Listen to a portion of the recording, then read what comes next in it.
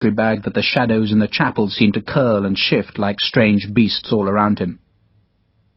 Santiago appeared. Vivar's voice was triumphant and loud now. He came on a white horse, Lieutenant, and in his hand was a sword of sharpest steel, and he cut his way through the enemy like an angel of vengeance. They died in their thousands. We filled hell that day with their miserable souls, and we stopped them, Lieutenant. We stopped them dead. It would take centuries to clear Spain of their filth, centuries of battle and siege, yet it all began on that day when Santiago earned his name Matamoros. And this... Vivar stepped to the box and lightly touched the folded silk within the open bag. Is the banner he carried, Lieutenant. This is Santiago's banner, his gonfalon, which has been in my family's trust ever since the day when the first Count of Muro Morto prayed that Santiago would come to snatch a victory from the death of Christ. Sharpe looked to his left and saw that Louisa seemed to be in a trance. The priests watched him, judging the effect of the story on the foreign soldier. Vivar closed the leather box and placed it carefully back in the strong box. There are two legends concerning the gonfalon, Lieutenant. The first says that if it is captured by the enemies of Spain, then Spain itself will be destroyed. That is why Father Alzaga does not want your help. He believes the English will ever be our enemies, and that the present alliance is merely an expedience that will not last. He fears you will steal the banner of St. James. Sharpe turned uneasily towards the tall priest. He did not know if Alzaga spoke English, but he tried in a stumbling way to assure him that he had no intention of doing such a thing. He felt a fool saying it, and Alzaga's contemptuous silence only deepened Sharpe's uneasiness. Vivar, like the priest, ignored his protestation. The second legend is more important, Lieutenant. It says that if Spain lies endangered, if once again the barbarians are trampling our country, then the banner must be unfurled before the high altar of Santiago's shrine. Then Matamoros will arise and fight. He will bring victory. It is that miracle I wish to rouse, so that the people of Spain, however many lives they must lose, will know that Santiago rides. The hinges creaked as Vivar closed the strongbox lid. The wind seemed suddenly colder and more threatening as it sliced through the narrow window and fluttered the candle flames. "Your brother," Sharpe stumbled over the words, "wants to take the gonfalon to France." Vivar nodded. Thomas does not believe the legend, but he does understand its power, as does the Emperor Napoleon. If the people of Spain were to learn that the banner of Santiago was just another trophy in Paris, they might despair.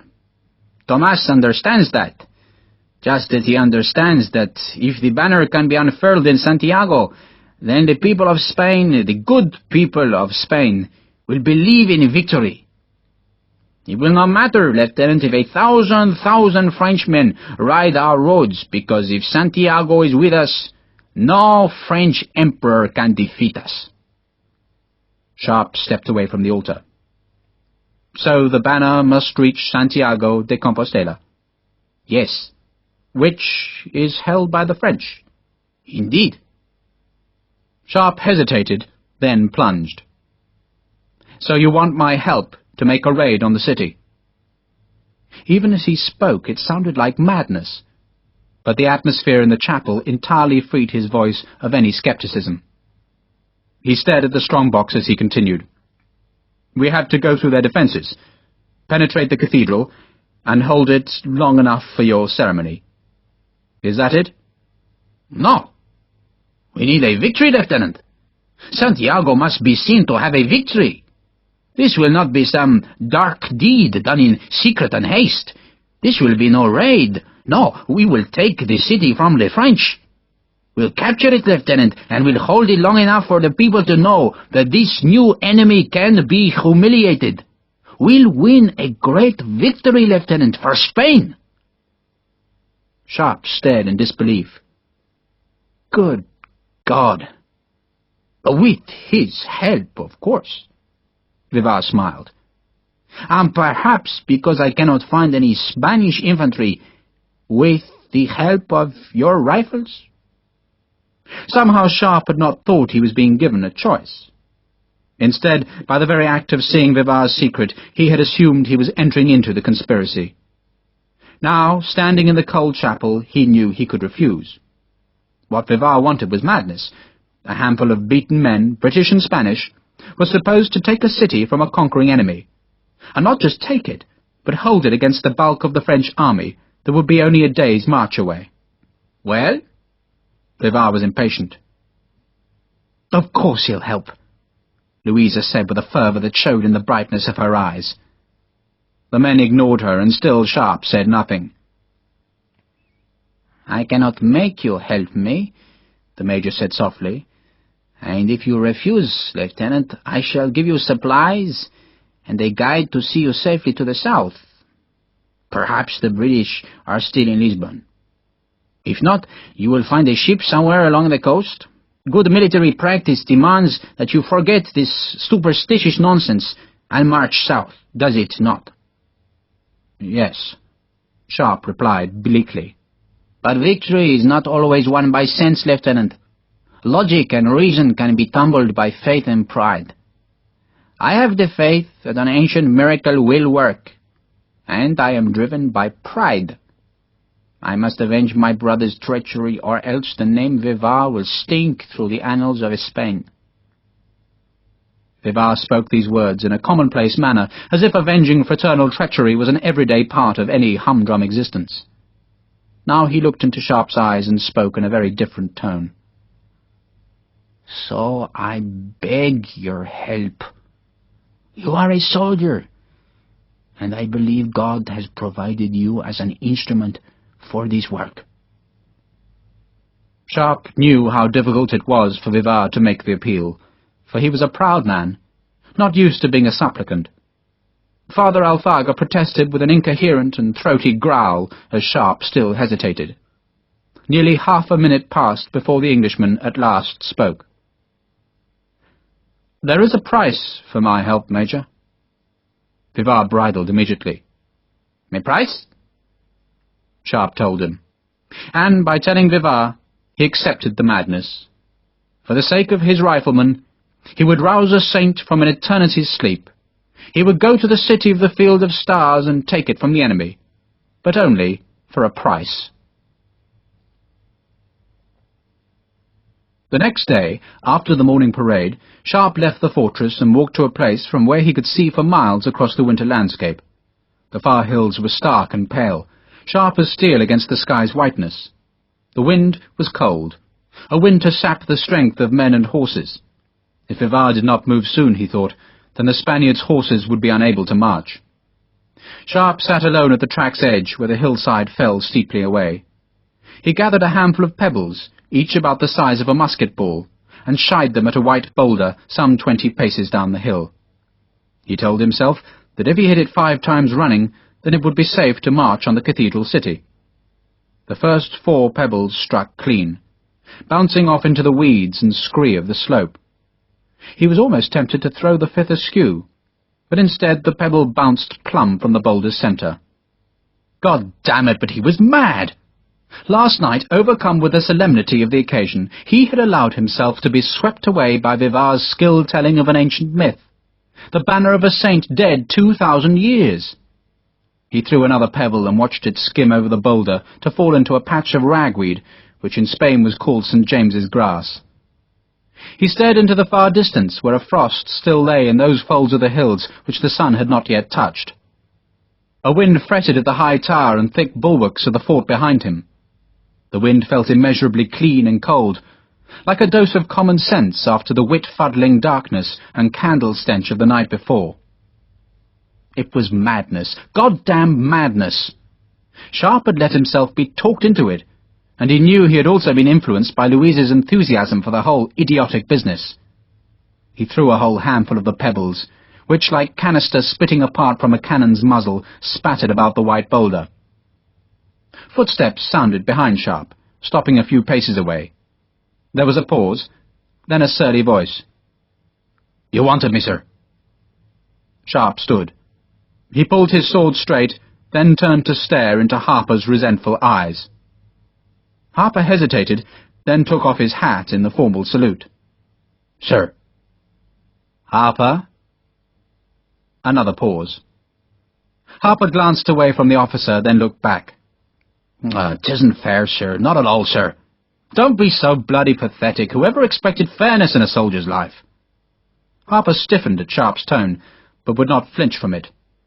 "Sergeant Williams was a fair man. So was Captain Murray. And they're dead men. We don't stay alive by being agreeable, Harper.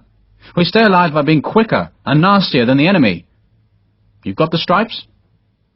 Harper hesitated again, then nodded reluctantly.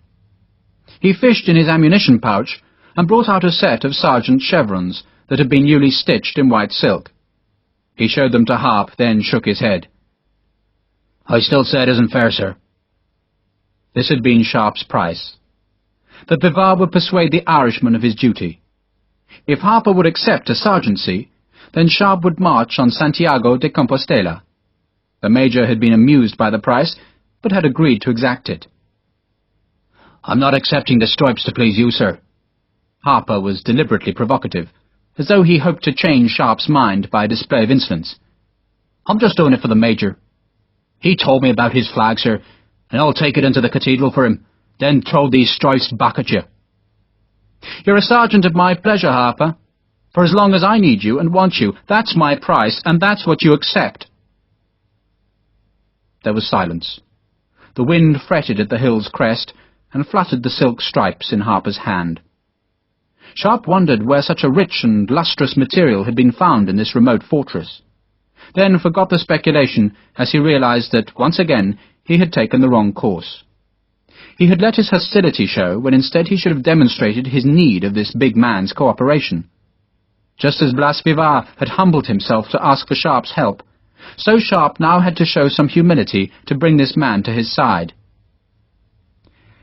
"I didn't want the stripes when I was first offered them," Sharpe said awkwardly. Harper shrugged, as if to show that Sharpe's odd admission was of no interest to him.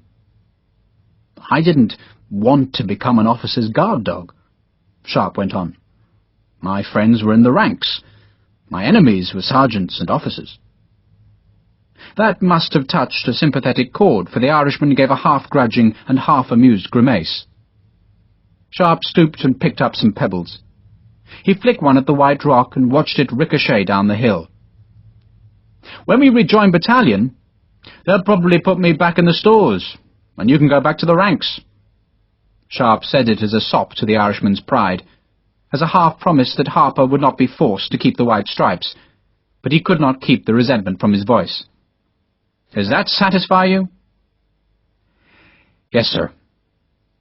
Harper's agreement sounded neither heartfelt nor bitter, merely the acknowledgment of a wary truce. "You don't have to like me," Sharpe said, "but just remember I was fighting battles when this battalion was still being formed. When you were growing up, I was carrying a musket, and I'm still alive. And I haven't stayed alive by being fair, but by being good. And if we're going to survive this shambles, Harper, we've all got to be good." "We are good. Major Bivar said so." Harper spoke defensively. "We're half good." Sharpe spoke with a sudden intensity. "But we're going to be the bloody best. We're going to be the cocks of the dirtiest dunghill in Europe. We're going to make the French shiver to think of us. We are going to be good." Harper's eyes were unreadable, as cold and hard as the stones of the hillside, but there was a stirring of interest in his voice now. "And, you need me to do it?" "Yes, I do. Not to be a bloody lapdog. Your job is to fight for the men. Not like Williams, who wanted you all to like him, but by making them good. And that way we all stand a chance of going home when this war's over. You want to see Ireland again, don't you?" "Aye, I do."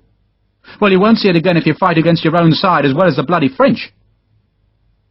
Harper blew out a great breath, almost in exasperation. It was plain he had accepted the stripes, however reluctantly, because Vivar had pressed them on him. Now, with equal reluctance, he was being half persuaded by Sharpe. "A good few of us will never see home," he said guardedly. "Not if we go to this cathedral for the Major." "You think we shouldn't go?" Sharpe asked with genuine curiosity. Harper considered. He was not weighing what answer he should give, for his mind was already made up, but rather what tone he should use. He could be surly, thus ensuring that Sharpe knew of his continuing hostility, or he could match Sharpe's conciliatory manner. He chose neither, but rather spoke in a flat and dutiful voice. "I think we should go, sir." "To see a saint on a white horse?" Again the Irishman teetered between his choices. He stared at the stark horizon, then shrugged as he chose his new course. "It never does to question a miracle, sir. You just take the guts and belly out of it, and you're left with nothing at all." Sharpe heard the acquiescence, and knew his price was being paid. Harper would cooperate. But Sharpe wanted that cooperation to be willing. He wanted their fragile truce to become more than an agreement of convenience. "You're a good Catholic?" he asked, wondering just what sort of a man his new sergeant was. "I'm not so devout as the Major, sir. Not many are they?" Harper paused. He was making his peace with Sharpe, but there would be no formal declaration of hostility's end, nor any regrets about the past, but rather a new beginning that must find its halting start on this cold hillside. Both men were too proud for apology, so apologies must be forgotten. "Religion's for the women, so it is," Harper went on. "But I make my nod to the church when I must, and I hope God's not looking when I don't want him to see what I'm doing. But I believe, aye." "And you think there's some usefulness in taking an old flag to a cathedral?" "Aye, I do," Harper said flatly, then frowned as he tried to think of an explanation for his bald faith. "Did you see that wee church in Salamanca, where the Virgin statue had eyes that moved? Your priest there said it was a miracle, but you could see the string the fellow jerked to make the wooden eyeballs twitch." More relaxed now, he laughed at the memory. "But why go to the trouble of having a string?" I asked myself. "Because the people want a miracle, that's why.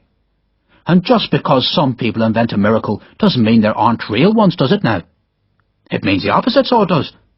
For why would you imitate something that doesn't exist? Perhaps it is the real banner. Perhaps we will see St. James himself in all his glory riding in the sky." Harper frowned for a second. "But we'll never know if we don't try, will we?" "No." Sharpe's agreement was half-hearted, for he could put no credence in Vivar's superstition. Yet he had wanted Harper's opinion, for he keenly felt the worry of the knight's decision on him. By what right could a mere lieutenant order men into battle? His duty, surely, was to take these men to safety, not march them against a French-held city. Yet there was an impulse to adventure which led him there, and Sharpe had wanted to know if Harper would follow the same impulse. It seemed he would, which meant that the other greenjackets would also. "You think the men will fight?" Sharpe asked openly. "One or two of them will make a fuss." Harper was scornful of the prospect. "Gattaker will squeal, I dare say, but I'll knock his bloody brains about. Mind you, they'll want to know what it is they're fighting for, sir." He paused. "Why the hell do they call it a gonfalon? It's a bloody flag, so it is." Sharpe, who had had to ask Vivar the same question, smiled. "A gonfalon's different. It's a long, stringy banner you hang off a cross-staff on a pole. Old-fashioned sort of thing." An awkward silence followed. Like strange dogs meeting, they had growled at each other, made a rough peace, and now kept a cautious distance. Sharpe ended the silence by nodding down into the valley, where, far beneath the high track, men were arriving. They were villagers. Tough Galicians from across the Mura Morta domain. Herdsmen, miners, blacksmiths, fishermen and shepherds. "In 1 week," he asked Harper, "can we knock that lot into infantry?" "We have to do that, sir?" "The Major will provide interpreters, and we teach them to be infantry." "In a week?" Harper sounded astonished. "Well, you believe in miracles, don't you?" Sharpe said lightly. Harper replied in kind. He fluttered the stripes in his hand and grinned. I believe in miracles, sir. Then let's get to work, Sergeant. Bloody hell! It was the first time Harper had heard himself addressed as Sergeant. It seemed to surprise him.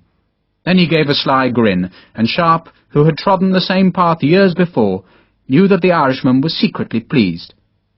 Harper might have fought against the stripes, but they were a recognition of his worth, and he doubtless believed that no other man in the company deserved them.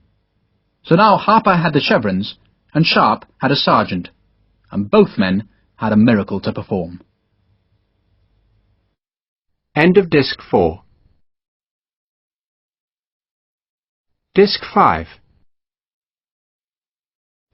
Chapter 12. At night the men would sing around the fire in the courtyard. They did not sing the rumbustious marching songs, which could make the miles melt beneath hard boots, but the soft, melancholic tunes of home.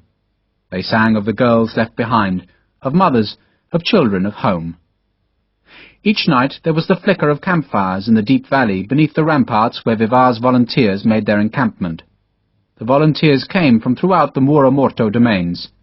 They bivouacked where chestnuts grew beside the stream in a sheltered crook of the hill, and they made wood and turf huts. They were peasants who obeyed the ancient call to arms, just as their ancestors had shouldered a scythe blade and marched to face the Moors. Such men would not leave their womenfolk behind, and at night the skirted shapes flickered between the fires, and the children cried from the turf huts. Sharpe heard Harper warn the riflemen against the temptation of the women. "One touch," he said, "and I'll crack your skull open like a bloody egg." There was no trouble, and Sharpe marvelled at the ease with which Harper had assumed his unwanted authority. By day there was work, hard work, urgent work, to fashion a victory from defeat. The priests drew a map of the city on which, in careful detail, Vivar plotted the French defences. News of the enemy preparations came daily, fetched to the hills by refugees who fled from the invader and told tales of arrests and killings. The city was still bounded by the decayed walls of its medieval defences. Those walls were gone in places, and in others the houses had spilt outside to make suburbs. Yet the French were basing their defence on the ancient line of ramparts. Where the stones had fallen, they had made barricades. The defences were not fearsome. Santiago de Compostela was no frontier city, enwrapped in star trace and ravelins, but the ramparts could still be a terrible obstacle to an infantry attack. "We attack just before dawn," Vivar announced early in the week. Sharpe grunted agreement. "What if they have pickets beyond the walls?" "They will. We ignore them." Sharpe heard the first risk being taken, the first corner cut in this desperate lunge for an impossible victory. Vivar was relying on darkness and weariness to fuddle the wits of the French. Yet it would only take one soldier to stumble in the night, for his musket to spark and fire, and the whole attack would be betrayed. Vivar proposed attacking without loaded muskets. There would be time, he said, after the initial surprise, for the men to load their guns. Sharpe, an infantryman who relied on his gun far more than a cavalryman like Vivar, hated the idea. Vivar pressed, but the most Sharpe would yield was that he would consider it. The plans grew more detailed, and as they did, so Sharpe's fears gathered like dark clouds looming on the skyline. It was easy to win a victory on paper. There were no dogs to bark, no stones to trip a man, no rain to soak powder, and the enemy performed as dozily as Vivar could wish, on paper. "They'll know we're coming?" Sharpe asked him. "They'll suspect we're coming," Vivar allowed. The French could hardly have failed to hear of the gathering in the hills, though they might well dismiss such a threat as negligible. They had, after all, broken the armies of Spain and Britain, so what did they have to fear from a few peasants? Yet the Count of Muro Morto and Colonel de Leclerc would know exactly what ambitions spurred Blas Vivar, and they were both in Santiago. The refugees confirmed it. Marshal Ney's cavalry had taken the city and then ridden back to Corunna to join Marshal Soult, leaving 2,000 French cavalrymen inside the circuit of broken walls. They had not been left there to stop an ancient banner reaching a shrine, but rather to collect forage from the coastal valleys of Galicia. Having thrown the British out of Spain, Marshal Soult was now planning to march south. His officers, bragging in the taverns of Corunna, spoke openly of their plans, and those words were faithfully retailed to Vivar. The French, once their wounded and frost-bitten ranks were mended, would turn south on Portugal. They would conquer that country and expel the British from Lisbon. The coast of Europe would thus be sealed against British trade, and the Emperor's stranglehold would be complete. Soult's route south would lead through Santiago de Compostela, and thus he had ordered that the city become his forward supply base. His army would collect those supplies to fuel its southern attack. French cavalry was aggressively patrolling the countryside in search of the food and fodder which, the refugees told Vivar, was being stockpiled in houses about the cathedral's plaza.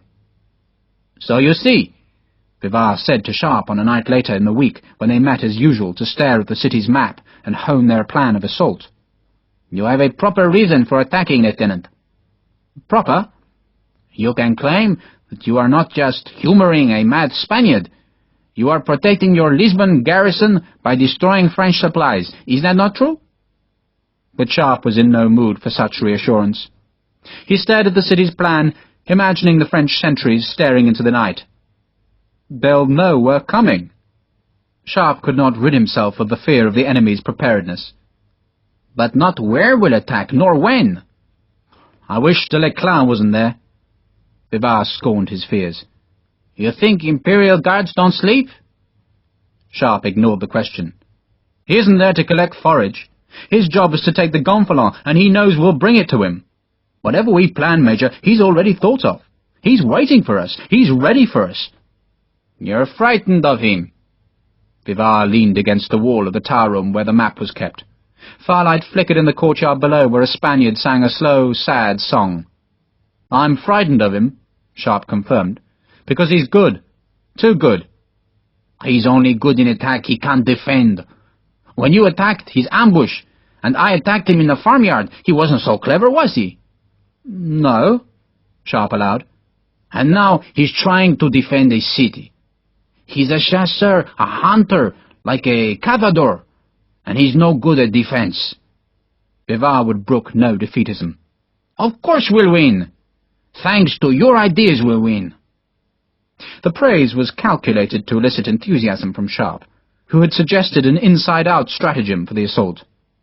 The attack would not try to take the city house by house, or street by street, but instead it would strike fast and hard for the city's centre.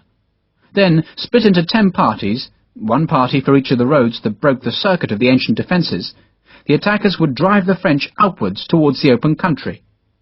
Let them get away, Sharpe had argued, so long as you take the city. If they took the city, which Sharpe doubted, they could hope to hold it for no more than 36 hours. Soult's infantry, marching from Corunna and reinforced with a superb French artillery, would soon make mincemeat of the Major's men. I only need a day. Vivar hesitated. We capture it at dawn, we find the traitors by noon, we destroy their supplies, and that night we unfurl the gonfalon. The next day we leave in glory. Sharpe went to the narrow window. Bats, woken from their winter's sleep by the arrival of soldiers in the fortress, flickered in the red lights. The hills were dark. Somewhere on those black slopes, Sergeant Harper led a patrol of riflemen on a long, looping march. The patrol was not just to search for a bivouacking French cavalry patrol, but also to keep the men hard and accustom them to the vagaries of marching at night. All of Vivar's small force, including the half-trained volunteers, would have to make such a journey, and having seen what chaos a night march could inflict on troops, Sharpe flinched inwardly. He thought, too, of the dreadful odds. There were 2,000 French cavalrymen in Santiago de Compostela. Not all would be there when Vivar attacked. Some would be bivouacking in the farmlands, which they pillaged, but there would still be a mighty preponderance of enemy. Against whom would march 50 riflemen, 150 cavadores, of whom only 100 had horses, and close to 300 half-trained volunteers. Madness.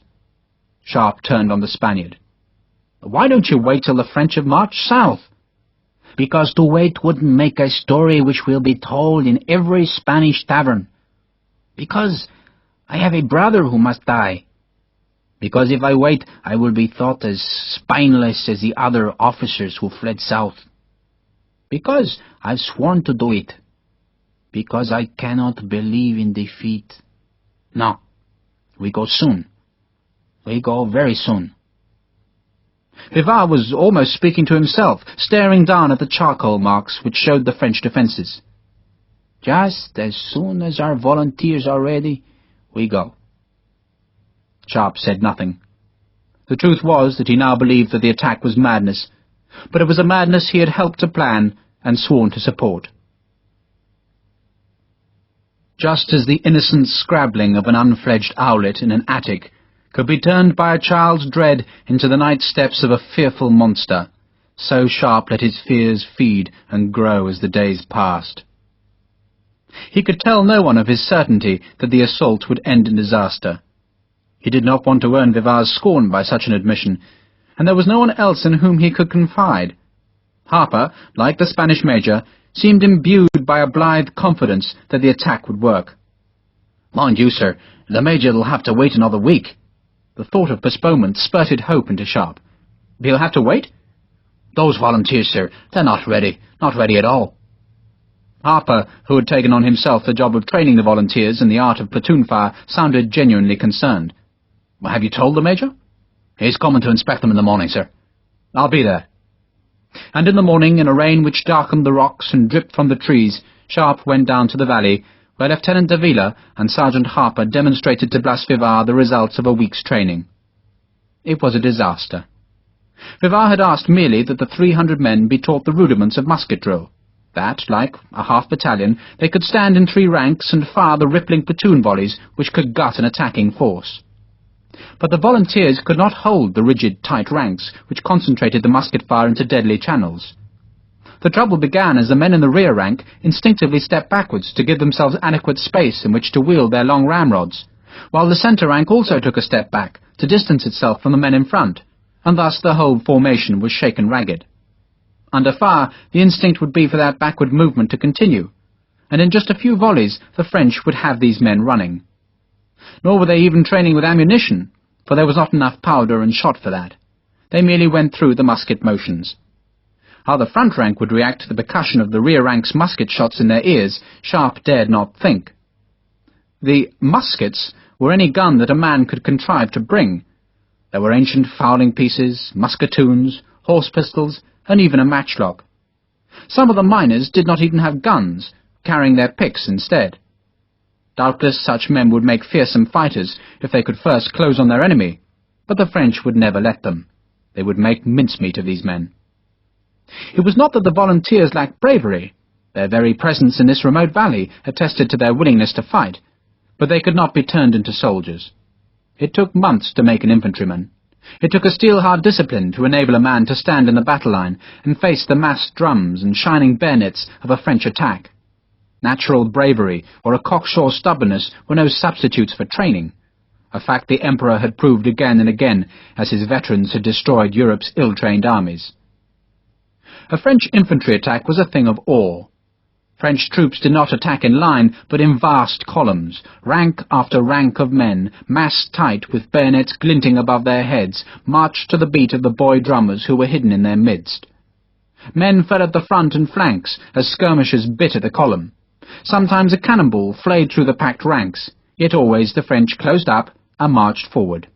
The sight was fearsome, the sense of power was terrifying, and even the bravest men could break at the mere sight, unless months of training had taught them to stand hard. "But we won't be facing infantry." Vivar tried to find a scrap of hope in the face of disaster. "Only cavalry." "No infantry?" Sharpe sounded doubtful. "There's a few to protect the French headquarters," Vivar said dismissively. "But if they shake out like that," Sharpe gestured at the dispirited volunteers, "they'll never stand against cavalry, let alone infantry." "The French cavalry are tired." Vivar was clearly piqued by Sharpe's insistent pessimism. "They've worn their horses to the bone." "We should wait," Sharpe said. "Wait till they've marched south." "You think they won't garrison Galicia?" Vivar was stubborn in his refusal to wait. He gestured for Davila and Harper to join them. How long before the volunteers would be hammered into shape? Davila, no infantryman, looked at Harper. The Irishman shrugged. "That's desperate, sir. Bloody desperate." Harper's response was so unlike his usual cheerfulness that it depressed even Vivar. The Spaniard only needed these volunteers brought to a minimum of efficiency before launching his attack, but the Irishman's gloom seemed to presage indefinite postponements, if not outright abandonment. Harper cleared his throat. But what I don't understand, sir, is why you're trying to turn them into soldiers at all. To win a battle, Sharpe suggested acidly. If it comes to a straight scrap between these lads and French dragoons, we're not going to win. Harper paused. Begging your pardon, sir. None of the officers spoke. His voice took on a note of authority, like a practical man demonstrating a simplicity to fools. What's the point in training them to fight an open battle when that's not what you're expecting? Why do they need to learn a platoon fire? These lads have to fight in the streets, sir. That's just gutter fighting, so it is. And I'll wager they're as good as that as any Frenchman. Get them into the city, then set them loose. I wouldn't want to face the bastards. 10 trained men can see off a rabble. Sharpe, hearing his hopes of a postponement being dashed by Harper's words, spoke harshly. Aye, but we got 200 trained men, Harper said, and we just pushed them to wherever there's real trouble. My God! Vivar was suddenly elated. Sergeant, you are right. Nothing, sir. Harper was obviously delighted at the praise. You are right. Vivar slapped the Irishman's shoulder. I should have seen it. The people, not the army, will free Spain. So why turn the people into an army? And we forget, gentlemen, just what forces will be on our side in the city. The citizens themselves, they'll rise and fight for us, and we would never think of refusing their help because they're not trained. Vivar's optimism, released by Harper's words, was in full flood. So, we can go soon. Gentlemen, we are ready. So now Sharpe thought even the training would be abandoned. An outnumbered rabble would march on a city. Vivar made it all sound so easy, like filling a pit with rats, then letting in the terriers. Yet the pit was a city, and the rats were waiting. Vivar's volunteers might not be trained soldiers, but the major insisted on swearing them into the service of the Spanish crown. The priests conducted the ceremony, and each man's name was solemnly recorded on paper as a duly sworn soldier of His Most Christian Majesty Ferdinand VII. Now the French could have no excuse for treating Vivar's volunteers as civilian criminals. Yet soldiers needed uniforms, and there was no dyed cloth to make bright coats, nor any of the other accoutrements of a soldier like shakos, belts, pouches, or gaiters.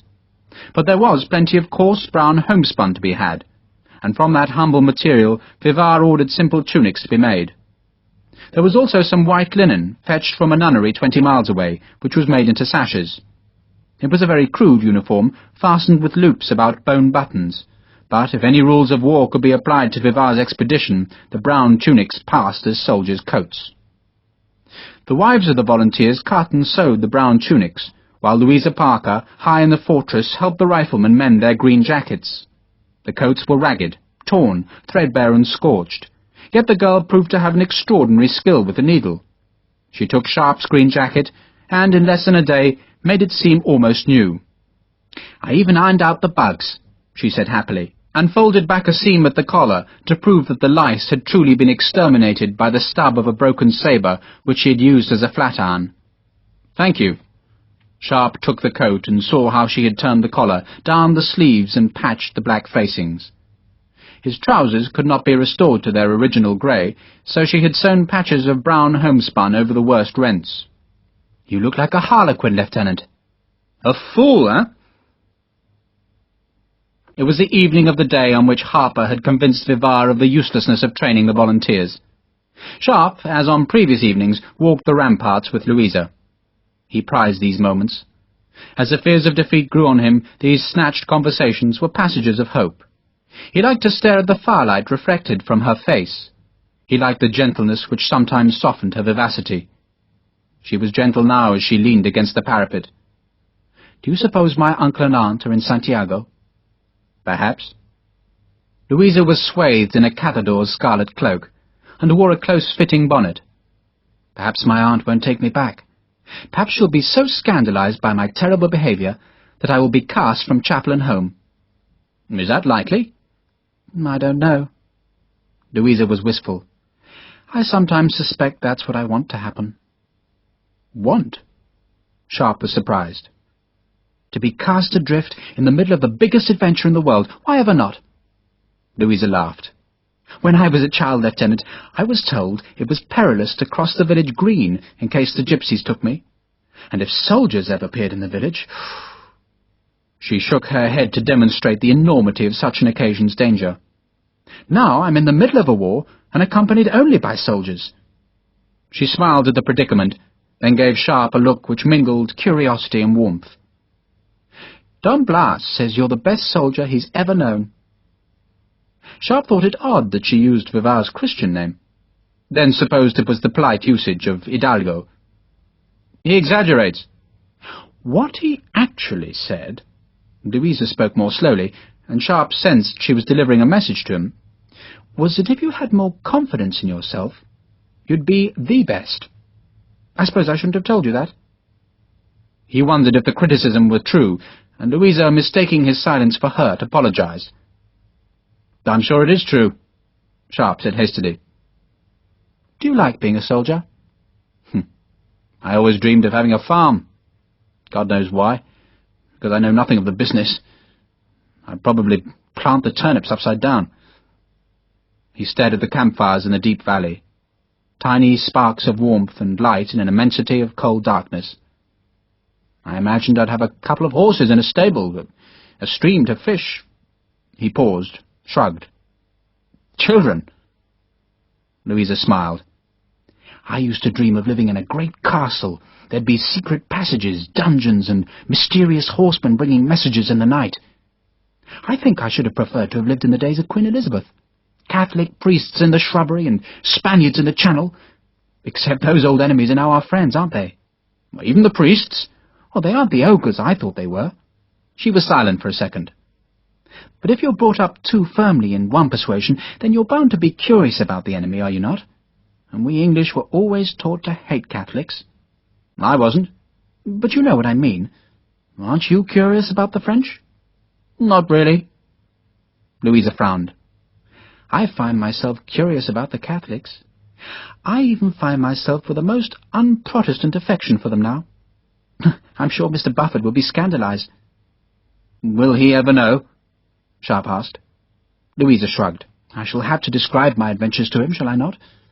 And I shall have to confess that the Inquisition didn't torture me or try to burn me at the stake." She stared into the night.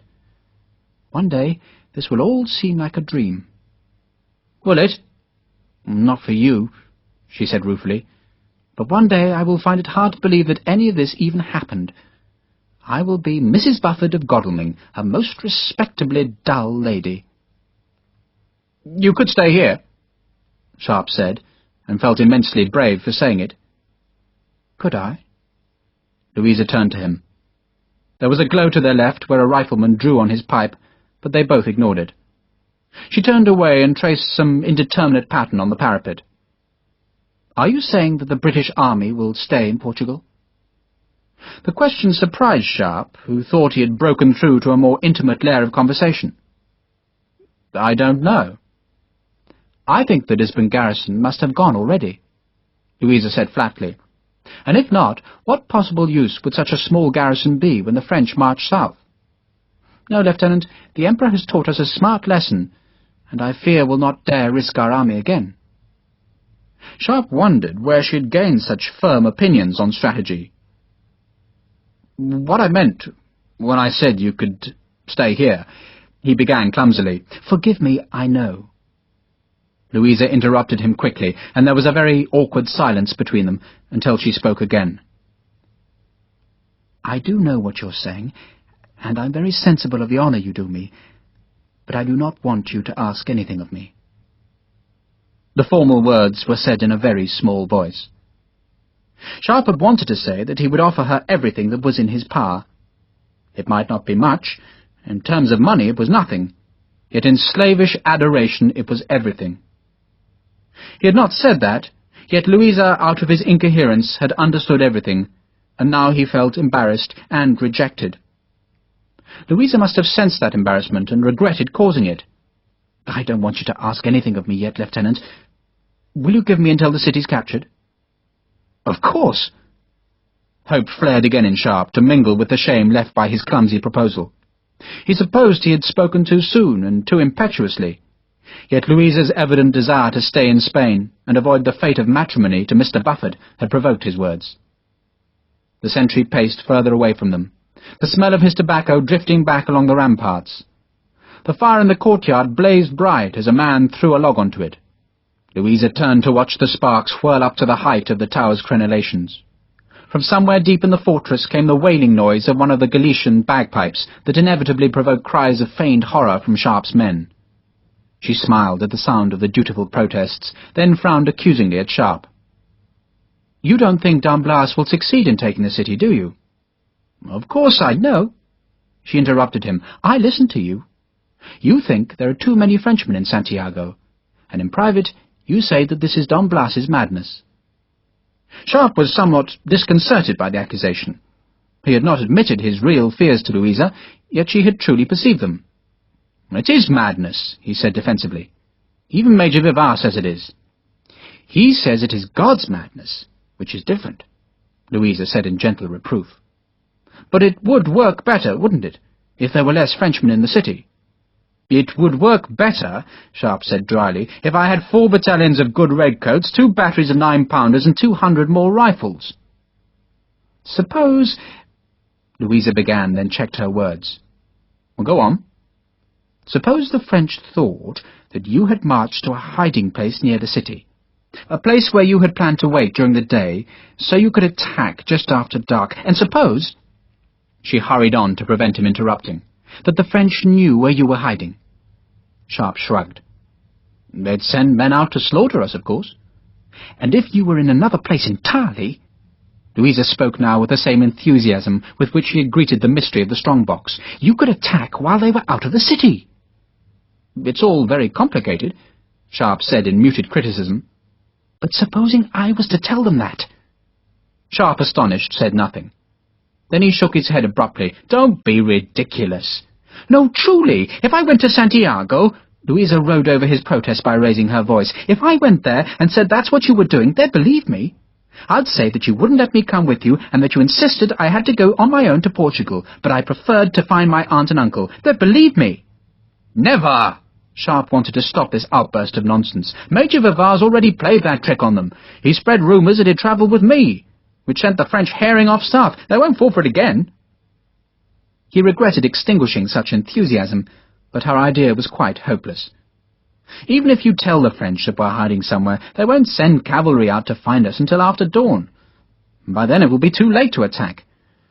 If there was a way of stripping the garrison at night—" He shrugged, intimating that there was no way. "It was just a notion." Louisa, chastened, stared at the bats which flickered past the ramparts in the night. "It was kind of you to want to help." "I do want to help." "Just by being here, you help." Sharpe tried to sound gallant. The sentry turned at the rampart's end and paced slowly back towards them.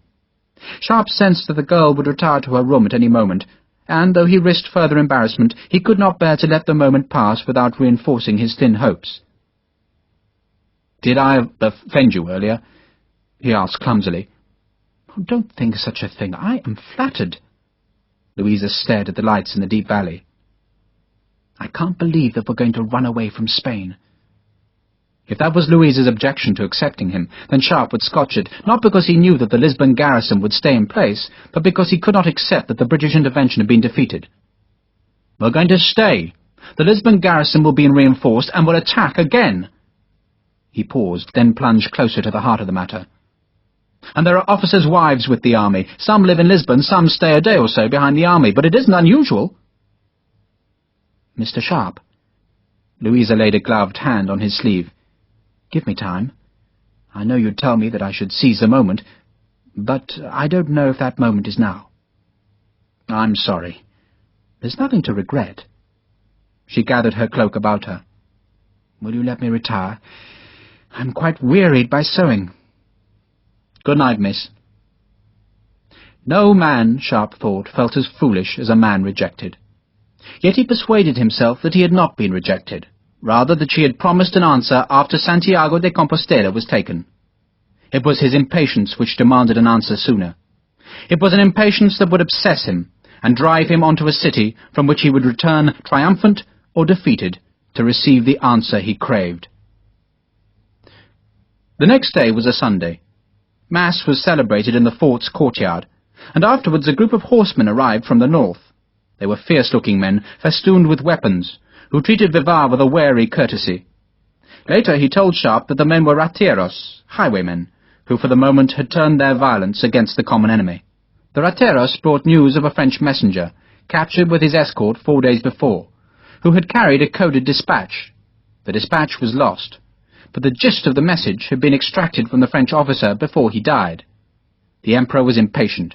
Soult had waited too long. Portugal must fall, and the British, if they still lingered in Lisbon, must be expelled before February was done. Marshal Ney was to stay in the north and clear away all hostile forces from the mountains. So, even if Vivar waited till Soult was gone, there would still be French troops in Santiago de Compostela. But if Vivar attacked now, while Soult was still 12 leagues to the north, and while the precious fodder was still stored in the city, then a double blow could be struck. The supplies could be destroyed, and the gonfalon unfurled. Vivar thanked the horseman, then went to the fortress chapel, where for an hour he prayed alone. When he emerged, he found Sharpe. "We march tomorrow." "Not today." If haste was so desperately needed, why wait the extra 24 hours? But Vivar was adamant. "Tomorrow. We march tomorrow morning." The next dawn, before he had shaved, and before he had even swallowed a mug of the hot, bitter tea which the rifleman loved so much, Sharpe discovered why Vivar had waited that extra day. The Spaniard was trying to deceive the French with another false trail, to which end, the previous night, he had sent Louisa from the fortress. Her room was empty, her bed lay cold, and she was gone. Chapter 13. "Why?" Sharpe's question was both a challenge and a protest. "She wanted to help," Vivar said blithely. "She was eager to help, and I saw no reason why she should not.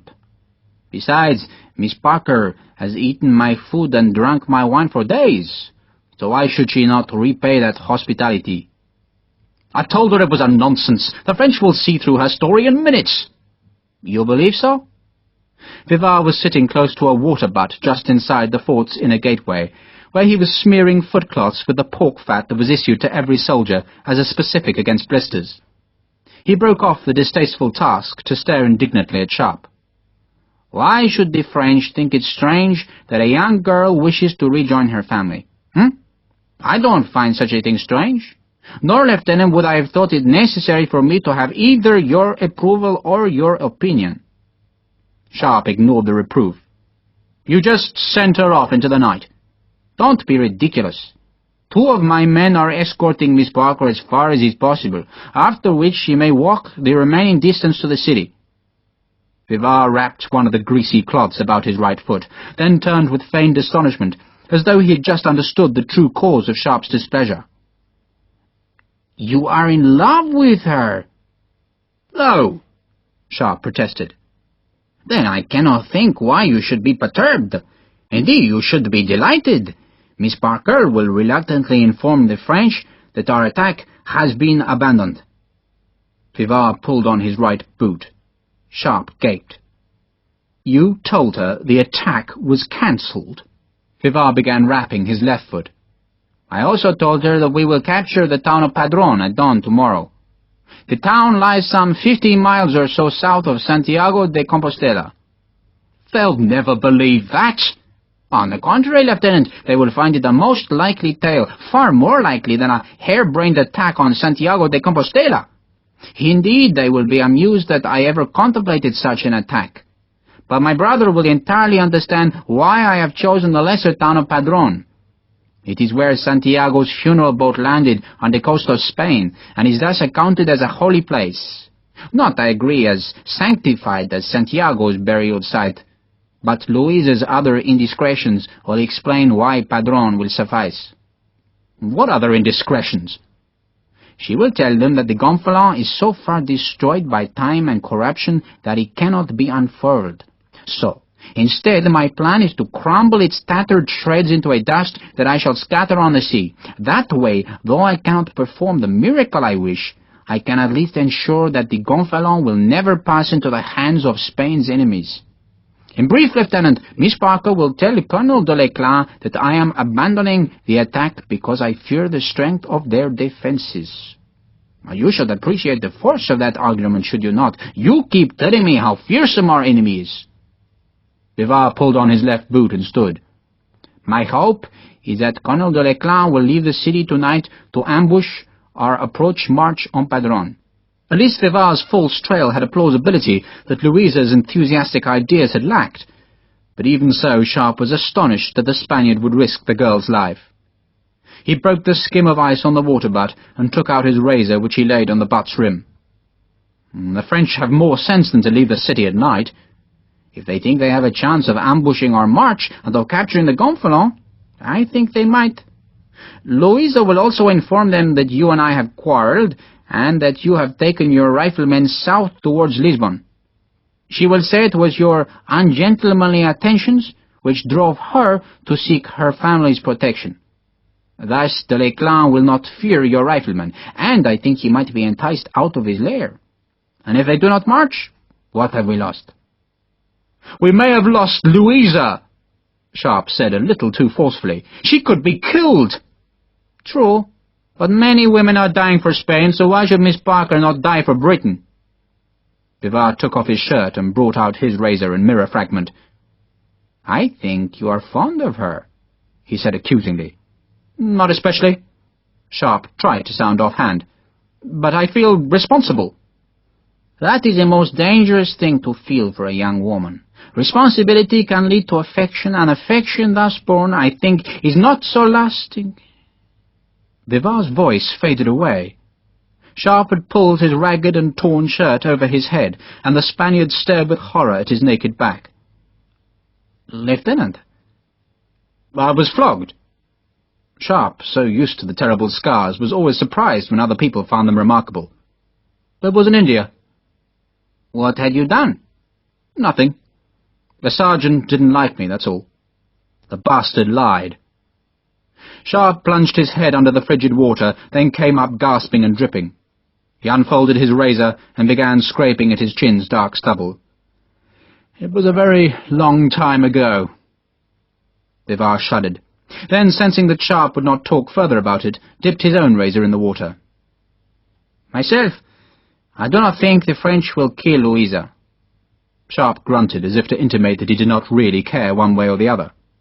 The French, I think, Bivar went on, do not hate the English as much as they hate the Spanish. Besides, Louisa is a girl of great beauty, and such girls provoke men's feelings of responsibility. Bivar waved his razor towards Sharpe as proof of the assertion. She also has an air of innocence, which I think will both protect her and make de L'Eclat believe her. He paused to scrape at the angle of his jaw. I told her she should weep. Men always believe weeping women. Well, that could make him take a damned head off, Sharpe said harshly. I would be most sorry if they did, Bivar said slowly. Most sorry. Would you? Sharpe for the first time heard the betrayal of genuine emotion in the Spaniard's voice. He stared at Bivar and repeated the question accusingly. Would you? Why ever should I not? Of course, I hardly know her, but she seems a most admirable young lady. Bivar paused, evidently contemplating Louisa's virtues, then shrugged. It's a pity she's a heretic, but better to be a Methodist than an unbeliever like yourself. At least she's halfway to heaven. Sharpe felt a pang of jealousy. It was evident that Blas Bivar had taken more of an interest in Louisa than he had either detected or believed possible. Not that it matters, Bivar said casually. I hope she lives, but if she dies, then I shall pray for her soul. Sharpe shuddered in the cold, wondering how many souls would need prayers spoken before the next 2 days were done. Bivar's expedition trudged through a thin, cold rain which pecked at the day's dying. They followed mountain paths that twisted over barren spurs and led through wild valleys. Once they passed a village sacked by the French. Not a building remained intact. Not a person was in sight. Not an animal still lived. nor did one of Vivar's men speak as they passed the charred beams from which the rain dripped slow. They had started well before noon, for there were many miles to travel before dawn. Vivar's cazadores led. One squadron of the cavalry was mounted to patrol the land ahead of the march. Behind those pickets came the dismounted cazadores, leading their horses. Behind them were the volunteers. The two priests rode just in front of Sharpe's riflemen, who formed the rear guard. The strong box travelled with the two priests. The precious cargo had been strapped to a macho, a mule whose vocal cords had been slit, so it could not bray to warn the enemy. Sergeant Patrick Harper was pleased to be marching to battle. The white silk stripes were bright on his ragged sleeve. "The lads are just fine, sir. My boys are delighted, so they are." "They're all your boys," Sharpe said, by which he meant that Harper's especial responsibility extended beyond the group of Irish soldiers. Harper nodded. "So they are, sir, and so they are." He gave a quick glance at the marching greenjackets, and was evidently satisfied that they needed no injunction to move faster. "They'll be glad to be having a crack at the bastards, so they will." "Some of them must be worried," Sharpe asked, hoping to draw Harper out about a rumoured incident earlier in the week, but the sergeant blithely disregarded the hint. "You don't fight the bloody crappos without being worried, sir, but think how worried the French would be if they knew the rifles were coming, and Irish rifles too." Sharpe decided to question him directly. "What happened between you and Gattaca?" Harper shot him a look of perfect innocence. "Nothing at all, sir." Sharpe did not press the matter. He had heard that Gattaca, a fly and shifty man, had opposed their involvement in Vivar's scheme. The greenjackets had no business fighting private battles, he had claimed, especially ones likely to leave most of them dead or maimed. The pessimism could have spread swiftly, but Harper had put a ruthless stop to it, and Gattaca's black eye had been explained as a tumble down the gatehouse stairs. "Terrible dark steps there," was all Harper would say on the matter. It was for just such swift resolutions of problems that Sharpe had wanted the Irishman's promotion, and it had proved an instant success. Harper had assumed the authority easily, and if that authority stemmed more from his strength and personality than from the silk stripes on his right sleeve, then so much the better. Captain Murray's dying words had been proved right. With Harper on his side, Sharpe's problems were halved. The riflemen marched into the night. It became dark as Hades, and though an occasional granite outcrop loomed blacker than the surrounding darkness, it seemed to Sharpe that they moved blind through a featureless landscape. Yet this was the country of Blas Vivar's volunteers. There were herdsmen among them who knew these hills as well as Sharpe had known his childhood alleys about St. Giles in London. These men were now scattered throughout the column as guides, their services abetted by the cigars which Vivar had distributed amongst his small force. He was certain no Frenchman would be this deep in the hills to smell the tobacco, and the small glowing lights acted as tiny beacons to keep the marching men closed up.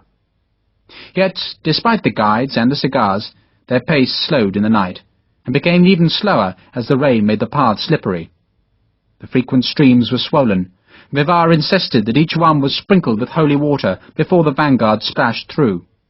The men were tired and hungry, and in the darkness their fears became treacherous. The fears of men who go to an unequal battle, and in whom apprehension festers until it becomes close to terror. The rain stopped 2 hours before the dawn. There was no wind. Frost made the grass brittle. The cigars were finished, but their usefulness was ended anyway, for a mist silted the last valleys before the city. When the rain stopped, Vivar called a halt. He stopped because there was a danger that the French might have put heavy pickets into the villages which lay in the hills about the city. Refugees from Santiago de Compostela knew of no such precautions, but Vivar guarded against it by ordering that any piece of equipment which might rattle or clang must be tied down. Musket and rifle slings, canteens and mess tins, all were muffled. It still seemed to Sharpe as they moved off that the troops made sufficient noise to wake the dead. Horseshoes clicked on stone, iron boot heels thumped frosted earth, but no French picket startled the darkness with a volley of musketry to warn the distant city. The riflemen now led the march. Vivar followed with his cavalry, but the greenjackets led because they were the experienced infantry who would spearhead the attack. Cavalry could not assault a barricaded town. Only infantry could achieve such a thing, and this time it had to be done without loaded firearms. Sharpe had reluctantly agreed that his riflemen would make the assault with the bayonet alone. A flintlock was a precarious thing. Even uncocked, the weapon could fire if the flint's doghead snagged on a twig, was dragged back, then released. Such a shot, however accidental, would alert French sentries.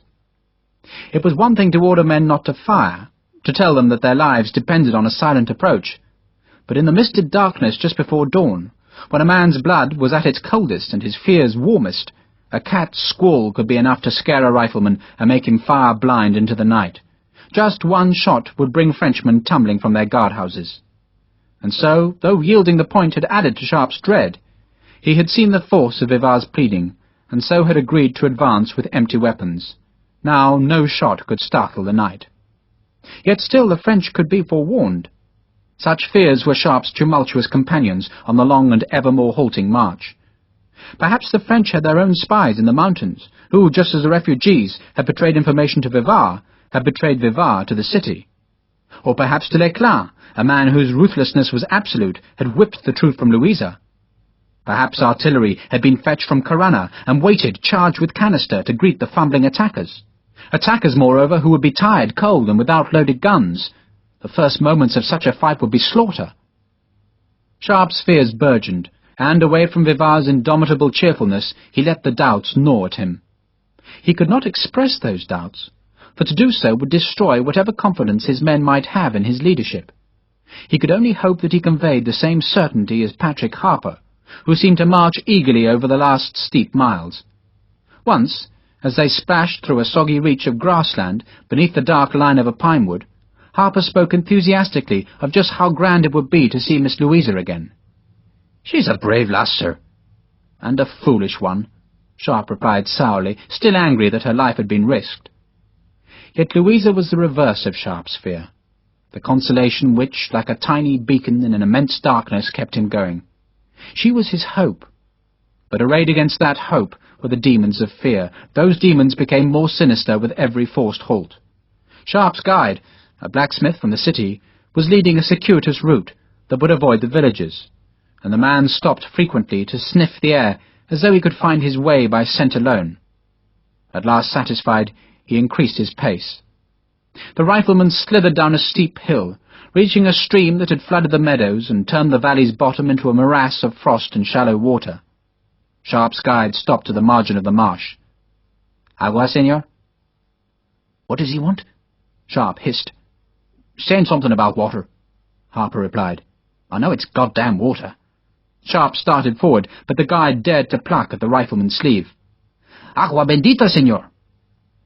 "Ah!" It was Harper who understood. "He wants the holy water, sir, so he does." Sharpe swore at the idiocy of the request.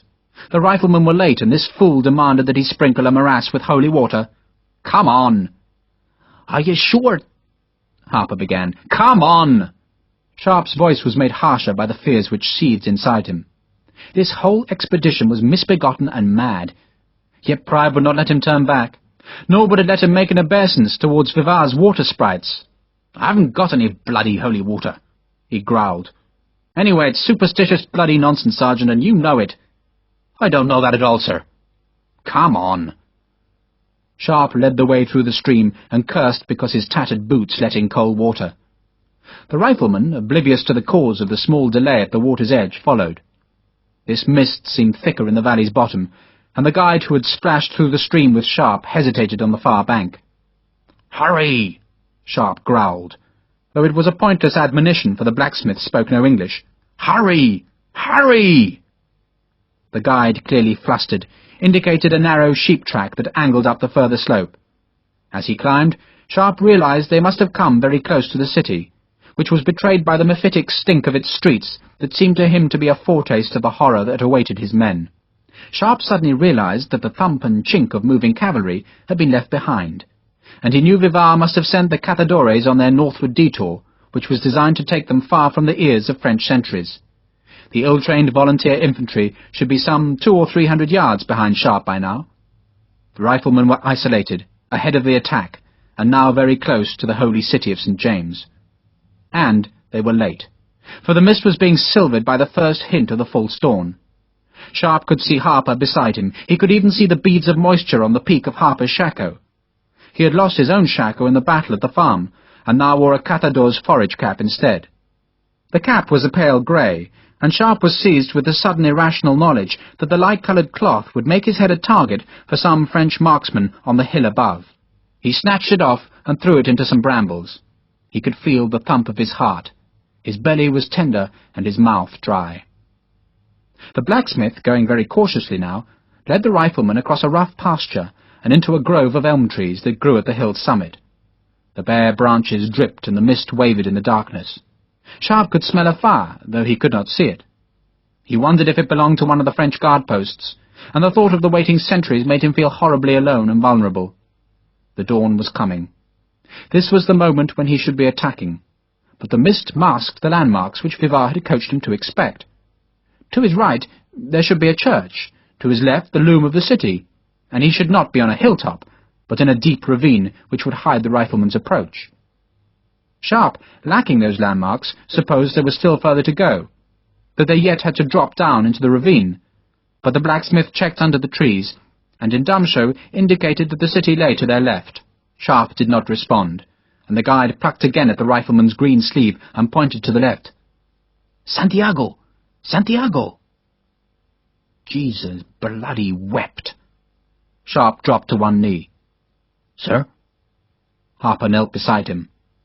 "We're in the wrong bloody place." "God save Ireland." The sergeant's voice was scarce above a whisper. The guide, unable to gain an understandable response from the greenjackets, disappeared into the darkness. Sharpe swore again. He was in the wrong place.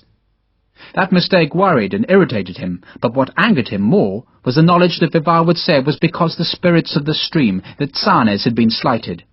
God damn it, but that was nonsense! All the same, Sharpe had gone astray. He was late, and he did not know where Vivard's other troops were. The fears took hold of him. This was not how an attack should start. There should be bugles and banners in the mist. Instead, he was alone, lost, far ahead of the Catadores and volunteers. He told himself he had known this would happen. He had seen it before in India, where good troops forced to a night attack had become lost, frightened, and beaten. "What do we do, sir?" Harper asked. Sharpe did not answer, because he did not know. He was tempted to say they would pull back in an abandonment of the whole attack, but then a shape moved to his left. Boots rustled the frosted grass, and the blacksmith reappeared in the mist with Blas Vivard at his side. "You've come too far," Vivard whispered. "God damn it, I know." The blacksmith was evidently trying to explain how the rifleman had risked the mischief of the Tsanes, but Vivard could spare no time for such regrets. He waved the man away and knelt beside Sharpe. "He's 200 paces to the church. That way." Vivard pointed to his left. The church should have been to their right. Vivard's force had curled around the city in the night, and now approached from the north. The city's northern wall had long been destroyed, its stone taken to build the newer houses, which spread beyond the line of medieval fortifications along the road which led to Corunna. He had chosen that road for his approach, not only because it lacked the barrier of a medieval wall, but also because the guards might think that any approaching troops were Frenchmen coming from Soult's army. The church, which served the newer suburb, had been turned into a French guard post. It lay 300 yards outside the main defence line that was composed of barricades. Every road into the city had such a guardhouse, intended to give an early alarm should Santiago be assaulted. The sentries of such posts might be killed in an attack, but the noise of their sacrifice would serve as a warning to the city's main defences. "I think," Vivard whispered to Sharpe, "that God is with us. He sent the mist." "He sent us to the wrong goddamn place." The riflemen should have been a quarter-mile to the south, in the marshy ravine, and they should have been there an hour before. The ravine snaked behind the church and led up to the houses just outside the main defences. They had lost the chance to make that secretive approach. Nor, so close to the enemy and so near to the treacherous wolf-light of dawn, could they spare the time to creep back through the mist. "Leave the guardhouse to me," Vivard said. "You want me to charge straight past it?" "Yes." Which was easy for Vivard to ask, but it meant a change of plan which put the whole assault in jeopardy. Because they had come late and to the wrong place, the riflemen would lose surprise. Vivard proposed that Sharpe's assault ignore the guardhouse. That was possible, but the French sentries would not ignore them. Their reaction would take time. Astonished men lose precious seconds. and further seconds could be lost if the enemy muskets, dampened by the mist, misfired. The darkness might even have swallowed the riflemen before the French fired, but fire they would, startling the dawn long before the greenjackets had covered the 300 yards from the church to the city's defences. The guards at the barricades would be warned. They would be waiting, and at best Vivar's force could find itself clinging to a few houses on the northern side of the city, and as the day lightened and the mist shredded, the cavalry would cut off their retreat. By midday Sharpe knew they could all be prisoners of the French. "Well?" Vivar sensed from Sharpe's silence and immobility that the rifleman already believed the battle lost. "Where's your cavalry?" Sharpe asked, not out of interest, but to delay the horrid decision. "Daville is leading them. They'll be in place. The volunteers are in the pasture behind." Receiving no response, Vivar touched Sharpe's arm. "With or without you, I'll do it. I have to do it, Lieutenant. I would not care if the Emperor himself and all the forces of hell guarded the city. I would have to do it. There is no other way of expunging my family's shame. I have a brother who is a traitor, so the treason must be washed away with enemy blood. And God will look mercifully upon such a wish, Lieutenant. You say you do not believe, but I think on the verge of battle every man feels the breath of God."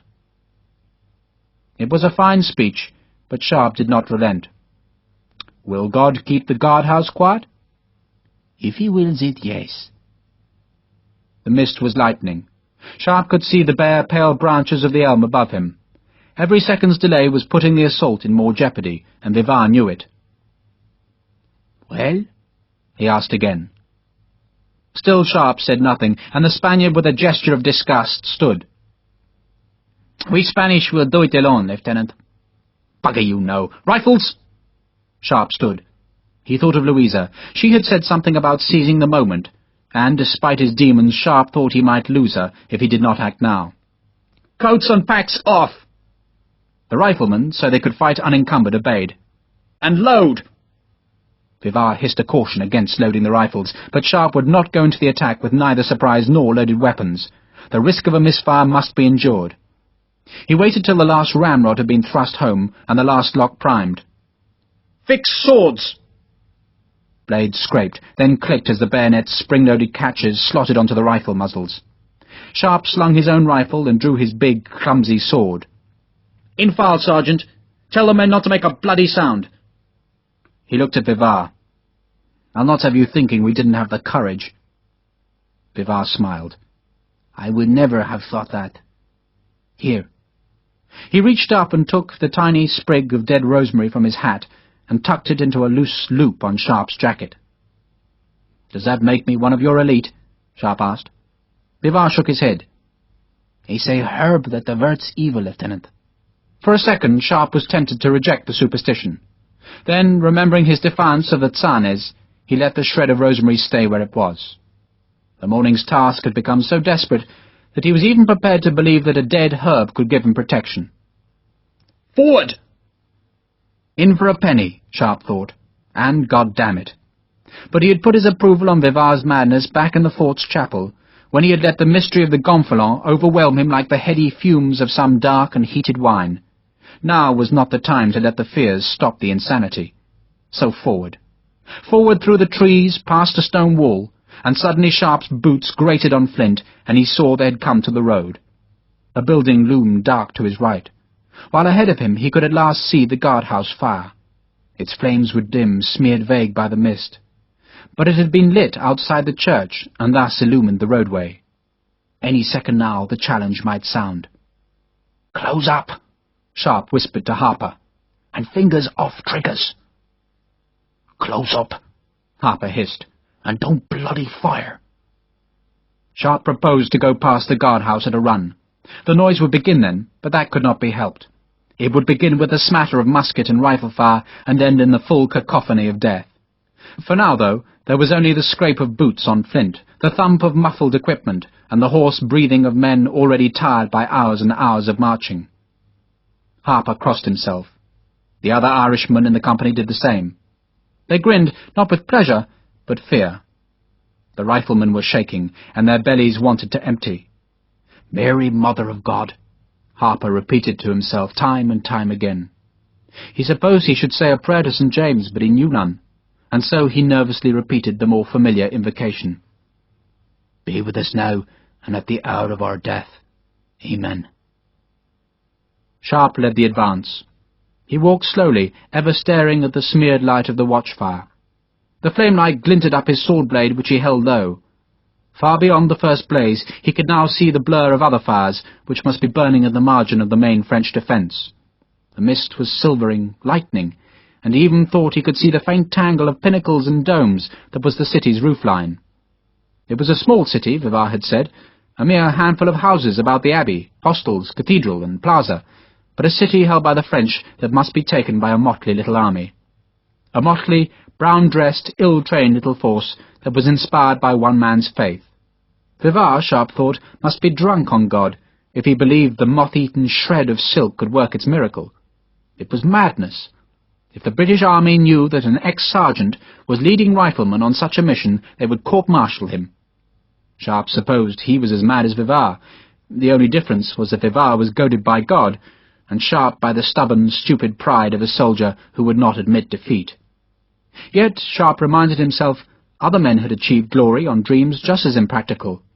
Those few knights, forced 1,000 years before to their fastnesses in the mountains by the overwhelming armies of Mahomet, must have felt just this same despair. When those knights had tightened their girths and lifted their lances from the stirrup couches, and stared at the great crescent of the enemy beneath the rippling banners that had brought blood from the desert, they must have known that this was the hour of their death.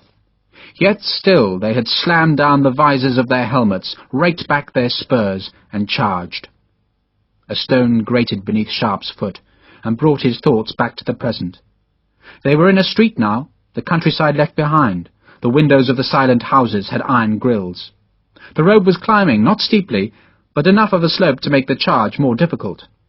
A shape moved by the fire, and then Sharpe saw there was a crude barrier placed across the road that would stop his mad dash to the city's main defences. The barrier was nothing but 2 handcarts and some chairs, but still a barrier. The moving shape by the watchfire resolved itself into a human silhouette, a Frenchman who stooped to light a pipe with a burning spill taken from the flames. The man suspected nothing, nor did he look northwards to where he might have seen the reflection of firelight on fixed bayonets.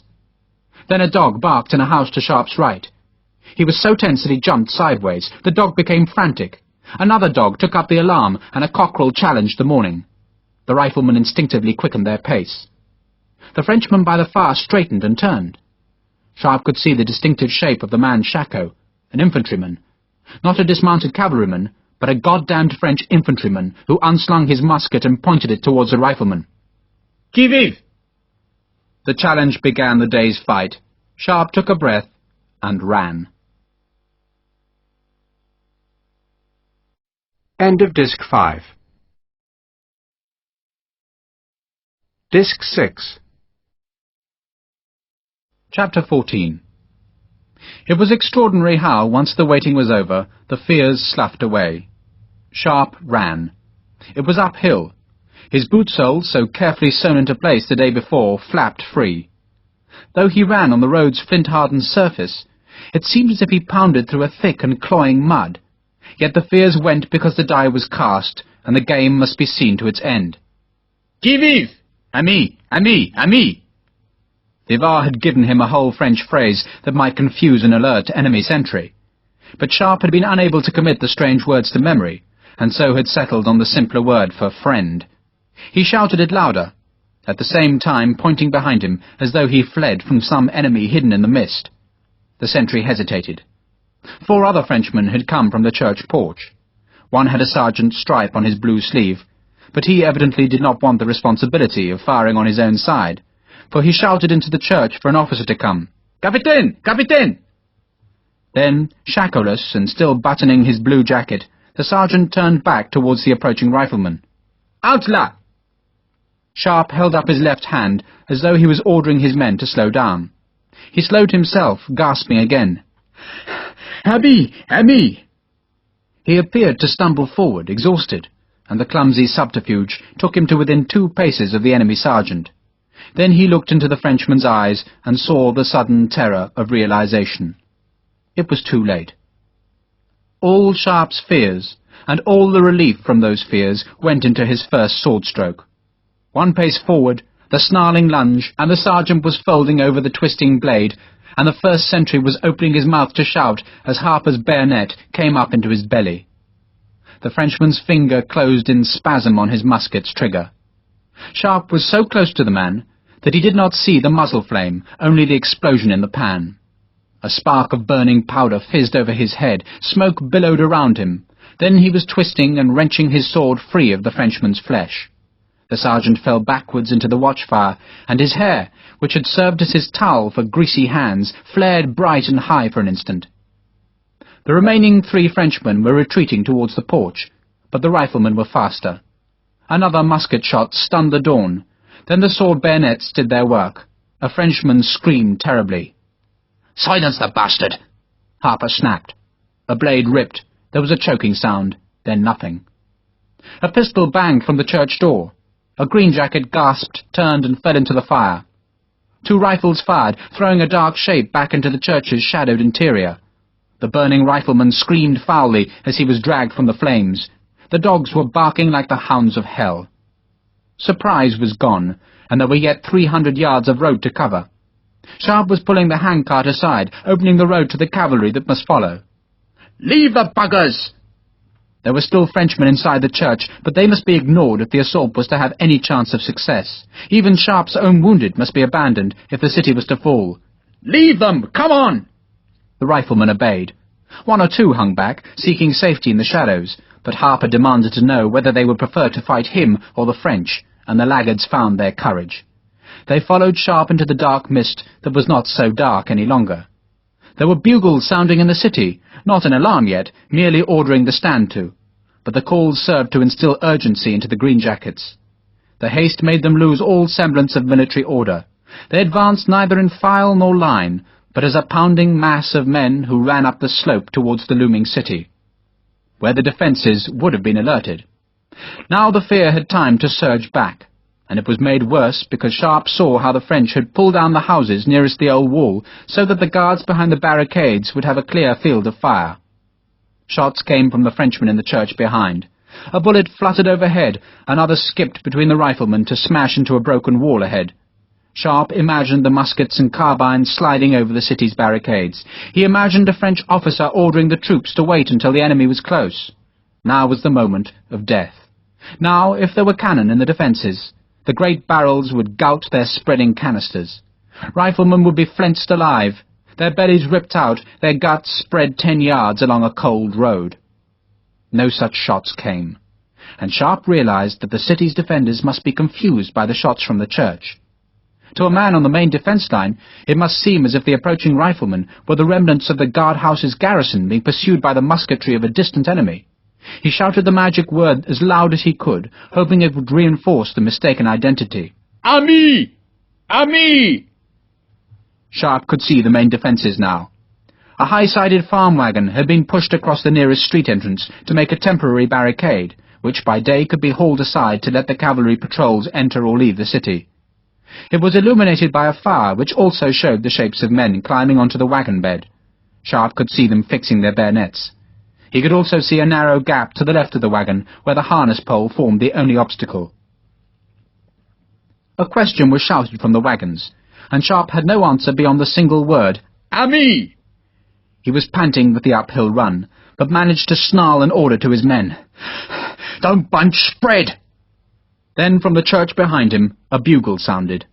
It must have been an agreed signal, but one which had been delayed by the death of the picket's officer and sergeant. It was the alarm, shrill and desperate, and it provoked an instant volley from the wagon. The muskets banged, but the defenders had fired too soon, and like so many troops firing downhill, too high. The realization gave Sharpe a sudden burst of hope. He was shouting a war cry now, nothing coherent, just a scream of murderous rage that would carry him to the very edge of the enemy's position.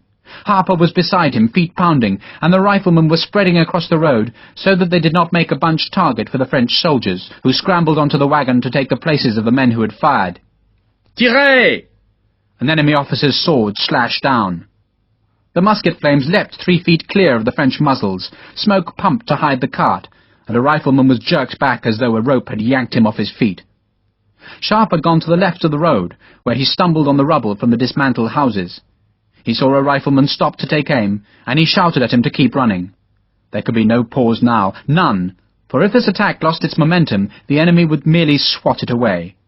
Sharpe clenched himself for the awful moment when the gap must be faced. He leapt for the gap, screaming his challenge that was meant to strike fear into whoever waited for him. 3 Frenchmen were there, lunging with bayonets, and Sharpe's sword clanged from the blades to bite into a musket stock. He stumbled on the wagon pole, then was thumped aside as Sergeant Harper crashed through the narrow gap. Other riflemen were clawing at the cart's side, trying to climb it. A Frenchman stabbed down with a bayonet, but was hurled back by a rifle bullet. More rifles fired. A Frenchman aimed at Sharpe, but in his nervousness he had forgotten to prime his musket. The flint sparked on an empty pan. The man screamed. Then Sharpe had found his footing and drove forward with the sword. Harper was twisting his sword bayonet from an enemy's ribs. More riflemen were crowding through the gap, chopping and slashing, while others came over the wagon to drive the Frenchman back. The defenders had been too few, and had waited too long before the bugle had turned their uncertainty into action. Now they died or fled.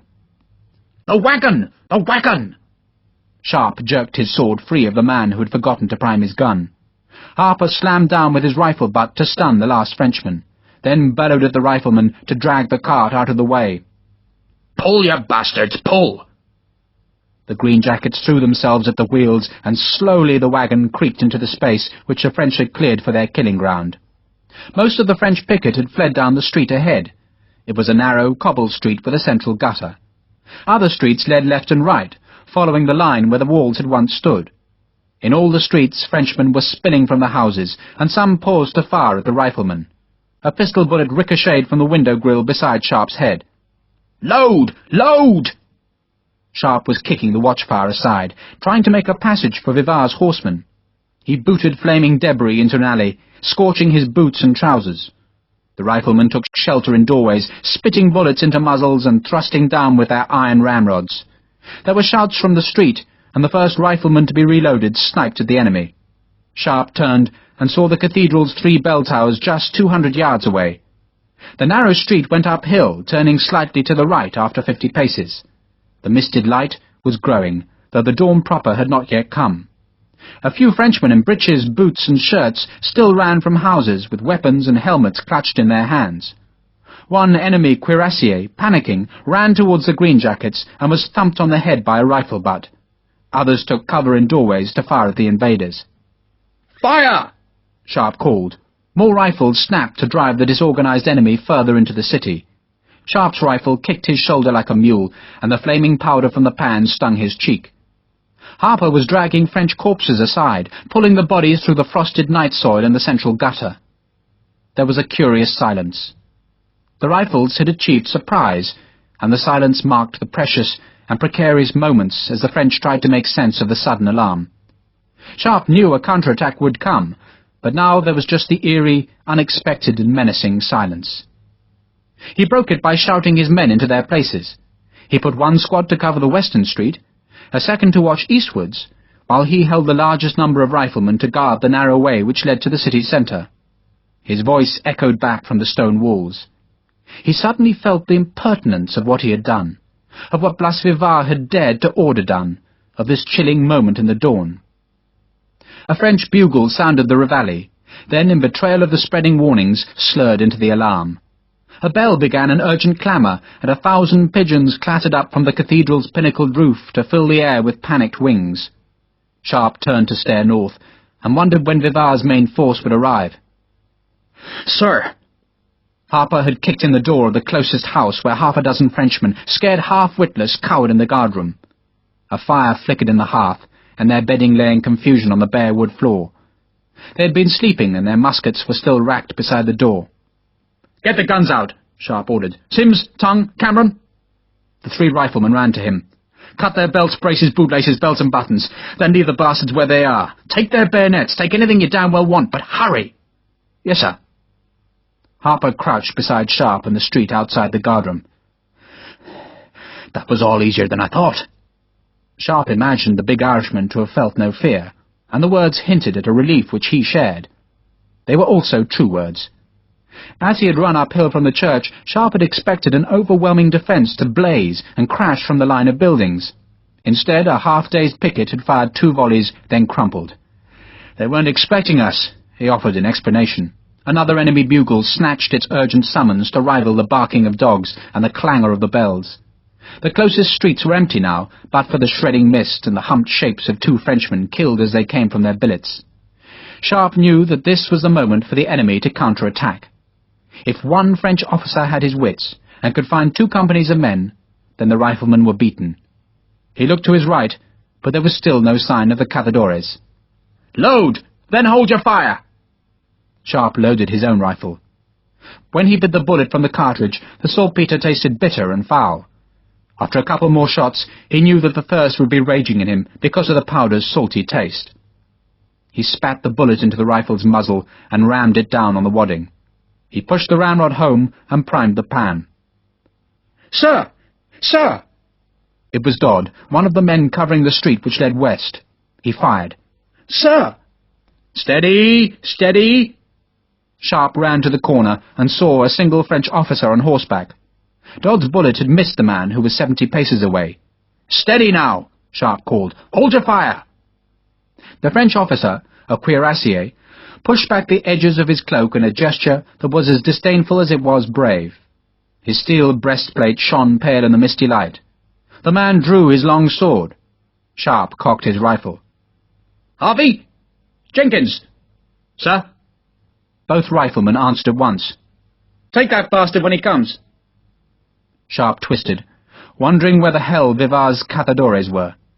The sound of hooves turned him back, and he saw that the officer had begun to trot down the street. Other cuirassiers joined him from the side alleys. Sharpe counted 10 horsemen, then 10 more. It was all the enemy could muster. The other cavalrymen in the city must still be saddling their horses or waiting for orders. The Frenchman, who was as brave a man as any Sharpe had seen, barked a command. "Casque-en-tête!" The plumed helmets were pulled on. The street was only wide enough for 3 horsemen to ride abreast. The cuirassiers' swords were drawn. "Stupid bastard!" Harper said in savage condemnation of the French officer, who in his bid for fame led men to destruction. "Take aim!" Sharpe almost hated the moment. There were 6 rifles for each of the leading Frenchmen, who, when they died, would block the street for those behind. "Steady, lads! We're going to take all these bastards. Aim low!" The rifles were levelled. Swan-neck cocks were pulled back. Hagman knelt on his right knee, then rocked back to squat on his ankle so that his left hand, supported by his left knee, could better take the weight of the rifle and bayonet. Some of the riflemen were similarly posed, while others propped their guns against door lintels. Remnants of the scattered watch-fast smoked in the street, hazing their view of the horseman who now spurred into a canter. The French officer raised his sword. "Vive l'Empereur!" He lowered the sword to the lunge. "Fire!" The rifles spat. Sharpe heard the strike of bullets on the breastplates. It sounded like pebbles thrown hard against a sheet of tin. A horse screamed, reared, and its rider fell in the path of a tumbling horse. Sword clanged on cobbles. The officer was on the ground, jerking in spasms and retching blood. A riderless horse clattered into an alleyway. A cuirassier turned and fled. Another, unseated, limped towards an open door. The cavalrymen at the rear did not try to force their way through, but slewed round and fled. "Reload!" Smoke spurted from windows down the street.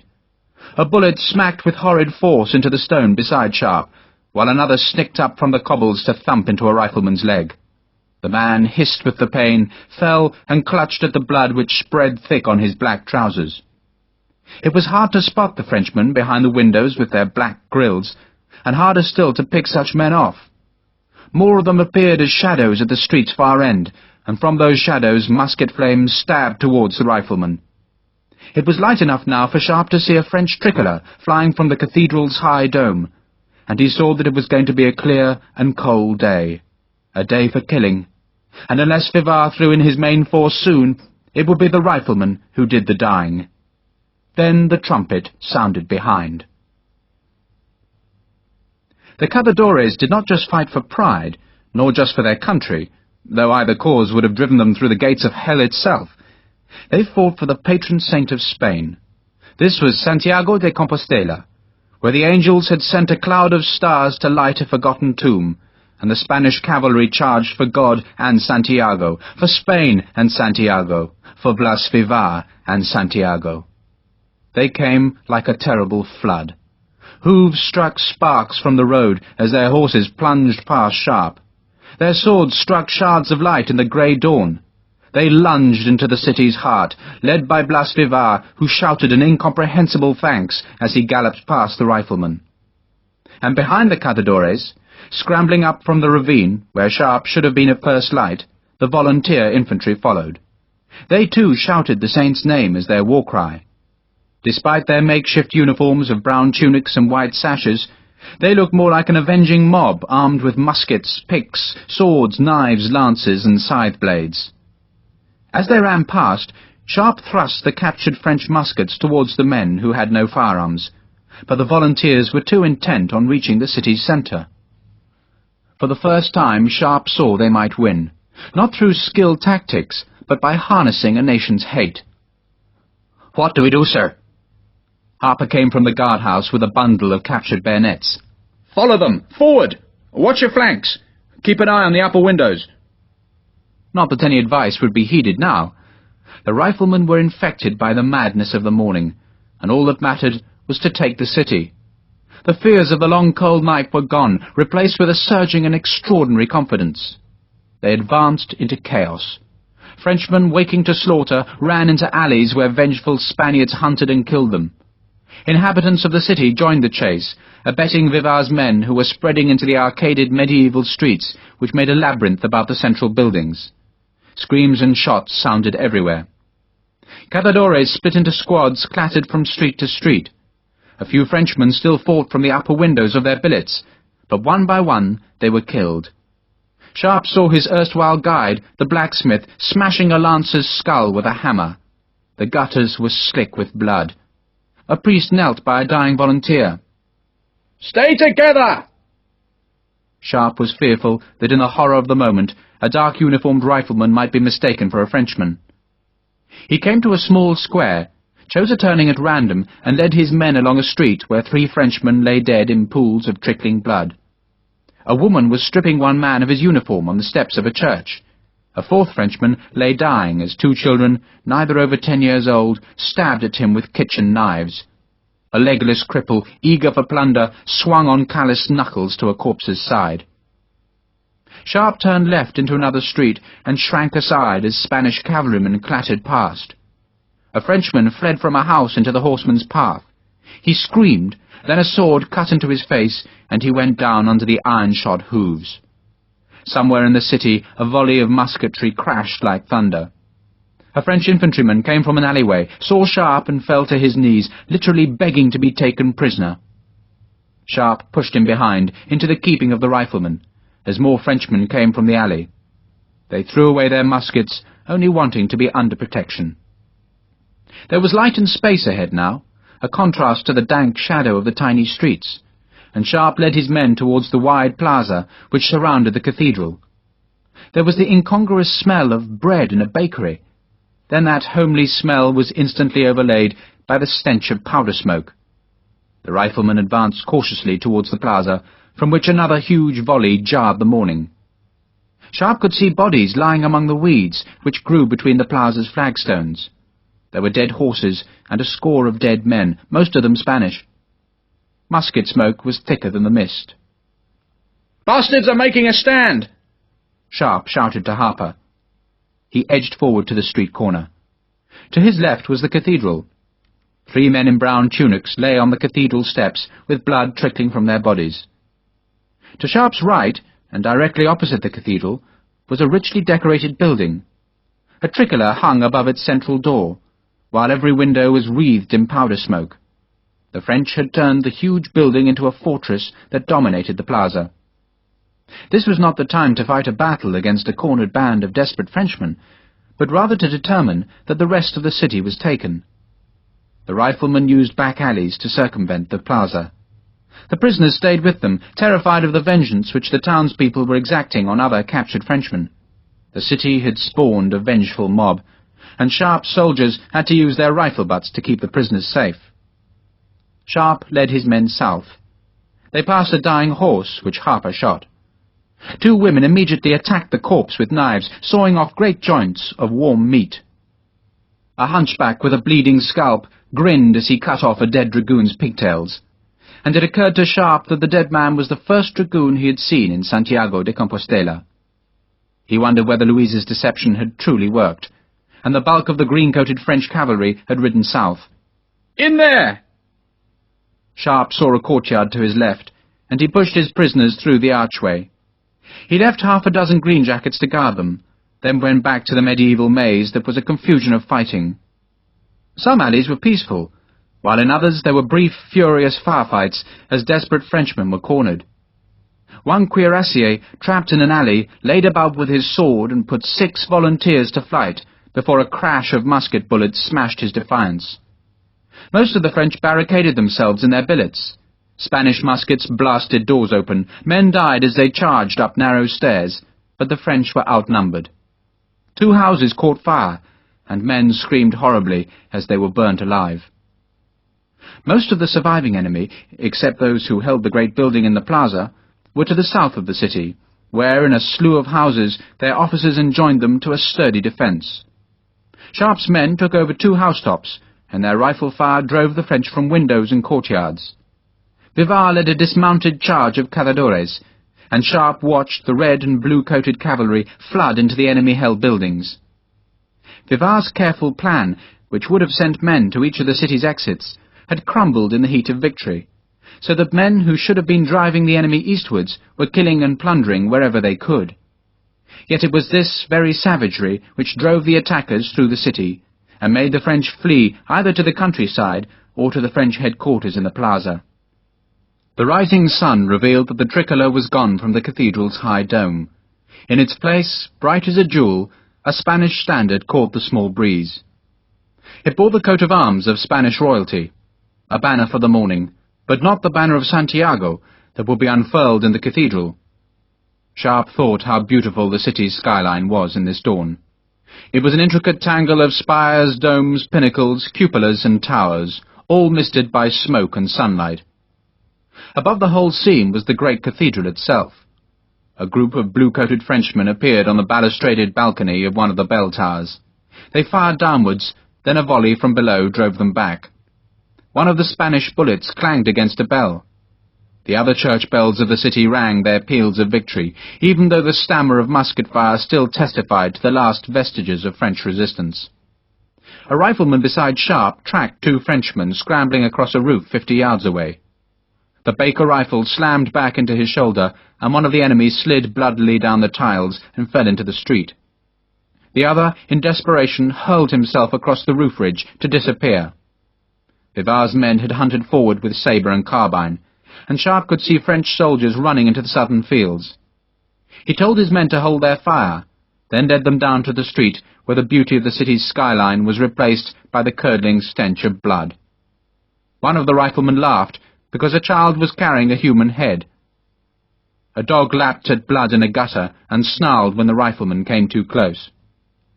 Sharpe went back to the edge of the plaza, where musket fire still whip-cracked above the flagstones. The wide space was empty, but for the dead and dying. The French were still barricaded inside the vast and elegant building from which, whenever a Spaniard dared show himself in the plaza, a thunder of musketry crashed out. Sharpe kept his rifleman out of sight. He sidled to the very corner of the street, from where he could see what lavish wealth a dead saint had brought to the city's centre. The wide plaza was surrounded by buildings of spectacular beauty. A scream turned him, and he saw a Frenchman being thrown from one of the cathedral's bell towers. The body twisted as it fell, then was mercifully hidden by a lower terrace.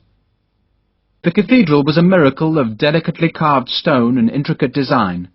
But on this day, in the labyrinth of its carved roofs, men died. Another Spanish standard was hung from the bell tower as the last Frenchman was killed there. The great bells began their joyful sound, even as a volley of musketry from the French-held side of the plaza tried to take revenge on the Spaniards who had hung the banner into the dawn. A Spaniard burst from the cathedral's western doors to brandish a captured French flag.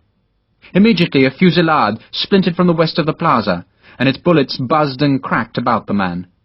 By a miracle he lived, and, clearly knowing that this day he was both invincible and immortal, he pranced mockingly down the cathedral steps and through the scattered corpses of the plaza. Each step of the way the enemy's captured flag was riddled by the hissing bullets, but somehow the man lived, and the rifleman cheered as at last he stalked into the cover of the street with his tattered trophy safe. Standing in the shadows, Sharpe had watched the French-held building, and had tried to gauge how many muskets or carbines had fired from its facade. He estimated at least 100 shots, and he knew that if the French had as many men on every other side of the great building, then this would prove a stubborn place to take. He turned as hoofs sounded behind him. It was Blas Vivard, who must have known what threat waited in the plaza, for he slid out of the saddle well short of the street's ending. "Have you seen Miss Louisa?" "No, and nor me." Vivard listened to the musketry from the plaza.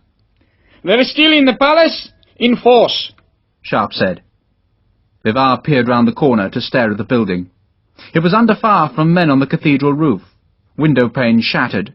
French muskets answered the fire, spurting smoke into the rising sun. He swore. "I can't leave them in the palace. It'll be damned hard to get them out." Sharpe was wiping blood from his saw blade. "Have we found any artillery?" "None that I've seen."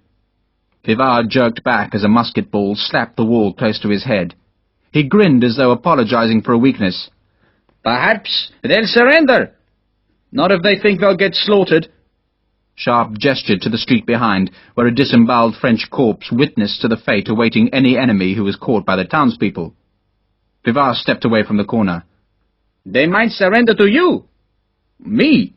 You're English. They trust the English. I have to promise them life." A Spaniard must have shown himself somewhere on the plaza's edge, for there was a sudden, echoing crash of musket fire which bore witness to just what strength the French had crammed inside the palace. Vivard waited until the splintering volleys were done. "Tell them I'll set the palace on fire if they don't surrender." Sharpe doubted whether the stone building could be fired, but that was not the threat the French feared most. They feared torture and horrid death. "Can the officers keep their swords?" he asked. Vivard hesitated, then nodded. "Yes." "And you guarantee that every Frenchman will be safe?" "Of course." Sharpe did not want to negotiate the surrender. He felt such diplomacy would be done better by Blas Vivard, but the Spaniard seemed convinced that an English officer would be more reassuring to the French. A cazador trumpeter sounded the ceasefire. A bedsheet was found, tied to a broom handle, and waved around the street corner. The trumpeter repeated the call to cease fighting, but it took a full quarter hour just to convince the vengeful Spaniards about the plaza's rim that the call was genuine. It was a further 10 minutes before a French voice called suspiciously from the palace. Vivard translated. "They'll see one man only. I hope it isn't a trick, Lieutenant." "And so do I." Sharpe sheathed his sword.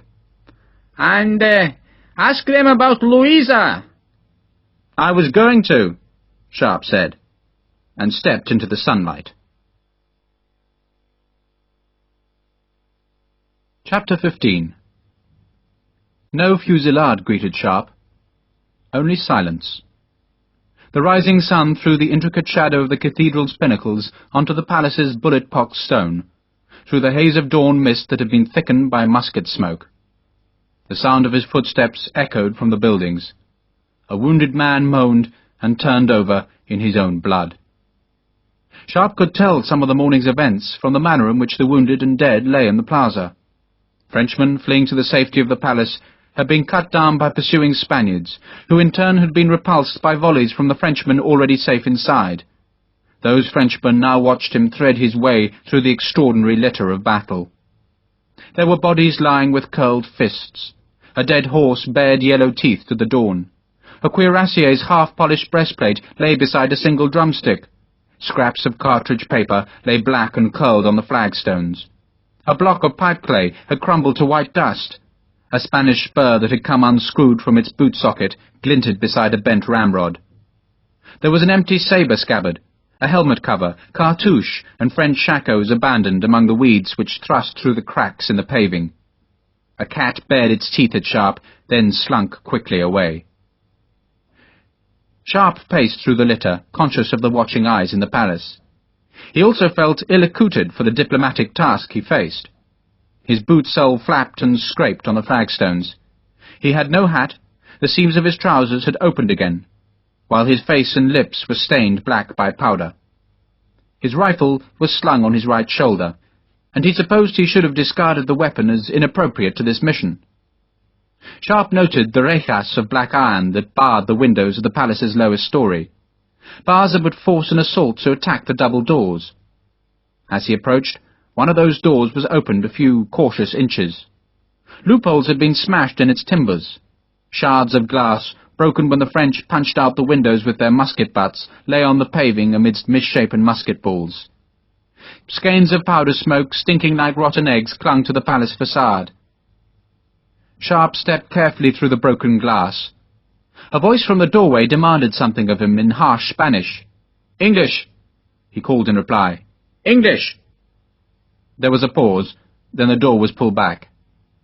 Sharpe stepped through, finding himself in a high, pillared hall where a group of French infantrymen faced him with bayonets. The men were stationed behind a makeshift battlement of plump sacks, evidence that they had foreseen that the doors might be assaulted. Surely, Sharpe reasoned, the French would not allow him to see such careful preparations if they had not already decided to surrender. That thought gave him confidence. "You're English?" An officer spoke from the shadows to Sharpe's left. "I'm English. My name is Sharpe, and I command a detachment of His Majesty's 95th Rifles present in this city." It seemed best at this moment not to betray his lowly rank, which would hardly impress men in such desperate danger as these French. Not that the small deception mattered, for another voice spoke from the gloom of the big stairway ahead of him. "Lieutenant Sharpe." It was Vivar's brother, the Count of Moromoto. "Are you the best emissary they could find, Lieutenant?" Sharpe said nothing. He wiped his face on his sleeve, thereby smudging his cheeks with the soot-like powder.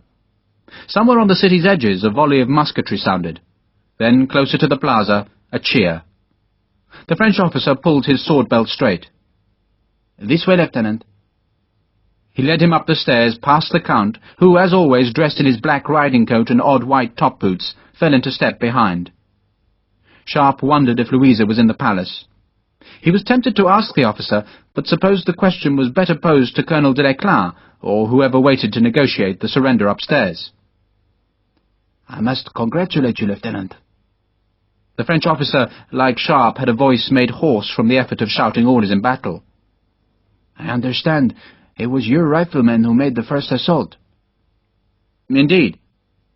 Sharpe always found the politeness of such truces incongruous. Men who had been trying to disembowel each other at sunrise, talking an hour later in flowery compliments. "The lieutenant was fool enough to sacrifice his men for my brother's madness."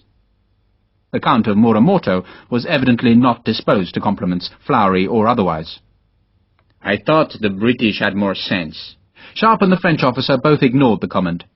Sharpe deduced from the Count's presence that Colonel de Leclerc would indeed be waiting at the top of these stairs, and he found himself dreading the meeting. He did not think he could deceive de Leclerc into surrender. The chasseur officer was too good, and Sharpe knew his own fragile confidence would wane before the Colonel's knowing and sceptical gaze. "This way, Lieutenant." The French officer ushered him past another barricade on the half-landing, then up to doors which opened into a tall and once gracious room which served as a passage to other similar rooms. To their right were the palace windows, where infantrymen crouched with loaded weapons amidst the shards of broken glass. Upturned shakos full of cartridges lay beside the men at the firing positions. The upper part of the room's rear wall was pitted by musket strikes, as was the fine moulding of the plaster ceiling. A huge mirror above the mantel had been shattered into savage glass spikes which leant dangerously from the gilt frame. A portrait of a stern man, dressed in an ancient ruff, was punctured with bullet holes. The soldiers turned to watch Sharpe with silent and hostile curiosity. The next room had a score of soldiers embrazured in its windows, too. Like the men in the first room, they were mostly infantry, with just a smattering of dismounted cuirassiers or lancers.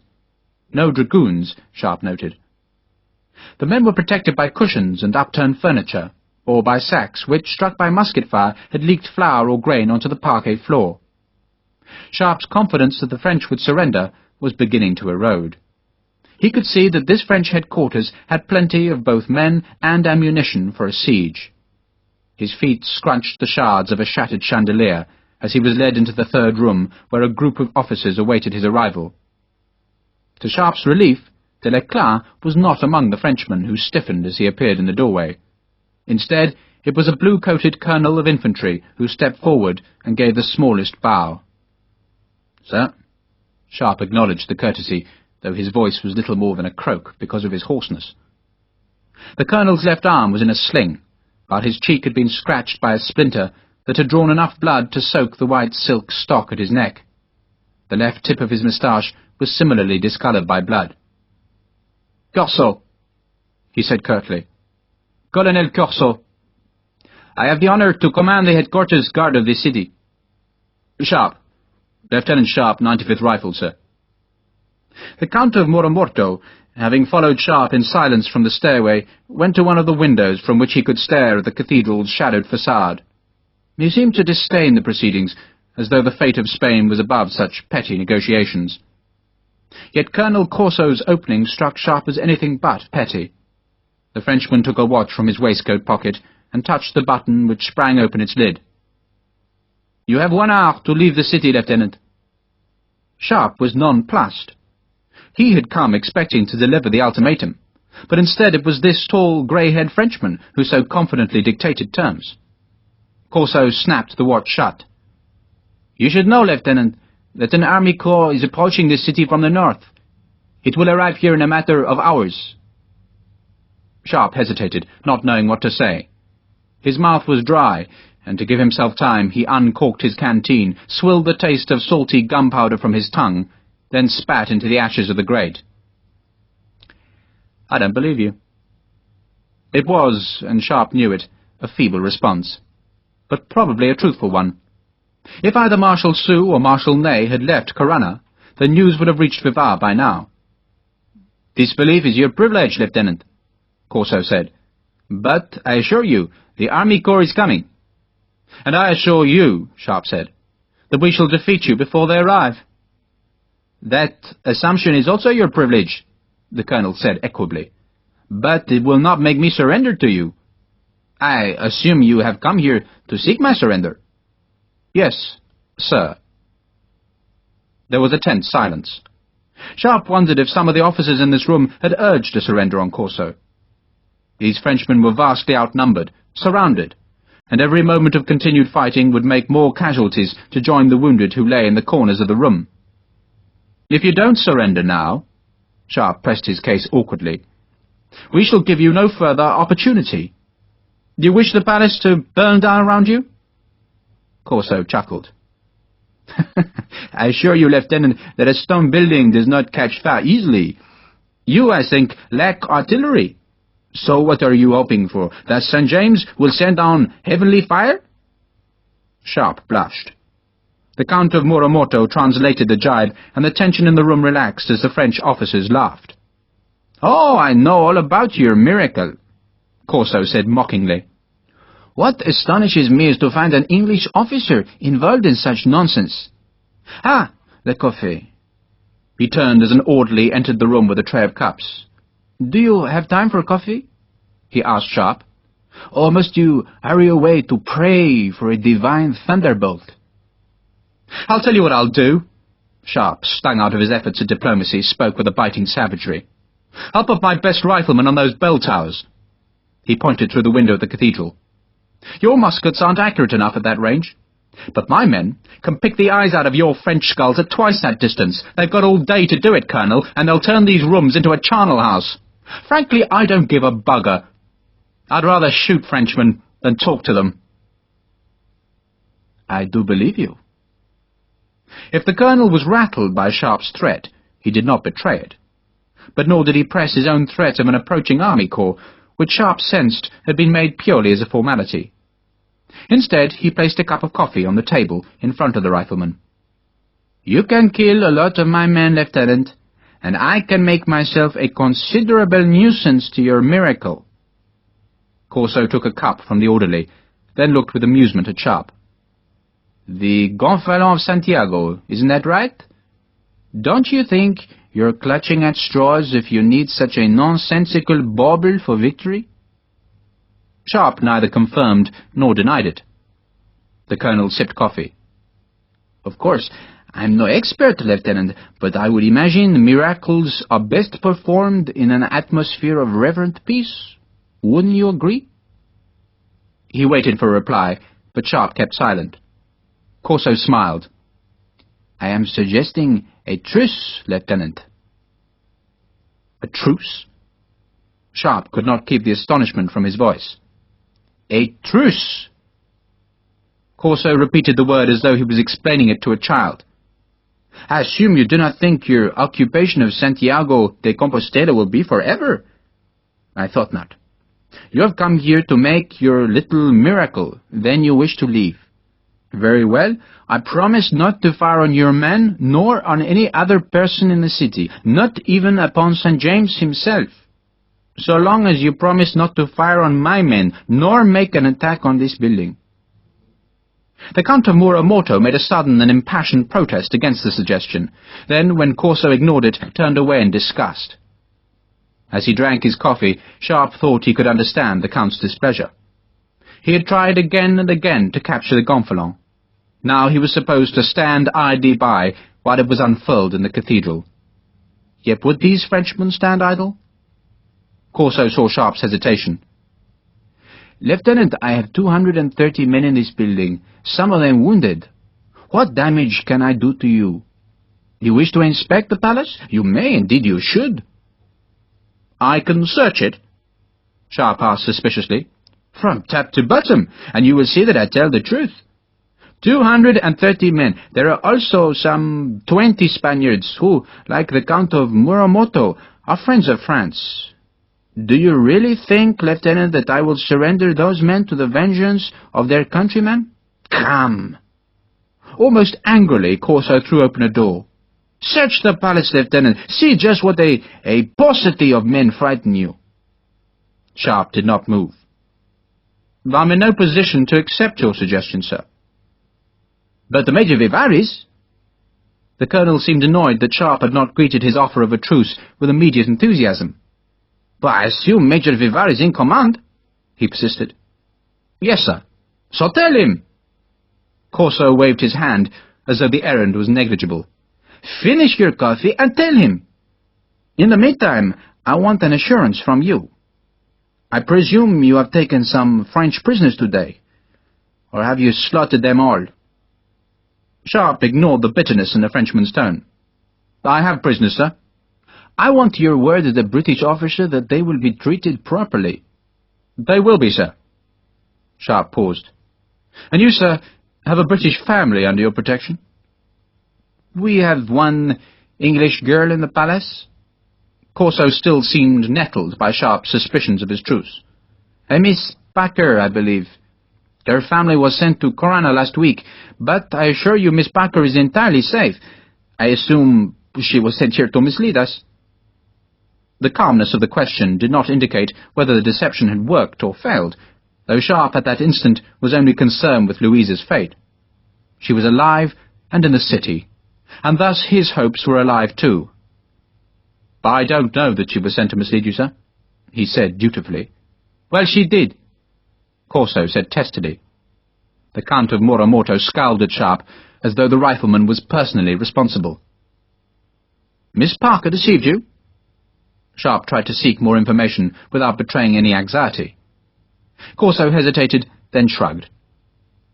"Colonel de Leclan left at 3 o'clock this morning, Lieutenant, with 1,000 men. He believes you have gone south and that Major Vivar is at Padron. I congratulate you on a successful ruse de guerre." Sharpe's heart missed a beat. It had worked. He tried to keep his face expressionless, but he was certain it must betray his delight. Corso grimaced. "But be assured, Lieutenant, that Colonel de Leclan will return by this afternoon, and I advise you to finish your miracle before he does so. Now, will you seek Major Vivar's consideration of my proposal?" "Yes, sir." Sharpe did not move. "And can I assume you will release Miss Parker to our protection?" If she so wishes, then I will release her to you when you return with Major Vivar's answer. Remember, Lieutenant, we will not fire on you so long as you do not fire on us." With ill-disguised impatience, the French colonel conducted Sharpe towards the doorway. "I'll give you half an hour to return with your answer, otherwise we shall assume you have turned down our generous offer. Au revoir, Lieutenant." Once Sharpe had left the room, Corso went to stand in one of the deep window bays. He opened his watch again and stared with apparent incomprehension at its filigreed hands. He only looked up when he heard the sound of Sharpe's footsteps on the plaza's flagstones. Corso watched the rifleman walk away. "Bite, little fish, bite." He spoke very softly. "He's stupid enough to bite." The Count of Muramoto had overheard the murmured words. "As is my brother." "You mean they have a sense of honor?" Corso asked with a surprising malevolence, then, sensing he had spoken too sharply, smiled. "I think we need more coffee, gentlemen. More coffee for our nerves." Blas Vivar was less astonished at Corso's suggestion than Sharpe expected. "It isn't unusual," he said. "I can't say that I'm delighted, but it isn't such a bad idea." The Spaniard took advantage of the ceasefire to walk into the plaza and stare at the palace facade. "Do you think we can capture it?" "Yes," Sharpe said. "But we'll lose 50 men killed and double that with bad wounds. And they'll be our best men. You can't send half-trained volunteers against those bastards." Vivar nodded agreement. "Colonel Deleclan's gone south, That's what Corso said." Vivar turned and shouted towards the civilians who crowded the streets leading from the plaza. A chorus of voices answered, all confirming that yes, French cavalry had left the town in the middle of the night going south.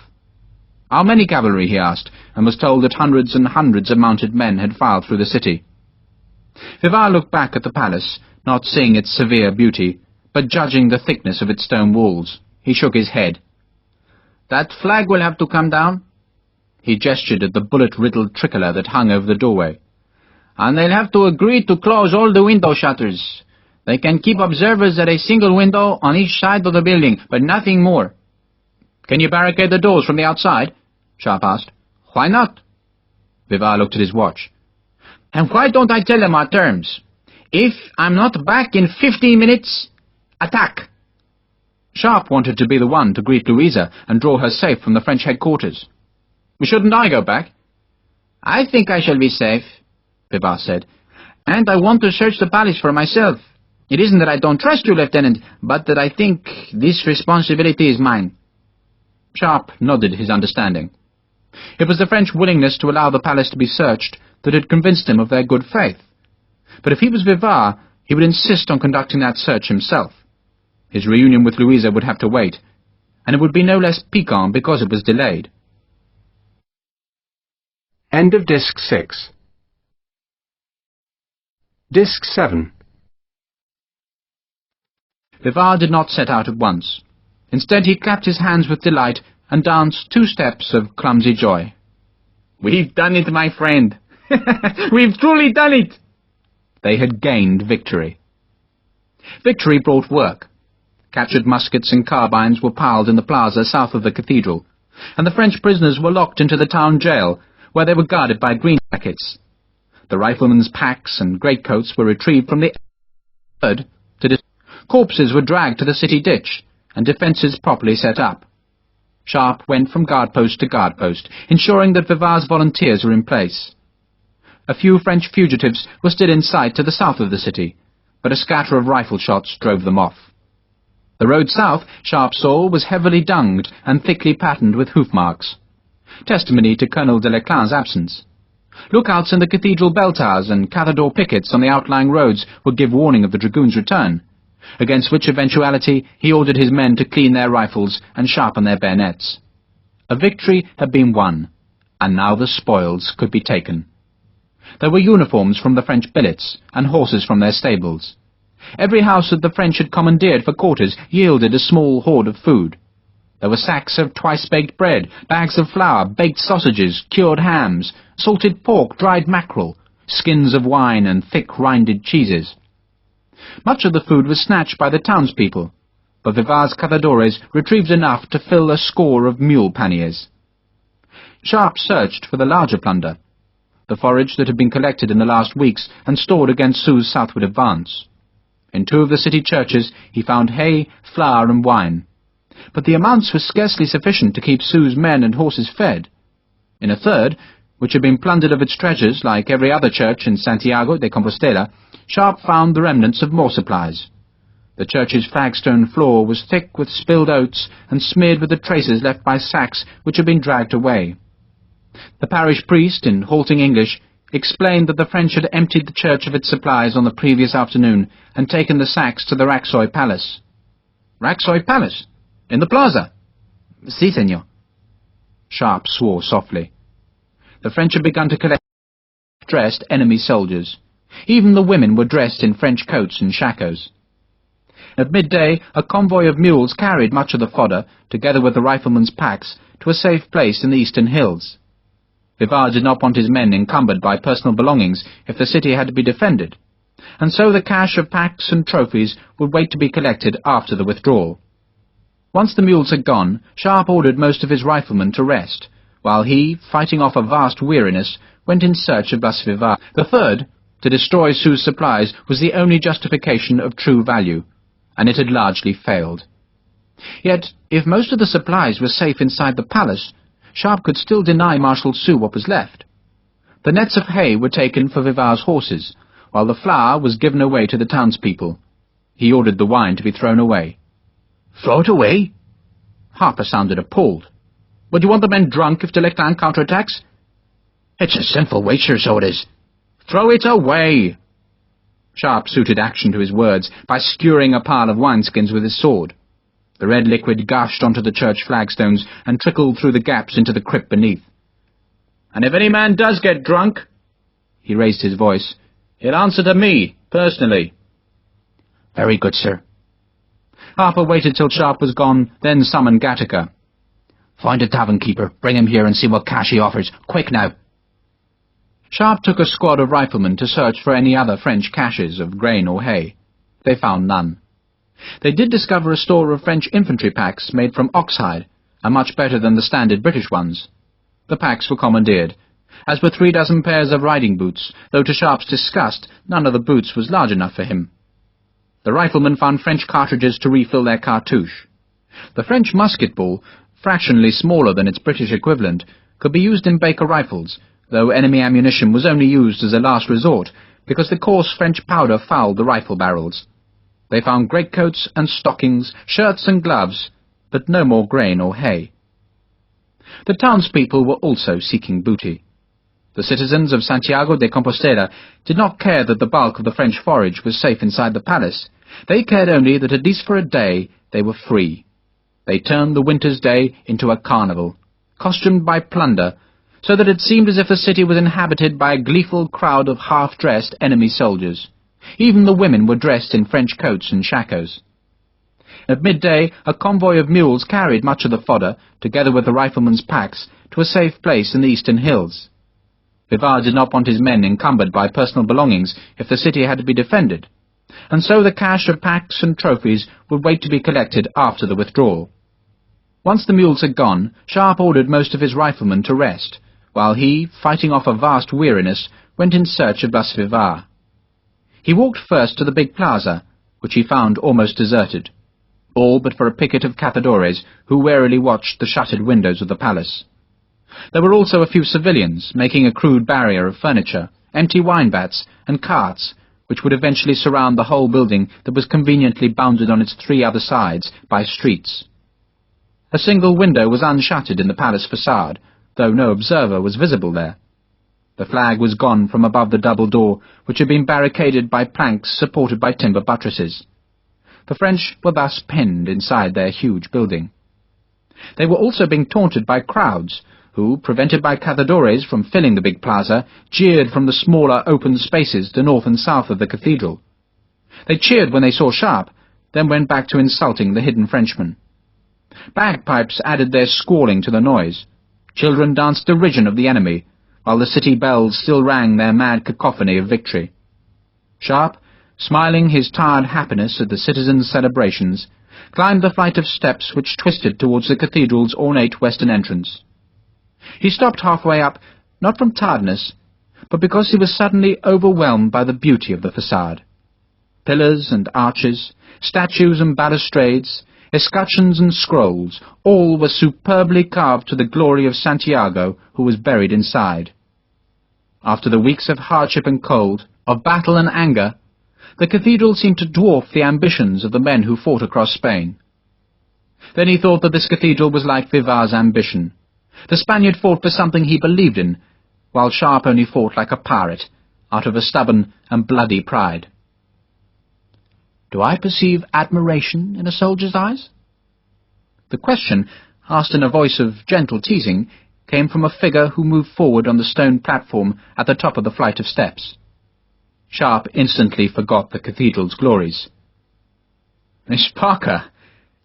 He knew he was smiling like a fool, but he could not help it. It was not just a pirate's pride that had made him fight, but his memory of this girl, who, in her blue skirt and rust-coloured cape, smiled back at him. He turned and gestured at the silent French-held palace. "Isn't it dangerous to be here?" "My dear Lieutenant, I was inside the ogre's den for a whole day. You think I'm in more peril now that you've gained such a victory?" Sharpe smiled at the compliment, then as he climbed to the top of the steps, returned it. "A victory, Miss Parker, to which you signally contributed." He bowed to her. "My humblest congratulations. I was wrong, and you were right." Louisa, delighted with the praise, laughed. "Colonel de Leclerc believes he will ambush you in the Ulla Valley, east of Padron. I watched him at 3 o'clock this morning." She walked to the very centre of the cathedral's platform, which made a kind of stage dominating the wide plaza. "He stood in this very place, Lieutenant, and made a speech to his men. They filled the plaza, rank after rank of helmets gleaming in the torchlight, and all of the men cheering their colonel. I never thought to see such a thing. They cheered, then they rode off to their great victory." Sharpe thought how slender had been this day's margin of victory. An extra 1,000 men, under Leclerc's ruthlessly efficient command, would have destroyed Vivar's attack. Yet the chasseur colonel, utterly deceived by Louisa, had been lured southwards. "How did you convince him?" "With copious tears, and an evident reluctance to tell him anything. Eventually, though, he wheedled the fatal truth from me." Louisa seemed to mock her own cleverness. "In the end, he gave me a choice. I could stay in the city, or rejoin my aunt in Corunna. I think he believed that if I chose to stay here, then I must have hopes of rescue, and that to express such a hope would reveal that I lied to him.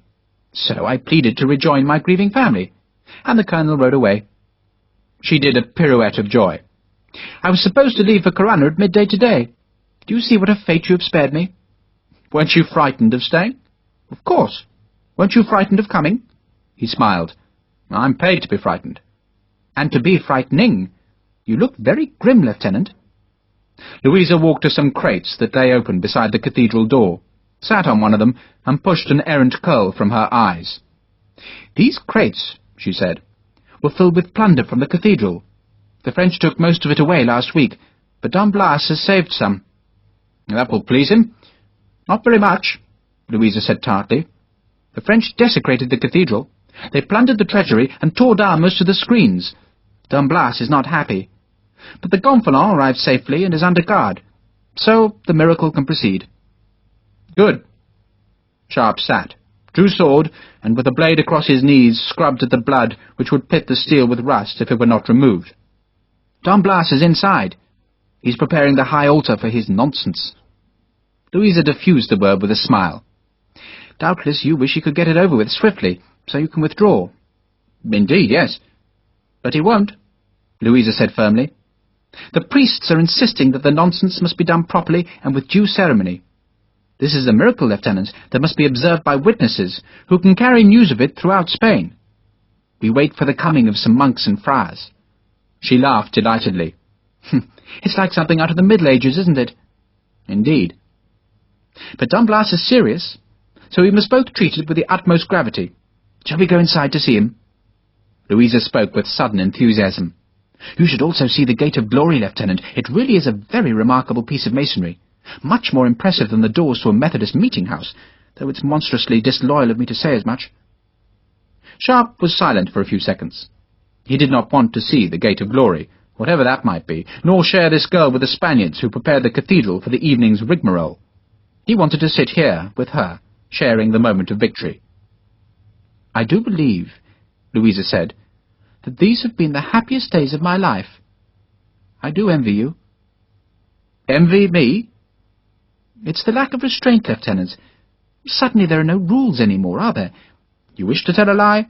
You lie. You desire to tear a town into tatters? You do it.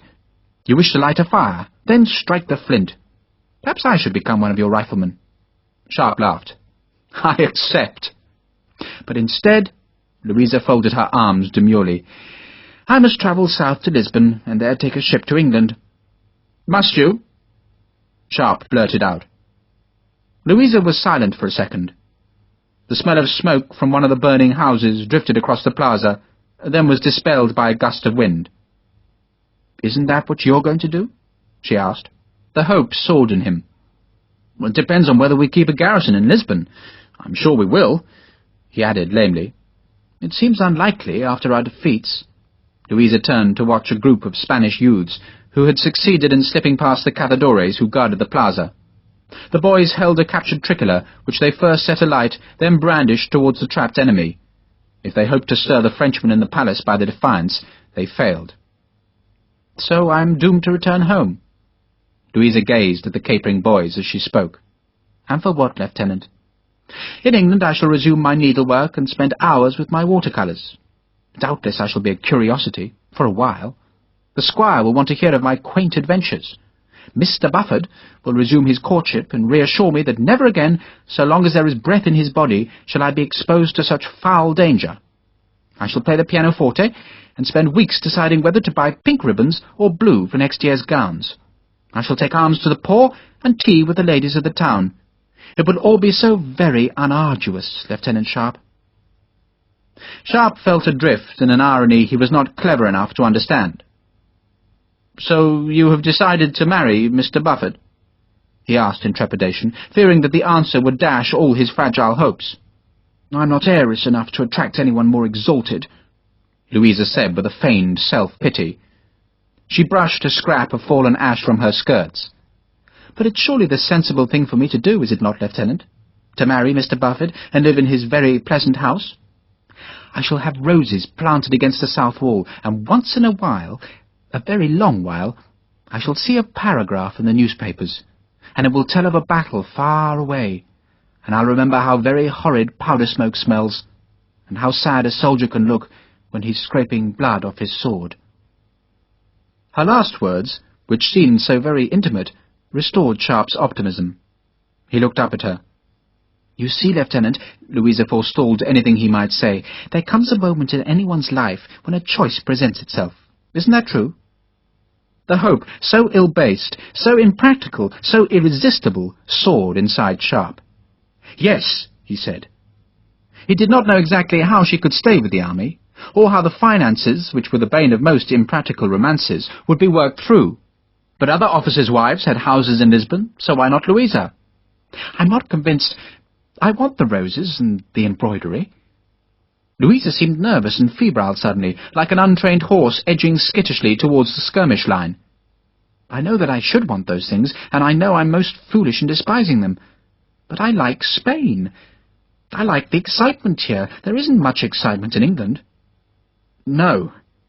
Sharpe hardly dared move for fear he would scare away her acceptance. "Well, you think I'm wrong to crave excitement?" Louisa did not wait for an answer, but instead asked another question. "Do you really think the British Army will stay to fight in Portugal?" "Well, of course. I don't think it will." Louisa turned to stare at the youths who were stamping on the ashes of the burnt French flag. "Sir John Moore is dead," she continued. "His army is gone. And we don't even know if the Lisbon garrison still remains. And if it does, Lieutenant, how can such a small garrison hope to resist the armies of France?" Sharpe stubbornly clung to his belief that the British army had not surrendered its hopes. "The last news we heard from Lisbon was that the garrison was in place. They can be reinforced. We won 2 battles in Portugal last year. Why not more this year?" Louisa shook her head. "I think we British have been trounced, Lieutenant, and I suspect we shall abandon Spain to its fate. It's been 100 years since the British army was successful in Europe. What makes us think we can be successful now? Sharpe at last sensed that Louisa's ambitions and his own hopes were not, after all, in step. Her nervousness was not that of a girl shyly accepting a proposal, but of a girl anxious not to cause hurt by her rejection. He looked up at her. "Do you believe that, Miss Parker?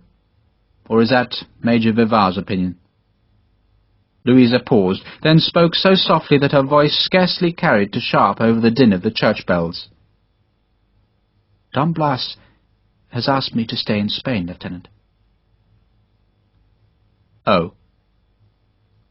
Sharpe closed his eyes as though the sunlight in the plaza was hurting him.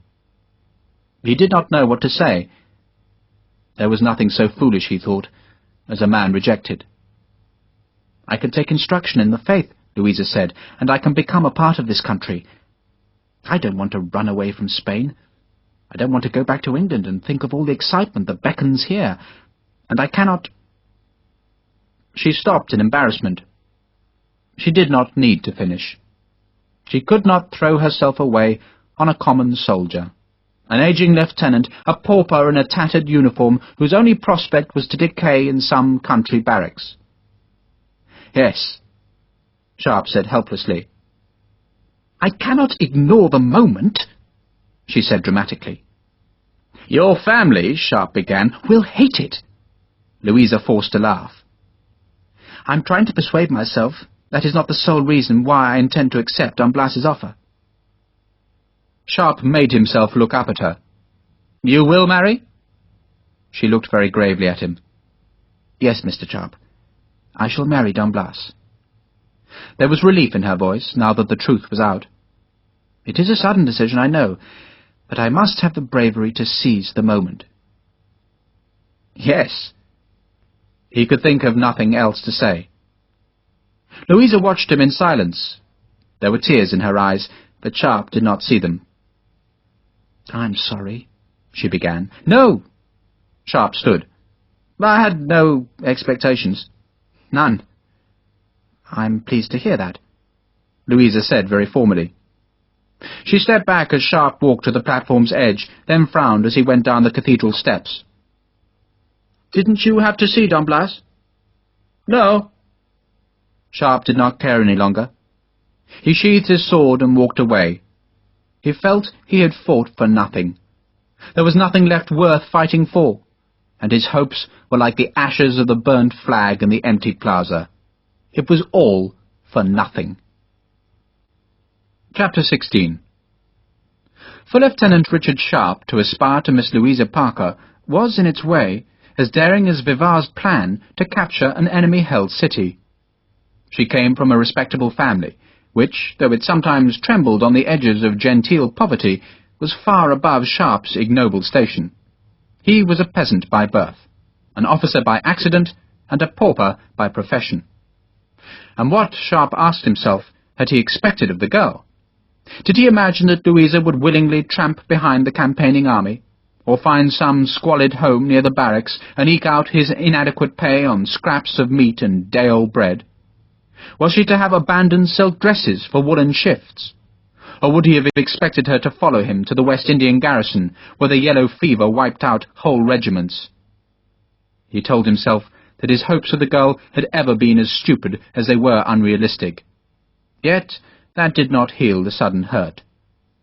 He told himself that he acted childishly for even feeling the hurt, but that did not make it any easier to bear. He plunged from the plaza's wintry sunshine into the fetid reek of an alley, where beneath an arcade he found a wine shop. Sharpe had no money to pay for the wine, but his demeanour and the hammer of his hand on the counter persuaded the tavern-keeper to fill a big flask from the barrel. Sharpe took the flask and a tin cup to an alcove at the back of the room. The few customers huddled round the fire, and seeing his bitter face, ignored him. All but for a whore, who, at the tavern-keeper's bidding, edged onto the bench beside the foreign soldier. For a second Sharpe was tempted to push her away, but instead he beckoned for a second mug. The tavern-keeper wiped the mug on his apron and set it on the table. A sacking curtain was looped back over the alcove's arch, and he took hold of it and raised an interrogatory eyebrow. "Yes," Sharpe said harshly. "Si." The curtain dropped, plunging Sharpe and the girl into dark shadow. She giggled, put her arms about his neck, and whispered some Spanish endearment until he silenced her with a kiss. The curtain was snatched back, making the girl squeal in alarm. Blas Vivard stood in the archway. "It's very simple to follow a foreigner through Spanish streets. Did you hope to hide from me, Lieutenant?" Sharpe put his left arm around the whore and pulled her towards him so that her head leant on his shoulder. He moved his hand to cup her breast. "I'm busy, sir." Vivard ignored the provocation, sitting instead on the bench opposite Sharpe. He rolled a cigar across the table. "By now," he said, "Colonel Deleclan must have realized that Miss Parker lied to him." "I'm sure," Sharpe said carelessly. "He will be returning. Soon he will meet a fugitive from the city, and he will learn the extent of his mistake." "Yes." Sharpe tugged at the laces of the whore's bodice. The girl made a desultory effort to stop him, but he insisted, and succeeded in pulling her dress apart. Vivard's voice was very patient. "So I would expect Deleclan to attack us, wouldn't you?" "I suppose he will." Sharpe put his hand beneath the girl's unlaced dress and dared Blas Vivard to make a protest. "The defense is ready?" Vivard asked in a tone of gentle reasonableness. The tavern whore might not have existed, for all the notice he took of her. Sharpe did not answer at once. He poured himself wine with his free hand, drank the cupful, and poured more. "Why in Christ's name don't you just get your damned nonsense over with, Vivard? We're lingering in this bloody death trap of a city just so you can work a conjuring trick in the cathedral. So do what you have to do quickly, then get the hell out." Vivard nodded, as though Sharpe's words made sense. Let me see now. I've sent catadores on patrol north and south. It will take me 2 hours to recall them, maybe longer. We have yet to find every man in the city who has cooperated with the French, but the searches go on and may take another hour. Are all the supplies destroyed? There are no bloody supplies. The bloody crappos took them all into the palace yesterday. Vivard flinched at the news. I feared as much. I saw great piles of grain and hay when I looked in the cellars of the palace. That is a pity. So do your miracle and run. Vivard shrugged. I'm waiting for some churchmen to arrive, and I've sent men to destroy the nearest bridges over the Ola, which cannot be completed till later this afternoon. I don't really see that haste is so very feasible. We should be ready in the cathedral by sundown, and we can certainly leave tonight rather than tomorrow. But I do think we must be ready to defend the city against the Deleclan, don't you? Sharpe tipped the whore's face to his own and kissed her. He knew he was behaving boorishly, yet the herb was strong and the jealousy like a fever. Vivard sighed. If Colonel Deleclan has failed to take the city back by nightfall, then he will be blinded by the darkness and we shall simply walk away. That's why I think it best to wait till nightfall before we leave. Don't you? Or is it so you can unfurl your magic banner in the dark? Miracles are best done in darkness, aren't they? So that no one can see the bloody trickery. Vivard smiled. I know my magic banner is not as important to you, Lieutenant, as it is to me, but that is why I'm here. And when it is unfurled, I want as many witnesses as can be assembled. The news must travel out from this city. It must go to every town and village in all of Spain. Even in the far south they must know that Santiago has stirred in his tomb and that the sword is drawn again. Sharpe, despite all his skepticism, shuddered. Vivard, if he saw Sharpe's betrayal of emotion, pretended not to notice. I estimate that Colonel Deleclan will be here within the next 2 hours. He will approach from the south of the city, but I suspect he will attack from the west in the hope that the setting sun dazzles us. Will you undertake to conduct the defense? Suddenly you need the bloody English, do you? Sharpe's jealousy flared vivid. You think the British are running away, don't you? That we'll abandon Lisbon, that your precious Spain will have to beat the French without us. Then bloody well do it without me. For a second, Vivard's immobility suggested a proud fury that might snap like Sharpe's temper. The whore shrank back, expecting violence. But when Vivard did move, it was only to reach across the table to pick up Sharpe's flask of wine. His voice was very controlled and very placid. You once told me, Lieutenant, that no one expected officers who had risen from the ranks of Britain's army to be successful. What was it you said? That the drink destroyed them. He paused, but Sharpe made no answer. I think you could become a soldier of great repute, Lieutenant. You understand battle. You become calm when other men become frightened. Your men, even when they disliked you, followed you because they understood you would give them victory. You're good, but perhaps you're not good enough. Perhaps you're so full of self-pity that you'll destroy yourself with drink. Or... Vivar at last deigned to notice the straggly-haired girl who leant against the rifleman. With the pox. Throughout this lecture, Sharpe had stared at the Spaniard as if wishing to draw the big sword and slash across the table. Vivar stood and tipped the wine flask to pour what was left of its contents onto the floor rushes. Then he dropped it contemptuously. "Bastard," Sharpe said. "Does that make me as good as you?" Vivar again paused to let Sharpe reply, and again Sharpe kept silent. The Spaniard shrugged. "You feel sorry for yourself, Lieutenant, because you were not born to the officer class. But have you ever thought that those of us who were so fortunate sometimes regret it? Do you think we're not frightened by the tough, bitter men from the rookeries and hovels? Do you think we don't look at men like you and feel envy?" "You patronizing bastard." Vivar ignored the insult.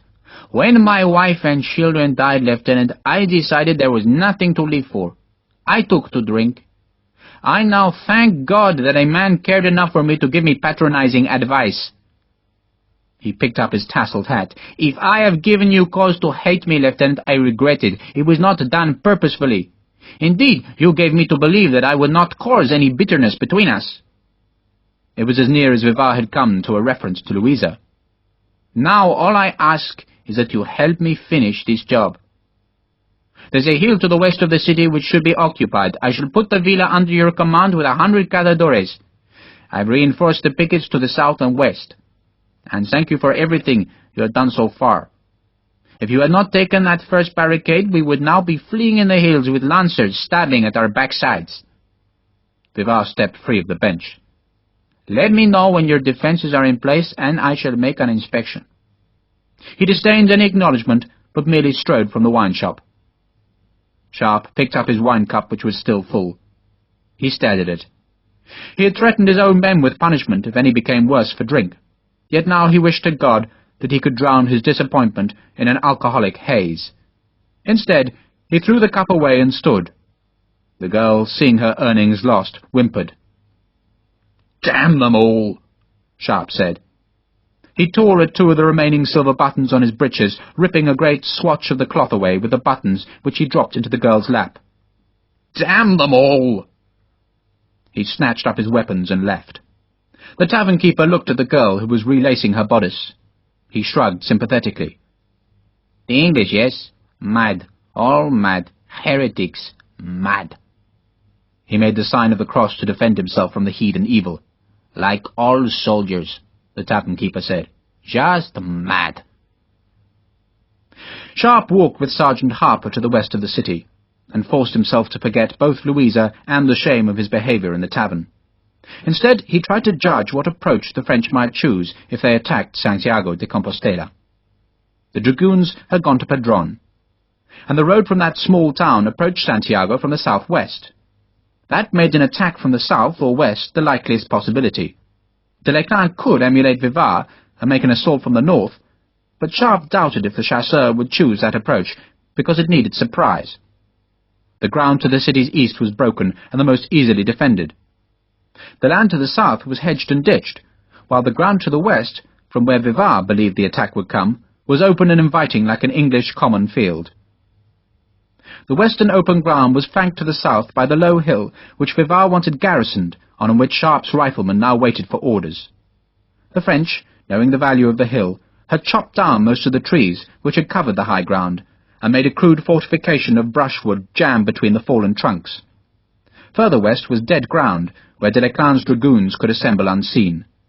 Sharpe stopped at the edge of that lower ground and stared back at the city. "We might have to hold the bloody place till after nightfall." Harper instinctively glanced to find the sun's position. "It won't be full dark for 6 hours," he said pessimistically. "And it'll be a slow dusk, sir. No damn clouds to hide us." If God was on our side, Sharpe essayed one of the stock jokes of the regiment, he'd have given the Baker rifle tits. Harper, recognizing from the feeble jest that Sharpe's grim mood was passing, grinned dutifully. "Is it true about Miss Louisa, sir?" The question was asked very carelessly and without evident embarrassment, making Sharpe think that none of his men had suspected his attachment to the girl. "It's true." Sharpe tried to sound as though he took little interest in the matter. "She'll have to become a Catholic, of course." "There's always room for another. Mind you," Harper stared down into the dead ground as he spoke, "I never thought it was a good thing for a soldier to be married." "Why ever not?" "You can't dance if you got one foot nailed to the bloody floor, can you now? But the Major isn't a soldier like us, sir, coming from that big castle." Harper had clearly been mightily impressed by the wealth of Vivar's family. "The Major's a grand big fellow, so he is." "So what are we? The damned?" "We're that, sure enough. But we're also riflemen, sir. You and me, sir, we're the best goddamned soldiers in the world." Sharpe laughed. Just weeks ago he had been bitterly at odds with his riflemen. Now they were on his side. He did not know how to acknowledge Harper's compliment, so he resorted to a vague and meaningless cliché. "It's a bloody odd world." "Difficult to do a good job in 6 days, sir," Harper said wryly. "I'm sure God did his best, but where was the sense in putting Ireland plumb next to England?" "He probably knew you bastards needed smacking around." Sharpe turned to look south. "But how the hell do we smack this French bastard back into his tracks?" "If he attacks." "He'll attack. He thinks he's better than us, and he's damned annoyed at being tricked again. He'll attack." Sharpe walked to the southern edge of the common ground, then swiveled back to stare at the city. He was putting himself in de Leclan's glossy boots, seeing what the Frenchman would see, trying to anticipate his plans. Vivar was certain that de Leclan would come from the west, that the chasseur would wait till the setting sun was a blinding dazzle behind his charge, then launch his dragoons across the open ground. Yet, Sharpe reasoned, a cavalry charge was of dubious value to the French. It might sweep the dragoons in glorious style to the city's margin, but there the horses would balk at walls and barricades, and the glory would be riven into blood and horror by the waiting muskets and rifles. De Leclan's attack, just like Vivar's, would best be done by infantry that could open the city to the cavalry's fierce charge, and the best infantry approach was from the south. Sharpe pointed to the southwestern corner of the city. "That's where he'll make his attack." "After dark?" "At dusk," Sharpe frowned. "Maybe earlier." Harper followed him over a ditch and an embankment. The two riflemen were walking towards a slew of buildings that straggled like a limb from the city's southwestern corner, and which could shelter de Leclan's men as they approached. "We'll have to put men in their houses," Harper said. Sharpe seemed not to hear. "I don't like it." 1,000 dragoons, who would?" De Leclan's a clever bastard. Sharpe was half talking to himself. A clever, clever bloody bastard. And he's especially clever when he's attacking. He turned and stared at the city's barricaded streets. The obstacles were manned by cazadores and by the brown-coated volunteers, who were piling brushwood into fires that could illuminate a night attack. They were doing, in fact, exactly what the French had done the night before. Yet surely Colonel de Leclan would foresee all these preparations. So what would the Frenchman do? "He's going to be bloody clever, Sergeant, and I don't know how clever." "He can't fly," Harper said stoically. "And he doesn't have time to dig a bloody tunnel, so he has to come in through one of the streets, doesn't he?" The stolid good sense made Sharpe suppose he was seeing danger where there was none. Better, he thought, to rely on his first instincts. "He'll send his cavalry on a feint there." He pointed to the smooth western ground. "And when he thinks we're all staring that way, he'll send dismounted men in from the south. They'll be ordered to break that barricade." He pointed to the street which led from the city to the church. "And his cavalry will swerve in behind them." Harper turned to judge for himself, and seemed to find Sharpe's words convincing. "And so long as we're on the hill, or in those houses," he nodded towards the straggling buildings that lay outside the defences, "we'll murder the bastard." The big Irishman picked up a sprig of laurel and twisted the pliant wood in his fingers. "But what really worries me, sir, is not holding the bastard off, but what happens when we withdraw. They'll be flooding into those streets like devils on a spree, so they will. Sharpe was also worried about that moment of retreat. Once Vivar's business in the cathedral was done, the signal would be given and a great mass of people would flee eastwards. There would be volunteers, riflemen, cazadores, priests, and whatever townspeople no longer cared to stay under French occupation, all jostling and running into the darkness. Vivar had planned to have his cavalry protect the retreat, but Sharpe knew what savage chaos could overtake his men in the streets when the French dragoons realized that barricades had been abandoned. He shrugged. "We'll just have to run like hell." And that's the truth," Harper said gloomily. He tossed away the crumpled twig. Sharpe stared at the twisted scrap of laurel. "Good God! What have I done now? Jesus wept!" Sharpe clicked his fingers. "I want half the men in those houses." He pointed at the line of buildings which led from the southwestern barricade and enfiladed the southern approach to the city, "and the rest on the hill." He began running towards the city. "I'll be back, Sergeant." "What's up with him?" Hagman asked when the sergeant returned to the hilltop. "The doxy turned him down," Harper said with evident satisfaction. "So you owes me a shilling, Dan. She's marrying the Major, so she is." "I thought she was as soft as lightsome, Mr. Sharpe," Hagman said ruefully. "She's got more sense than to marry him. He ain't ready for a chain and shackle, is he? She needs someone a bit steady, she does." "But he was soft on her." "Well, he would be, wouldn't he? He'll fall in love with anything in a petticoat. I've seen his type before. Got the sense of a half-witted sheep when it comes to women." Harper spat. "That's a good job he's got me to look after him now." "You?" "I can handle him, Dan, just as I can handle you lot. Right, you Protestant scum. The French are coming for supper, so let's be getting ready for the bastards." Newly cleaned rifles pointed south and west. The greenjackets were waiting for the dusk and for the coming of a chasseur. The idea buzzed in Sharpe's head as he ran uphill towards the city centre. Colonel de Leclanc could be clever, but so could the defenders. He stopped in the main plaza and asked a cazador where Major Vivar might be. The cavalryman pointed to the smaller northern plaza beyond the bridge which joined the bishop's palace to the cathedral. That plaza was still crammed with people, though instead of yelling defiance at the trapped Frenchman, the crowd was now eerily quiet. Even the bells had fallen silent. Sharpe elbowed his way through the crush and saw Vivar standing on a flight of steps which led to the cathedral's northern transept. Louisa was with him. Sharpe wished she was not there. Her memory of his boorish behaviour with the Spaniard embarrassed him, and he knew he should apologize, but the girl's presence inhibited any such public repentance. Instead, he shouted his idea as he forced his way up the crowded steps. "Caltrops!" "Caltrops?" Vivar asked. Louisa, unable to translate the unfamiliar word, shrugged. Sharpe had picked up 2 wisps of straw as he ran through the city, and now, just as Harper had unwittingly twisted the laurel twig, Sharpe twisted the straw. "Caltrops! But we haven't got much time. Can we get the blacksmith working?" Vivar stared at the straw, then swore for not thinking of the idea himself. "They'll work." He ran down the steps. Louisa, left with Sharpe, looked at the twisted straw, which still meant nothing to her. "Caltrops?"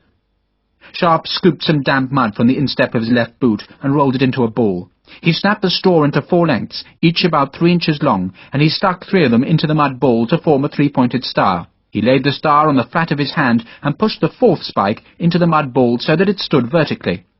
"A caltrop," he said. Louisa shook her head. "I still don't understand." "A medieval weapon made of iron. The cleverness of it is that whatever way it falls, there's always a spike sticking upwards."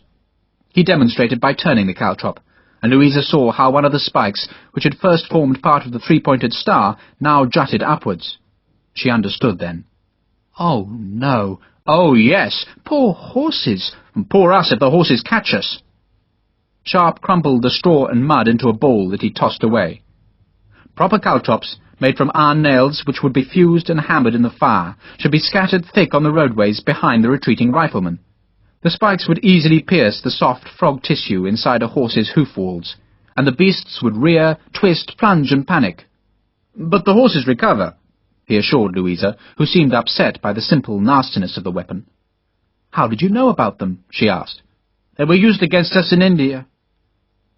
Sharpe's voice faded away, because for the first time since he had climbed the cathedral steps, he saw why the crowd was packed so silently in the plaza.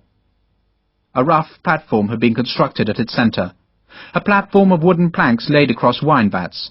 On it was a high-backed chair, which Sharpe at first took to be a throne. The impression of royal ceremony was heightened by the strange procession, which, flanked by red-uniformed catadores, approached the platform. The men in the procession were robed in sulphurous yellow and capped with red conical hats. Each carried a scrap of paper in his clasped hands. "The paper," Louisa said quietly, "is a confession of faith. They've been forgiven, you see, but they must still die." Sharpe understood then. The tall chair, far from being a throne, was a garrote. On its high back was a metal implement, a collar and screw, that was Spain's preferred method of execution. It was the first such machine he had seen in Spain. Priests accompanied the doomed men. "They're all enfrancesados," Louisa said. "Some served as guides to French cavalry, others betrayed partisans." "You intend to watch?" Sharpe sounded shocked. If Louisa blanched at the thought of pricking a horse's hoof, how was she to bear watching a man's neck being broken? "I've never seen an execution." Sharpe glanced down at her. "And you want to?" "I suspect I shall be forced to see many unfamiliar things in the next years, don't you?" The first man was pushed up to the platform, where he was forced into the chair. The iron collar was prized around his neck. The sacrist, Father Alfaga, stood beside the executioner. "Pax et misericordiae tranquillitas!" He shouted the words into the victim's ear as the executioner went behind the chair, and shouted them again as the lever which turned the screw was snatched tight. The screw constricted the collar with impressive speed, so that almost before the second Latin injunction was over, the body in the chair jerked up and slumped back. The crowd seemed to sigh. Louisa turned away. "I wish—" she began but could not finish. "It was very quick," Sharpe said in wonderment. There was a thump as the dead body was pushed off the chair, then a scraping sound as it was dragged off the platform. Louisa, no longer watching, did not speak till after the next shout from Father Alfaga signified that another traitor had met his end. "Do you think badly of me, Lieutenant?" "Well, for watching an execution?" Sharpe waited till the second body was released from the collar. "Why on earth should I? There are usually more women at a public hanging than men." "I don't mean that." He looked down at her and was instantly embarrassed. "I would not think badly of you." "It was that night in the fortress." There was a plea in Louisa's voice, as if she desperately needed Sharpe to understand what had happened. "You remember, when Don Blas showed us the gonfalon and told us the tale of the last battle. I think I was trapped then." "Trapped?" "I like his nonsense. I was brought up to hate Catholics, to despise them for their ignorance and fear them for their malevolence. But no one ever told me of their glory." "Glory?" "I'm bored with plain chapels." Louisa watched the executions as she spoke, though Sharpe doubted whether she was even aware that men died on the crude scaffold. "I'm bored with being told I'm a sinner and that my salvation depends only on my own dogged repentance. I want, just once, to see the hand of God come in all its glory to touch us.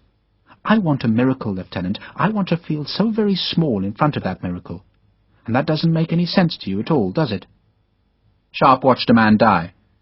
"You want the gonfalon?" "No." Louisa was almost scornful. "I do not believe for one small second, Lieutenant, that Santiago fetched that flag from heaven. I believe the gonfalon is merely an old banner that one of Don Blas's ancestors carried into battle. The miracle lies in what the gonfalon does, not in what it is. If we survived today, Lieutenant, then we would have achieved a miracle. But we would not have done it, nor even tried to do it, without the gonfalon." She paused, wanting some confirmation from Sharpe, but he said nothing. She shrugged ruefully. "You still think it's all a nonsense, don't you?" Still Sharpe said nothing. For him the gonfalon, whether nonsensical or not, was an irrelevance. He had not come to Santiago de Compostela for the gonfalon. He had thought it was for this girl, but that dream was dead. Yet there was something else that had fetched him to the city. He had come to prove that a whoreson sergeant, patted on the head by a patronizing army, and made into a quartermaster, could be as good, as goddamn bloody good, as any born officer. and that could not be proved without the help of the men in green jackets who waited for the enemy. And Sharpe was suddenly swept with an affection for those riflemen. It was an affection he had not felt since he had been a sergeant, and had held the power of life and death over a company of redcoats. A scream jerked his attention back to the plaza, where a recalcitrant prisoner fought against the hands which pushed him up to the platform. The man's fight was useless. He was forced to the garrote and strapped into the chair. The iron was bent around his neck, and the collar's tongue inserted into the slot where the screw would draw it tight. Althagha made the sign of the cross. Pax et misericordia et tranquietas. The prisoner's yellow-frock body jerked in a spasm as the collar gripped his neck to break his spine and choke the breath from him. His thin hands scrabbled at the arms of the chair, and then the body slumped down. Sharpe supposed that swift death would have been the Count of Muramoto's fate if he had not stayed safe inside the French-held palace. "Why," he asked Louisa suddenly, "did the Count stay in the city?" "I don't know. Does it matter?" Sharpe shrugged. "I've never seen him apart from Deleclan before, and that colonel is a very clever man." "You're clever too," Louisa said warmly. "How many soldiers know about caltrops?" Vivard pushed through the crowd and climbed the steps. "The forges are being heated. By 6 o'clock you'll have a few hundred of the things. Where do you want them?" "Just send them to me," Sharpe said. "When you hear the bells next ring, you'll know the gonfalon is unfurled. That's when you can withdraw." "I'll make it soon." "Shortly after 6, Vivard said. "It can't be sooner. Have you seen what the French did to the cathedral?" "No." But nor did Sharpe care. He only cared about a clever French colonel, a chasseur of the Imperial Guard. Then a single rifle shot sounded from the southwest, and he ran. End of Disc 7. Disc 8. Chapter 17. The shot warned not of Deleclan's arrival, but of the approach of a Cazador patrol. Their horses were whipped to blood and lather. Vivard, who had returned with Sharpe to discover what had prompted the shot, translated the picket's message. "They saw French dragoons." "Where?" "About 2 leagues to the southwest." "How many?" "Hundreds." Vivard interpreted his patrol's anxious report. "The Frenchmen chased them, and they were lucky to escape." He listened to more excited words. "And they saw the chasseur." Vivard smiled. "So, we know where they are now. All we must do is hold them out of the city." "Yes." Somehow the news that the enemy was at last approaching served to calm Sharpe's apprehension.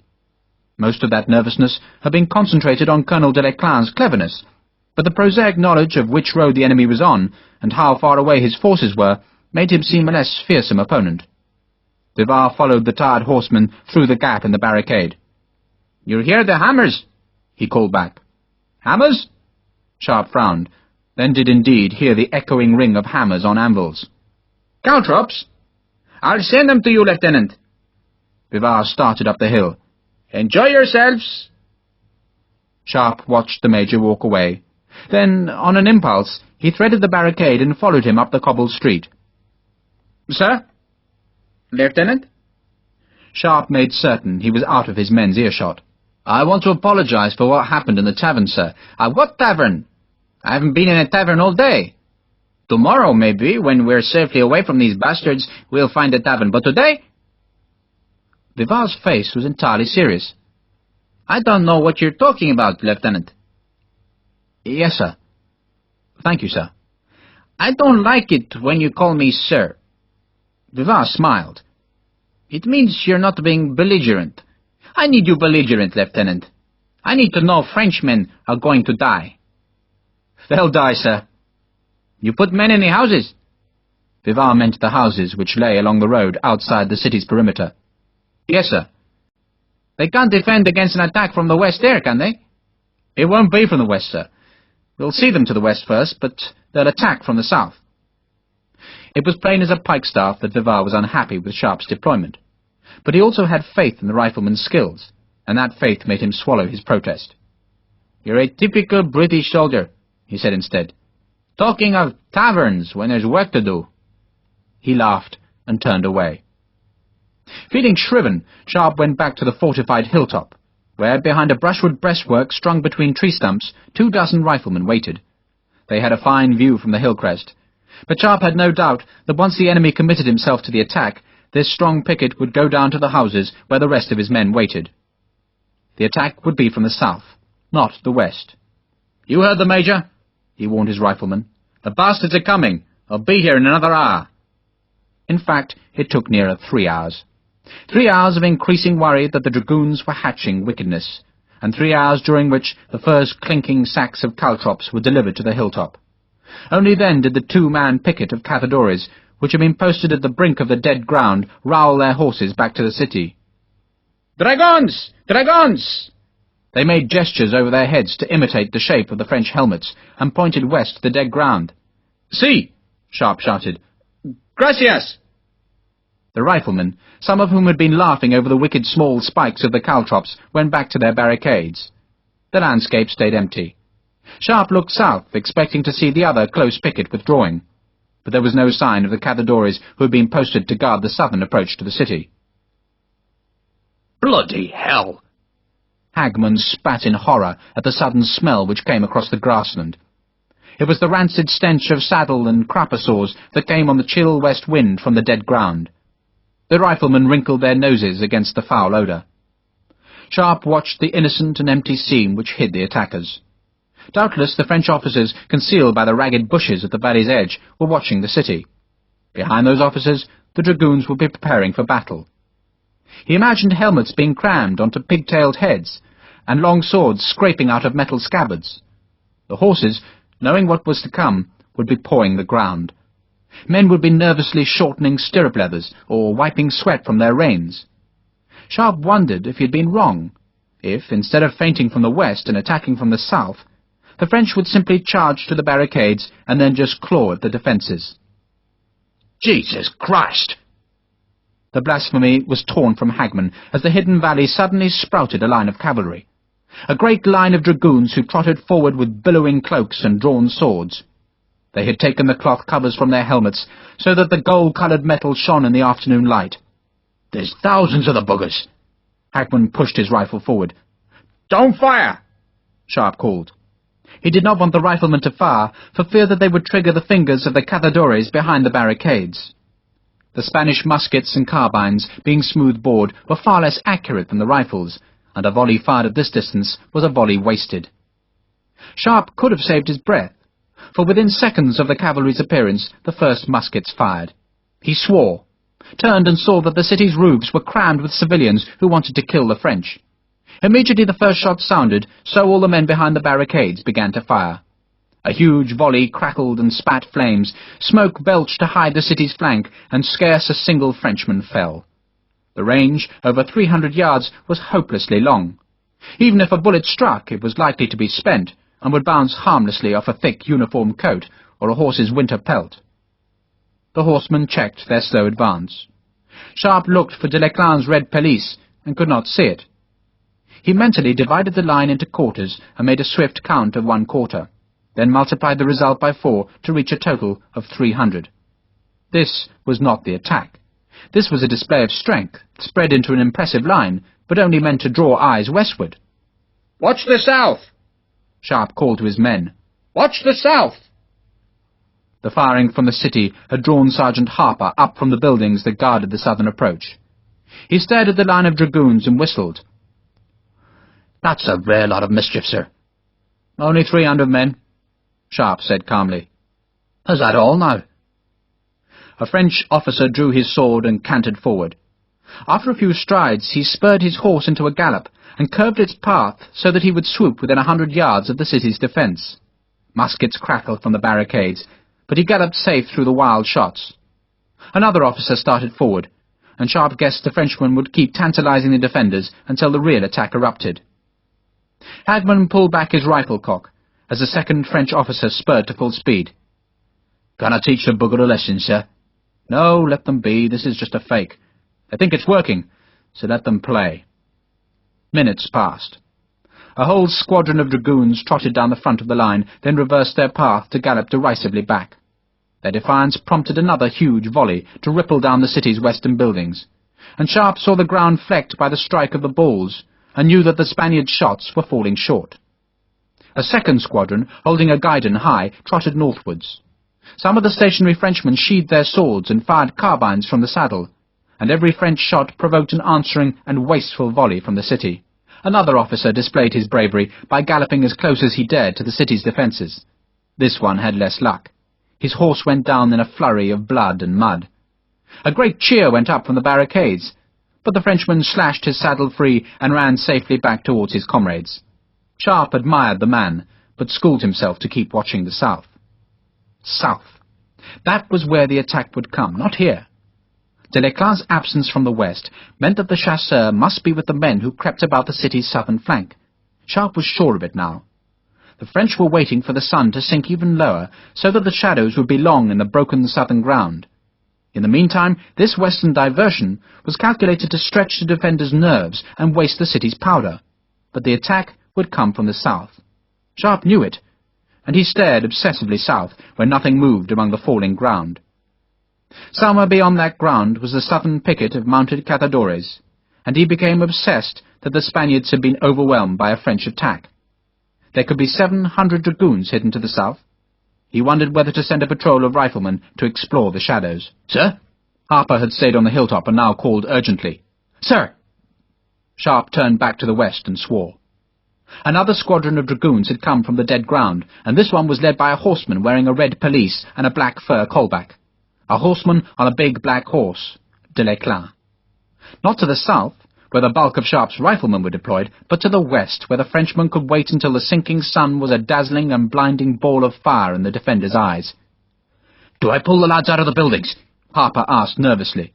"Wait!" Sharpe was tempted by the thought that Delecla was clever enough to make himself a part of the deception. The French waited. Why, Sharpe wondered? If this was their main attack, would they signal it so obviously? He looked south again, seeing how the shadows darkened and lengthened. He stared at the rutted road and scanned the hedgerows. Something moved in a shadow, moved again, and Sharpe clapped his hands in triumph. "There!" The rifleman twisted to look. "Cazadores, sir." Harper, knowing that he disappointed Sharpe's expectations, sounded subdued. Sharpe pulled open his telescope. The approaching men were in Spanish uniform, suggesting that they were either the southern picket, bringing news, or else one of the parties that had gone southeast to break down the bridges over the river. Or perhaps they were disguised Frenchmen. Sharpe looked back at the chasseur, but Delecla was not moving.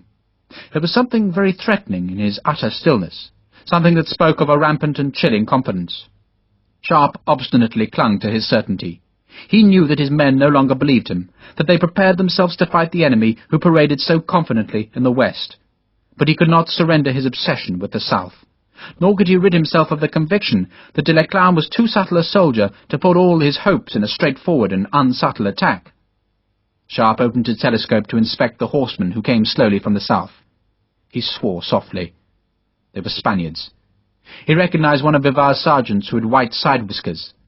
The mud on the horses' legs and the picks strapped to the cazadores' saddles showed that they were a returning bridge-breaking party. Damn! Bloody hell and bloody damnation! He had been wrong, utterly wrong. The Spaniards who approached from the south had just ridden clean through an area which should have been rife with Delecla's 700 missing men. Sharpe had been too clever by half. "Fetch the men out of the houses, Sergeant." Harper, relieved at the order, ran down the slope, and Sharpe turned his glass back to the west.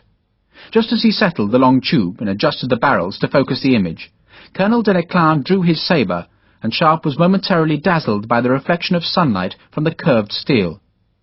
He blinked the brightness away, remembering the moment when Delecla had so nearly cut him down by the bridge. It seemed so long ago now, before he had met Vivar and Louisa. Sharpe remembered the black horse charging, and his astonishment as the superbly trained beast had swerved right to allow the colonel to hack down with a left-handed stroke. A man did not expect to face a cack-handed swordsman, and perhaps that explained why so many soldiers were superstitious of fighting against a left-handed opponent. Sharpe peered through the telescope again. Colonel Delecla was resting his curved blade on his saddle pommel, waiting.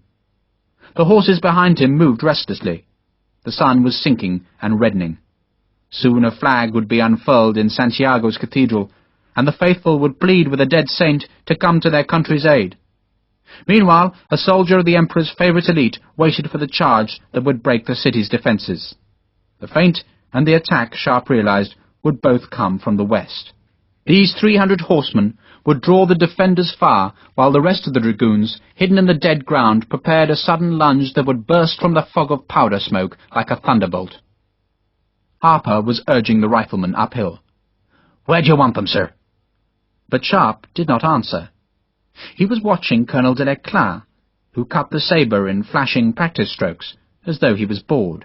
The sun's reflection from the gleaming blade provoked a ragged and inaccurate volley from the city's defenders. De Leclerc ignored it. He was waiting for the sun to become a weapon of awesome power, dazzling the defenders, and that moment was very close. "Sir!" Harper insisted. But still Sharpe did not answer. For at that very instant he had a new certainty. He knew at last what the French planned. He had been wrong about the southern attack, but if he was wrong now, then the city, the gonfalon, and all his own men would be lost. All would be lost. He felt the temptation to ignore the new knowledge, but to hesitate was fatal, and the decision must be taken. He slammed the telescope shut and pushed it into his pocket. He kicked the sacks of caltrops. "Bring them and follow me, all of you!" "On your feet!" Harper bawled at the rifleman. Sharpe began to run. "Follow me! Hurry! Come on!" He cursed himself for not seeing the truth earlier. It was so goddamn simple.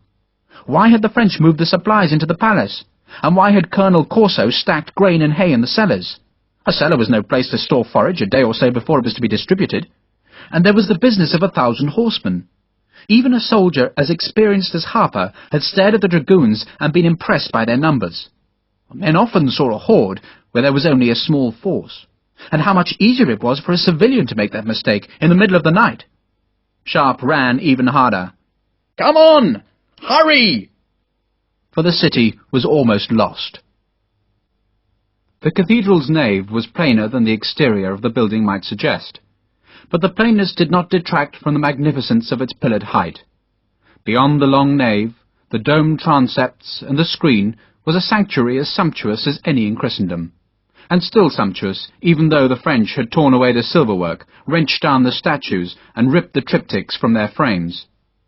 Behind the altar was an empty void, the space of God, that this dusk was lit by the scarlet rays of the setting sun which slashed through the cathedral's dusty and smoky interior. Beneath the altar, and above the crypt where the saint lay buried, the open strongbox stood before the altar. From the top of the dome, which covered the meeting of transepts and aisle, a great silver bowl hung from ropes. It smoked with incense that filled the huge church with a sweet and musty smell. 1,000 candles added their smoke to make the shrine a place of mystery, scent, shadows, and hope. A place for a miracle. 200 people knelt in the transepts. There were priests and soldiers, monks and merchants, scholars and friars, the men who could carry a message throughout Spain that Santiago Matamoros lived. They would tell an invaded people that the due obeisance had been made, the proper words said, and that the great gonfalon, which had once flared above the massacre of pagans, had been unfurled again. It was as if Drake's drum was at last beaten, or the soil of Avalon erupted in a violent darkness to release a band of woken knights, or as if Charlemagne, roused from his sleep of centuries, drew his battle sword again to drive away the enemies of Christ. All nations had their legend, and this night, in the great ringing vault of the cathedral, Spain's legend would be stirred from 1,000 years of silence. The candles shivered in a cold wind as the robed priests bowed before the altar. As they bowed, one of the cathedral's western doors banged open, as though a violent wind had snatched the wood and crashed it against stone. Feet pounded on paving. The soldiers who knelt before the altar twisted towards the sound and reached for their swords. Louisa, kneeling veiled beside Blas Vivar, gasped. The priests checked their words to see who had dared to interrupt their invocations. Vivar stood. Sharpe had burst into the cathedral and now appeared beneath the Gate of Glory. The Spaniard ran down the long nave. "Why are you here?" There was outrage in his voice. Sharpe, wild-eyed, did not reply. He stared about the cathedral as though expecting to find enemies. He saw none and turned back to the western doors. Vivar reached out a hand to stop the rifleman. "Why aren't you at the barricades?" "He was holding his sabre in his right hand," Sharpe said. "Don't you understand? His right hand. Colonel de Leclan's left-handed." Vivar stared uncomprehendingly. "What are you talking about?" "There are 300 of the bastards out there." Sharpe's voice rose to echo from the tall stone of the nave. "Only 300, and none to the south. So where are the rest? Did you look behind the sacks in the cellars?" Vivar said nothing. He did not need to. "Did you search the cellars?" Sharpe insisted. "No." "That's why your brother's there. That's why they wanted a truce. That's why they saved the supplies. And that's why they had the place prepared. Don't you see? De Leclan is in the palace. He's been there all day laughing at us. And he's coming here." "No." Vivar's tone did not imply disagreement, only horror. "Yes." Sharpe pulled himself from Vivar's grasp. He ran back through the Gate of Glory, oblivious of its majesty, and tore open the cathedral's outer doors.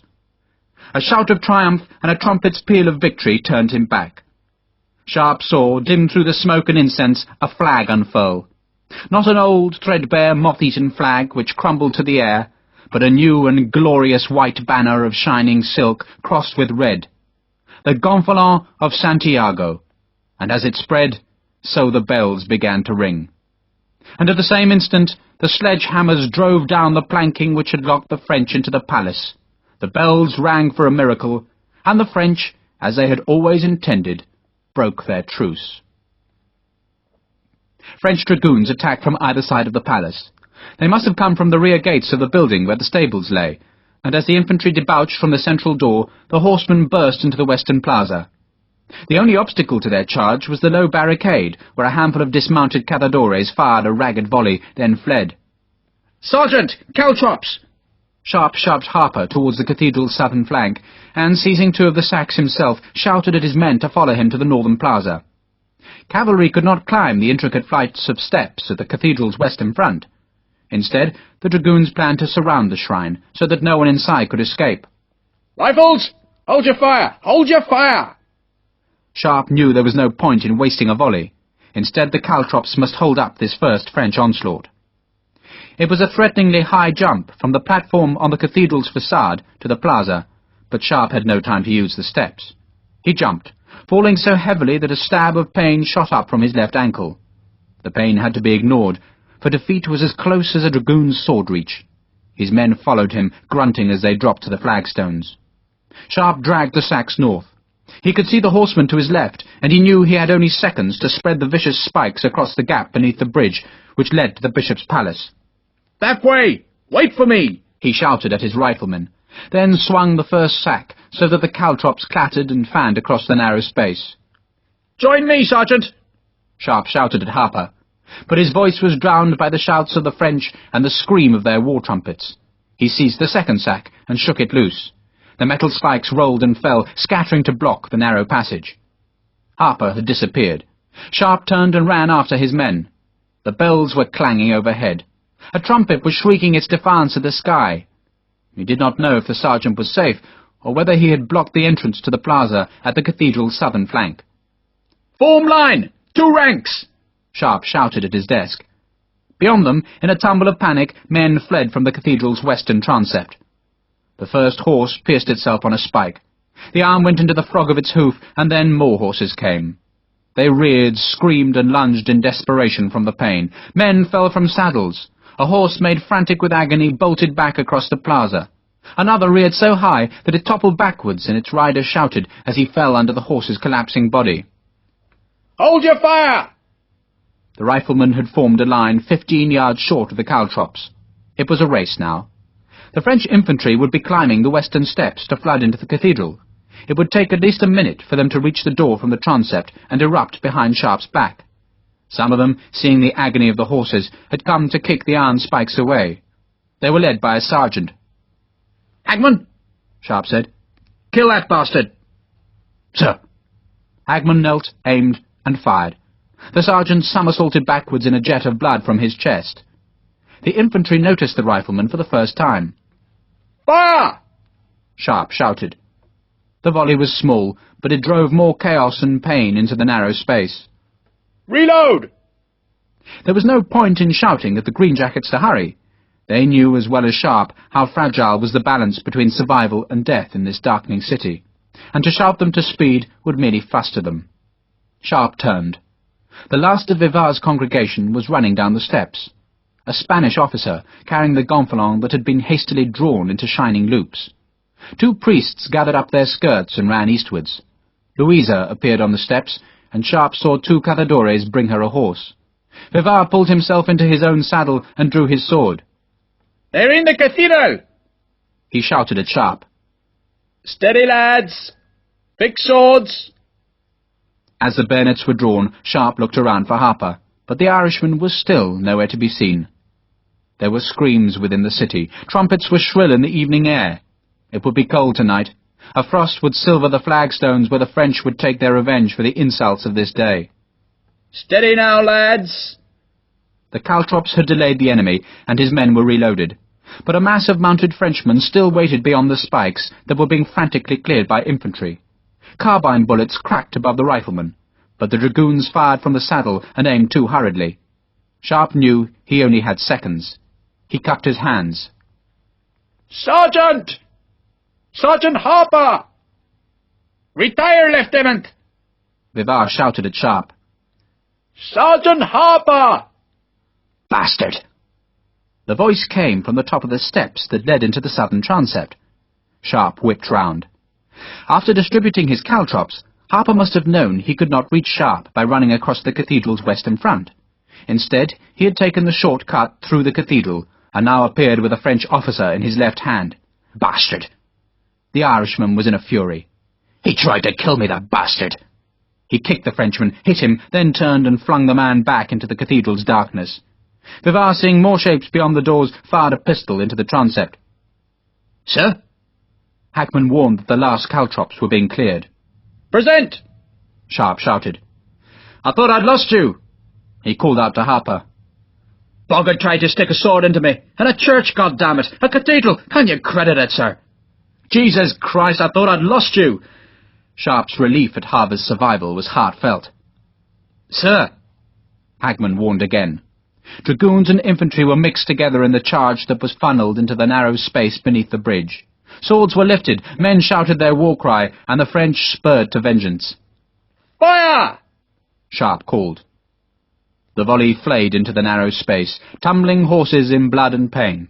A fallen sword clanged and scraped across the stone. The horsemen who followed hacked with their swords to clear a passage through the wounded and dying. Infantry appeared at the top of the cathedral's southern steps. "Run!" Sharpe bellowed. Then was the chaos of flight. The riflemen sprinted across the plaza to the dubious refuge of a narrow street. Louisa was gone ahead, and Vivar, surrounded by a knot of his scarlet-coated elite, shouted at Sharpe to follow her. The cazadores would stay to meet the French attack. The riflemen ran. The retreat from the city had become a mad scramble in the dusk, a plunge downhill through the tight medieval streets. Sharpe led his men into a small plaza decorated with a well and a stone cross. The exits from the plaza were jammed with refugees, and he halted his men, formed them into ranks, and allowed the rear rank to tap-load their rifles. The men poured in powder, spat the bullet after, then hammered the rifle butt on the ground in the hope that the impact would jar the bullet down. "Present!" The rifles, their muzzles weighted with sword bayonets, came up. They could not fire yet, for their aim was blocked by the handful of cazadores who tried to delay the French dragoons. Swords clashed in the street with a sound like cracked bells. A Spaniard, blood streaming from his face, spurred away from the fight. A dragoon screamed as his belly was ripped with a sword. "Major!" Sharpe shouted to Vivar that the rifles were ready. Vivar slashed at a Frenchman, then turned away from the riposte. "Go, Lieutenant, go! Major!" A cazador went down under a French blade. Vivar lunged to wound the Frenchman. It seemed to Sharpe that the Spaniard must be overwhelmed, when suddenly a rush of volunteers in their brown tunics erupted behind the dragoons and attacked them with knives, hammers, muskets, and swords. Vivar wrenched his horse around and shouted at his men to retreat. Sharpe had backed his own riflemen to the eastern edge of the small plaza, and now he split them to let the Spaniards through. The volunteers did not want to retreat, but Vivar beat them back with the edge of his sabre. Sharpe waited till the plaza was clear, and the first enemy appeared at its far side. "Rear rank! Fire!" The volley was feeble, but it checked the French rush. "Back!" Sharpe drew his sword, knowing he had cut it too fine.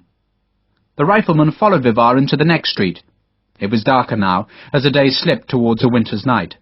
Muskets fired from the windows above Sharpe, but the small volley could not prevent the French from flooding into the narrow street.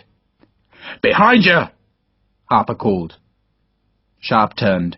He screamed his challenge and swung the heavy blade at a horse's face. The beast swerved, the pigtailed dragoon chopped down, but Sharpe had parried quickly, and the two swords clanged together. Harper lunged with his bayonet to the horse's chest, and the animal reared, blocking the street, and Sharpe slashed at one of its fetlocks. His sword must have broken bone, for as the horse came down, it collapsed. The dragoon tried to chop at Sharpe as he fell, but the rifleman's sword was hissing up, driven with all his strength, and the steel sliced into the cavalryman's neck. Blood spurted in a sudden spray that spattered from the gutter to 10 feet high on the whitewashed wall of the alley. The broken-legged and screaming horse blocked the street. "Run!" Sharpe shouted. The rifleman ran to the next corner, where Vivar waited for them. "That way!" He pointed to the left, then spurred in the other direction with his handful of cazadores. The riflemen ran past a church, rounded a corner, and found themselves at the top of a steep flight of steps, leading to a street that ran behind a stretch of medieval city wall. Vivar must have known the steps would offer safety from the dragoons' pursuit, and had sent them to find refuge, while he stayed behind to check the French fury. Sharpe ran down the steps, then led his men along the street. He had no idea if Vivar was safe, nor if Louisa had escaped, nor even if the Gonfalons had survived the turmoil in the narrow streets. All he could do was take the salvation Vivar had offered. "That bastard was a clever bugger," Sharpe said to Harper. "Inside the city all the time. Christ, he must have been laughing at us." Doubtless, after Louisa had seen the Frenchman parade in the plaza, Deleclin and most of his men had simply returned to the rear of the palace, while a few hundred of the dragoons had ridden south. It was clever, and it had led to this shambles. There was no honour in it, none, for the French had broken the truce. But Sharpe had seen what little honour there was in this bitter war between Spain and France. "Fighting in a bloody cathedral!" Harper was still indignant. "You did for him anyway." "For him? I did for 3 of the bastards. 3 bastards who won't fight in a cathedral again." Sharpe could not help but laugh. He had reached a break in the city wall which opened into empty countryside. The ground fell steeply there, leading to a stream that was a slash of silver in the gathering dusk. Refugees were fleeing across the stream, then climbing towards the hills and safety. There were no Frenchmen in sight. Sharpe presumed that the enemy was still embroiled in the streets, where Vivar fought his hopeless delaying action. "Load!" he ordered. The men stopped and began to load their rifles. Harper, evidently recovered from his indignation at French impiety, checked with his ramrod halfway down the barrel. He began to laugh. "Share the joke, Sergeant?" Sharpe said. "Have you seen yourself, sir?" The men also began to laugh. Sharpe looked down and realized that his trousers, torn already, had ripped clean off his right thigh. He tore at the rotten scraps of cloth until his right leg was virtually naked. "So? You think we can't beat the bastards half-dressed?" "They'll run away and fight if they see you, sir," Gattaca said. "All right, lads." Sharpe sensed from their laughter that the men knew they were safe. They had escaped the French. The battle was over, and all they needed to do was cross the small valley and climb into the hills. He looked back once, hoping to see Vivar, but the street was empty. Screams, shots, shouts, and the clangor of steel told of the battles which still filled the inner city. But the riflemen had slipped through the chaos to this safety. Nor was there any merit in returning to the fight. The duty of every man now was to escape. "Straight across the valley, lads. We'll stop on the far ridge." The greenjackets left the cover of the wall, walking down through the rough, steep pasture which led to the boggy stream, where only this morning Sharpe had neglected to placate the water spirits. In front of them, and scattered thick throughout the valley, was a mass of refugees. Some were civilians, some wore the ragged brown tunic of Vivar's volunteers, and a few were cazadores who had become separated from their squadrons. There was still no sign of Vivar, nor of Louisa, nor of the Gonfalons. 2 monks, their robes clutched high, waded the stream. "Shall we wait, sir?" Harper, anxious for Major Vivar's safety, wanted to stay by the stream. "On the far bank," Sharpe said. We can give covering fire from there." Then a trumpet called from the south, and Sharpe turned to find that it was all over. The adventure, the hopes, all the impossible dreams that had come so very close to triumph were done. Because, like gold heated to incandescence, the helmets of the enemy flared in the dying sun. Because 300 Frenchmen had ridden around the city, Sharpe was trapped, and the day of miracles was done. Chapter 18.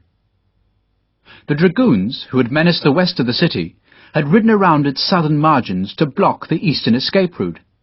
Now they filled the valley to the south, where their helmets glowed bright in the day's last light. They were led by the horseman who wore de Leclan's red pelisse, but who carried a sabre in his right hand. The refugees began to run, but the boggy ground made their panic flight clumsy and slow. Most tried to cross the stream, some went north, while a few ran towards the dubious safety of Sharpe's riflemen. "Sir?" Harper asked. But there was nothing helpful that Sharpe could say in answer. It was over. No safety lay in the tumult which still echoed within the city, nor was there time to cross the stream or retreat northwards. The rifles were in open ground, trapped by cavalry, and Sharpe must form a rally square and fight the bastards to the end. A soldier might be beaten, but he never grovelled. He would take as many of the triumphant bastards as he could, and in years to come, when French soldiers crouched by campfires in some remote land, a few would shudder to remember a fight in a northern Spanish valley. "Form up! 3 ranks!" Sharpe would fire one volley, then contract into the square. The hooves would thunder past, the blades slash and glitter, and slowly his men would be cut down. Sharpe cut at a weed patch with his sword. "I'm not going to surrender, Sergeant." "Never thought you would, sir. But once we're broken, the men can give up." "Not if I'm watching them, sir." Sharpe grinned at the big Irishman. "Thank you for everything. I still say you punch harder than any man I've ever known." "I'd forgotten that." Sharpe laughed. He saw that some of the dismounted cazadores and volunteers had run to form crude extensions of his 3 ranks. He wished they had not come, for their clumsiness would only make his final stand more vulnerable. But he would not turn them away.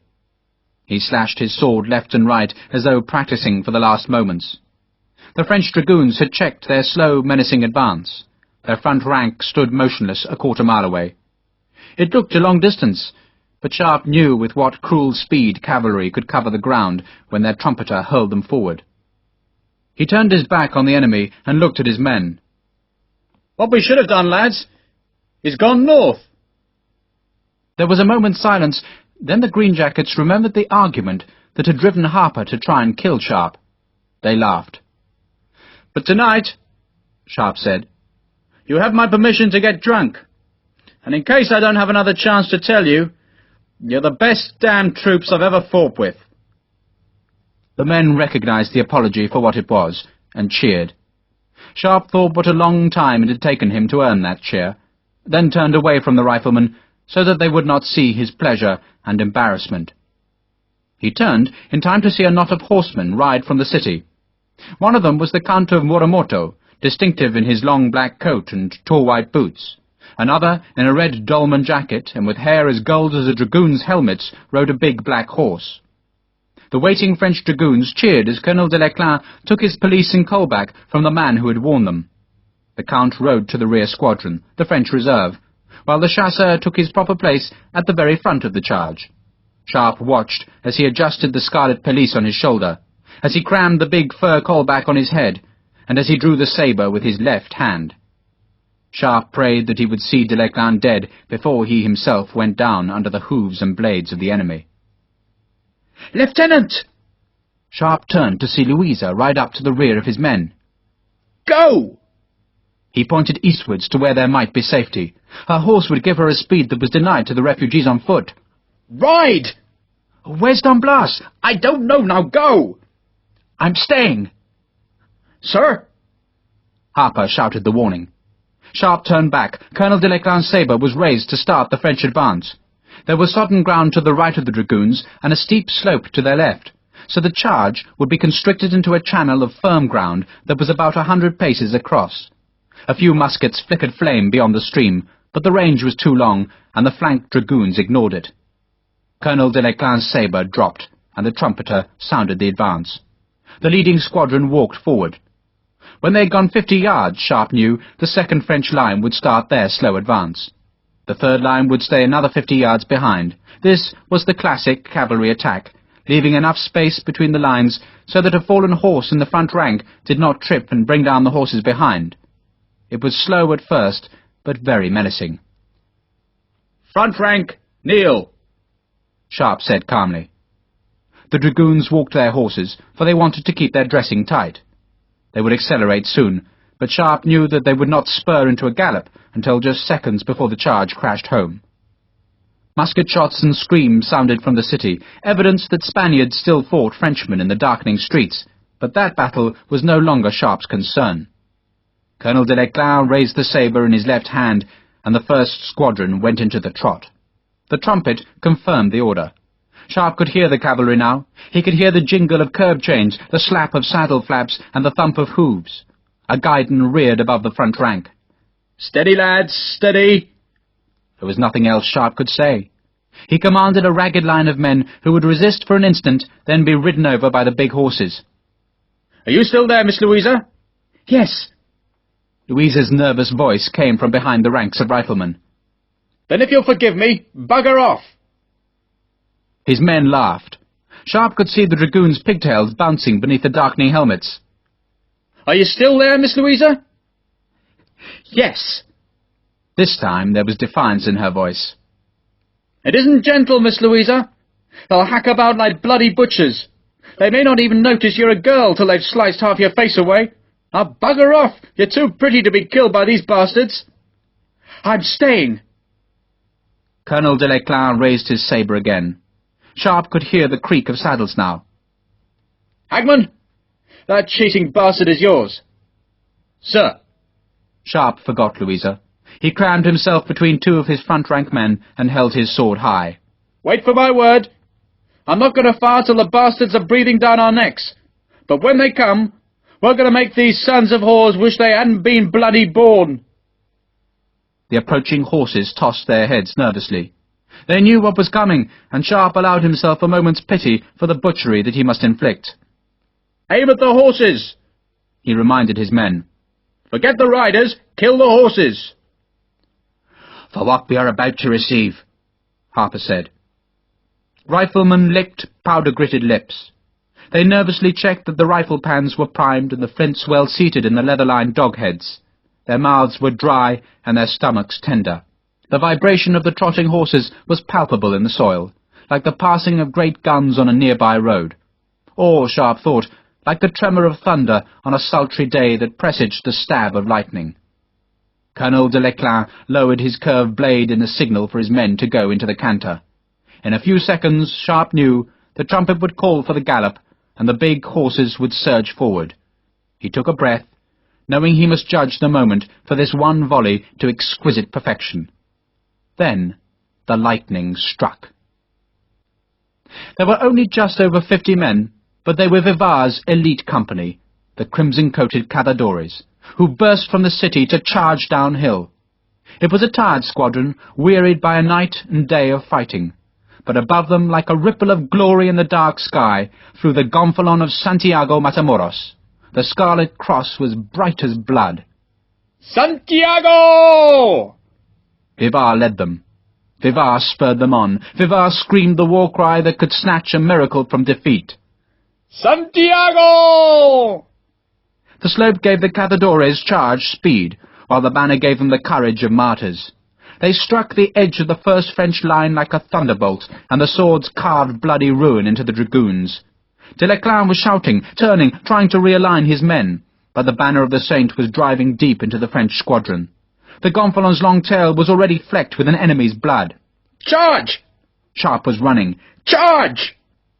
The second French squadron spurred forward, but Vivar had foreseen it and swerved right to take his men into their centre. Behind him was a chaos of milling horses. Cavalry hacked at cavalry. "Halt!" Sharpe held both arms out to bar his men's mad rush. "Steady, lads! One volley! Aim left, aim at the horses! Fire!" The riflemen fired at the untouched horsemen on the right of the French charge. Horses fell screaming to the mud. Dragoons kicked boots from stirrups and rolled away from their dying beasts. "Now kill the bastards!" Sharpe screamed the incantation as he ran. "Kill! Kill!"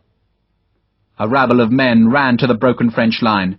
There were riflemen, cazadores, and countrymen who had left their homes to carry war against an invader. Dragoons hacked down with long swords, but the rabble surrounded them and slashed at horses and clawed men from their saddles. This was not how an army fought, but how an untutored people took terror to an enemy. Colonel de Leclerc swiveled his horse to keep the rabble at bay. His sabre hissed to kill a cazador, lunged to drive a Spaniard back, and sliced to parry a rifleman's sword bayonet. The dragoons were being driven to the boggy ground, where the horses slithered and slipped. A trumpeter was dragged from his grey horse and savaged with knives. Knots of Frenchmen tried to hack through the mob. Sharpe used both hands to hack down at a horse's neck, then swung back to send its rider clean from the saddle. A woman from the city sawed with a knife at the fallen Frenchman's neck. Fugitives were running back from the stream's eastern bank, coming to join a slaughter. A trumpet drove the third French squadron into the chaos. The field was bloody, but still the white gonfalon floated high where Blas Vivart drove his crimson elite like a blade into the enemy. A Spanish sergeant held the great banner that had been hung from a cross-staff on a pole. He waved it so that the silk made a serpentine challenge in the dusk. The Count of Moromoto saw the challenge and despised it. That streamer of silk was everything he hated in Spain. It stood for the old ways, for the domination of church over ideas, for the tyranny of a god he had rejected. And so the Count raked back his spurs and drove his horse into the men who guarded the gonfalon. "He's mine!" Vivart yelled again and again. "Mine! Mine!" The brothers' swords met, scraped, disengaged. Vivart's horse turned into the enemy as it was trained to, and Vivart lunged. The Count parried. A cazador rode to take him in the rear, but Vivart shouted at the man to stay clear. "He's mine!" The Count gave 2 quick, hard blows that would have driven a weaker man from the saddle. Vivart parried both, back cut, and turned the cut into a lunge that drew blood from his brother's thigh. The blood dripped onto the white boots. The Count touched his horse with a spur. It went sideways, then to another touch lunged back. Moromoto snarled, knowing that this battle was won, as his long sword lunged at his brother. But Vivart leaned back in the saddle, right back, so that his brother's blade hissed past him and could not be brought back fast enough as he straightened and speared his own sword forward. The steel judded into Moromoto's belly. Their eyes met, and Vivart twisted the blade. He felt pity, and knew he could not afford pity. "Traitor!" He twisted the blade again, then raised his boot to push the horse away and disengage his long sword. The steel shuddered free, blood gushed onto the Count's pommel, and his scream was an agony that died as he fell onto the blood-soaked mud. "Santiago!" Vivart shouted in triumph, and the Sharpe was carried across the small valley as the cazadores rallied to the banner of the dead saint and raised their swords against the third French squadron. The riflemen were hunting among the remnants of the first 2 squadrons. Dragoons were turning their horses to flee, knowing they had been beaten by the savagery of the attack. A cazador's sword opened the throat of the French standard-bearer, and the Spaniards seized the enemy guidon and raised it high in celebration of victory. Colonel de Leclerc saw the capture of the small flag and knew that he was beaten. Beaten by the great white gonfalon of Matamoros. "Back!" The chasseur knew when a fight was hopeless, and knew when it was better to save a handful of men who could fight again. "No!" Sharpe saw the colonel order the retreat, and he ran towards the Frenchman. "No!" His ankles still hurt from his jump from the cathedral platform. The pain made his run ungainly, and the soggy ground half-tripped him, but he forced himself on. He outstripped his rifleman, and still shouted in frustrated anger. "You bastard! No!" De Leclerc heard the insult. He turned, saw Sharpe was isolated from the green-jacketed men, and, as any cavalry officer would, he accepted the challenge. He rode at Sharpe, remembering when he had fought the rifleman before, that he had used the simple ruse of switching his sabre from right to left hand. That stratagem could not be repeated. Instead, the colonel would rowel his horse at the last moment, so that the black stallion surged into a killing speed that would put all its momentum behind his sabre-stroke. Sharpe waited with his sword ready to swing at the horse's mouth. Someone shouted at him to jump aside, but the rifleman held his ground as the big black horse bore down on him. De Leclerc was holding his sabre so that its point would spear into Sharpe's ribs. But in the very last second, just as the spurred horse surged for the kill, the Frenchman changed his stroke. He did it with the quickness of a snake striking, raising and turning the blade so that it would slash down onto Sharpe's bare head. De Leclerc shouted in triumph as his sabre came down, and as the rifleman whose sword had missed his horse crumpled beneath that stroke. But Sharpe had not cut at de Leclerc's horse. Instead, with a speed to match the chasseur's own, he had raised the strong blade above his head and held it there like a quarterstaff to take the sabre's impact. That impact drove Sharpe down almost to his knees, but not before his right hand released the sword's hilt and snatched for the chasseur's sword arm. Sharpe's sword thumped on his own shoulder, driven by the deflected sabre blade, but his fingers had seized de Leclerc's wrist strap. He released the sword blade from his left hand and hooked his fingers about the Frenchman's wrist. It took de Leclerc a second to realize what had happened. Sharpe was clinging on like a hound that had sunk its teeth into a boar's neck. He was being dragged along the boggy ground. The horse twisted and tried to bite the rifleman. The chasseur hammered at him with his free hand, but Sharpe hung on, tugged, and tried to find a purchase on the soggy ground. His naked right leg was smeared with mud and blood.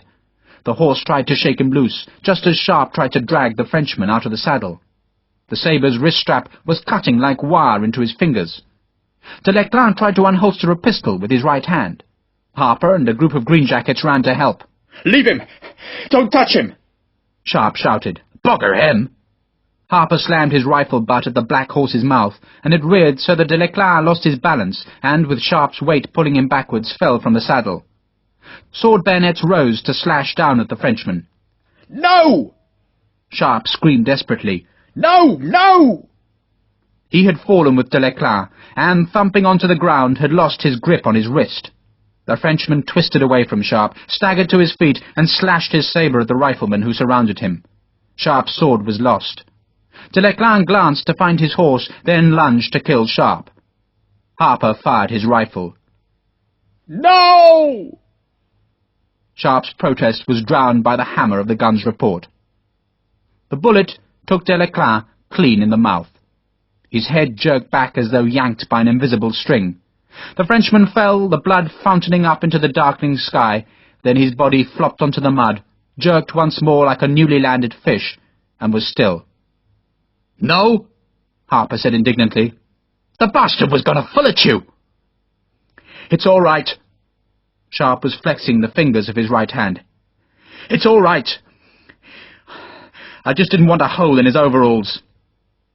He looked at the dead man's leather-reinforced overalls and tall, beautifully made boots. They were items of great value, and now they were Sharpe's. "All right, lads, get his bloody trousers off, and his boots." The rifleman stared at Sharpe as though he was mad. "Get his bloody trousers off! I want them! And his boots! But why do you think we came here? Hurry!" Sharpe, though Louisa and a dozen other women watched, stripped off his old boots and trousers where he stood. The last of the light was draining from the sky. The remnants of dragoons had fled. The wounded moaned and scrabbled at the damp grass, while the victors moved among the dead in search of plunder. One of the riflemen offered Sharpe the glorious pelisse, but he declined it. He did not need such frippery, but he had desperately wanted the red-striped overalls, which fitted him as though they had been tailored just for him. And with the overalls came the most precious of all things to any infantryman: good boots. Tall boots of good leather that could march across a country.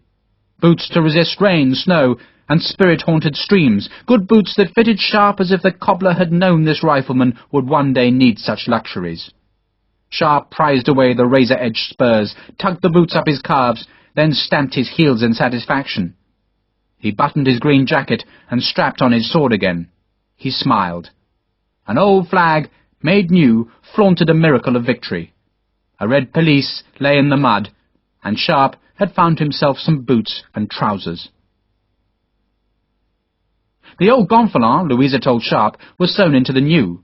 She had done the work in secret in the high fortress before she had left Santiago de Compostela.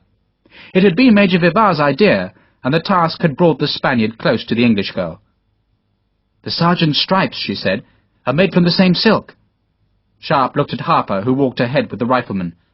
"Well, don't tell him, for God's sake, or he'll think he's a miracle worker."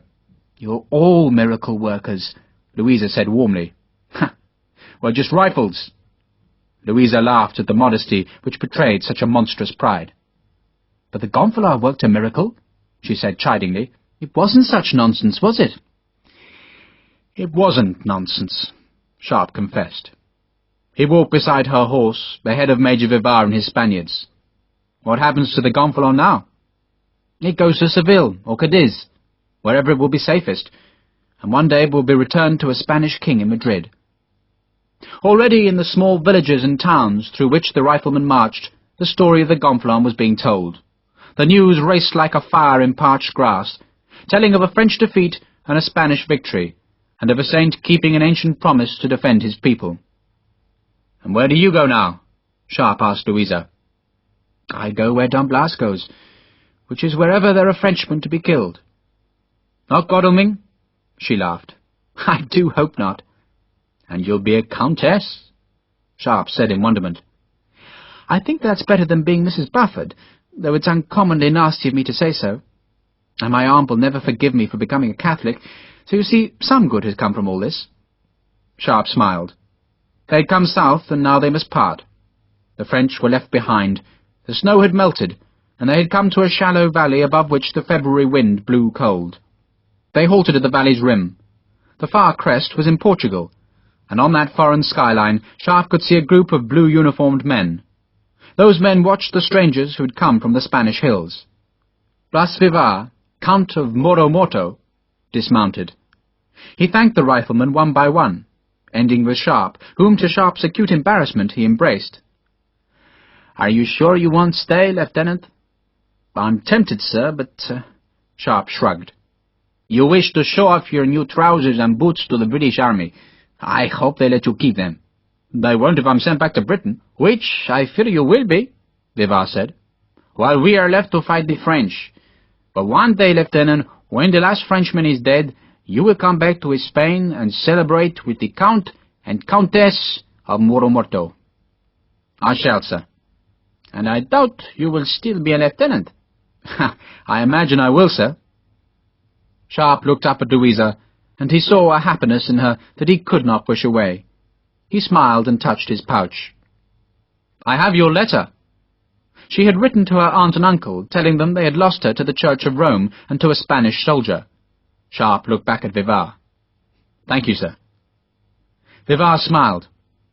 "You are an insubordinate bastard, a heathen and an Englishman, but also my friend. Remember that." "Yes, sir." Then there was nothing more to say, and the riflemen filed down the hill towards the stream that was the border with Portugal. Blas Vivar watched as the green jackets splashed through the water and began to climb the further slope. One of the men waiting on the Portuguese crest was impatient to discover who the strangers were. He scrambled downhill towards the riflemen, and Sharpe saw that the man was a British officer, a middle-aged captain wearing the blue coat of the Royal Engineers. Sharpe's heart sank.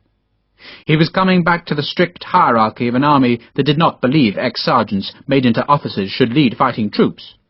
He was tempted to turn, flee back across the stream and take his freedom with Blas Vivar. But the British captain shouted a question down the hillside, and the old constraints of discipline made Sharpe answer it. "Sharpe, sir! Rifles! Hogan! Engineers! From the Lisbon garrison!" Hogan scrambled down the last few feet. "Where have you come from?" "We got separated from Moore's army, sir." "You did well to get away." Hogan's admiration seemed genuine, and was spoken in an Irish accent. "Any French behind you?"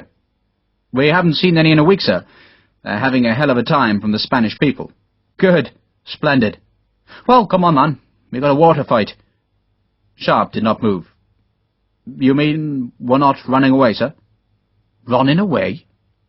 Hogan seemed appalled by the question. "Of course we're not running away. The idea is to make the French run away. They're sending Wellesley back here. He's a pompous bastard, but he knows how to fight. Of course we're not running away." "We're staying here?" "Of course we're staying. What do you think I'm doing? Mapping a country we intend to abandon? Good God, man, we're going to stay and fight." Hogan had an ebullient energy that reminded Sharpe of Blas Vivar. "If the bastard politicians in London don't lose their nerve, we'll run the bloody French clear back to Paris." Sharpe turned to stare at Louisa. For a moment he was tempted to shout the good news. Then he shrugged it off. She would learn soon enough, and it could change nothing. He laughed. Hogan led the riflemen back up the hill. "I suppose your battalion went back to England?" "I don't know, sir. If it went to Corunna or Vigo it did, but I don't imagine you'll join them." "No, sir? We need all the rifles we can get. If I know Wellesley, he'll want you to stay on. It won't be official, of course, but we'll find some cranny to hide you in. Does that worry you?" "No, sir." Sharpe felt a burst of hope that perhaps he would not be doomed to a quartermaster's drudgery again, but he could stay and fight. "I want to stay, sir." "Good man." Hogan stopped at the hilltop and watched the Spaniards ride away. "Helped you escape, did they?" "Yes, sir." "And they took a city from the French, not for long, but long enough." Hogan looked sharply at the rifleman. "Santiago?" "Yes, sir." Sharpe sounded defensive. "I wasn't sure we should help them, sir, but, well—" He shrugged, too tired to explain everything. "Good God, man! We heard about it, and that was you!" It was plain that this captain of engineers would make no protest at Sharpe's adventure. On the contrary, Hogan was clearly delighted. "You must tell me the story. I like a good story. Now, I suppose your lads would like a meal?" "They'd prefer some rum, sir." Hogan laughed. "That too." He watched as the riflemen walked past him. The greenjackets were ragged and dirty, but they grinned at the two officers as they passed, and Hogan noted that though these men might lack regulation shoes, and though some had French greatcoats rolled on French packs, and though they were unshaven, unwashed, and unkempt, they all had their weapons, and those weapons were in perfect condition. "Not many escaped," Hogan said. "Sir?" "Of the men who were cut off from Moore's retreat," Hogan explained. "Most just gave up, you see." "It was cold," Sharpe said. "Very cold. But I was lucky in my sergeant, the big fellow there. He's an Irishman." "The best are," Hogan said happily. "But they all look like good lads." "They are, sir." Sharpe raised his voice so every tired man could hear the extravagant praise. "They're drunken sods, sir, but they're the best soldiers in the world, the very best." And he meant it. They were the elite, the damned, the rifles. They were the soldiers in green. They were Sharpe's rifles.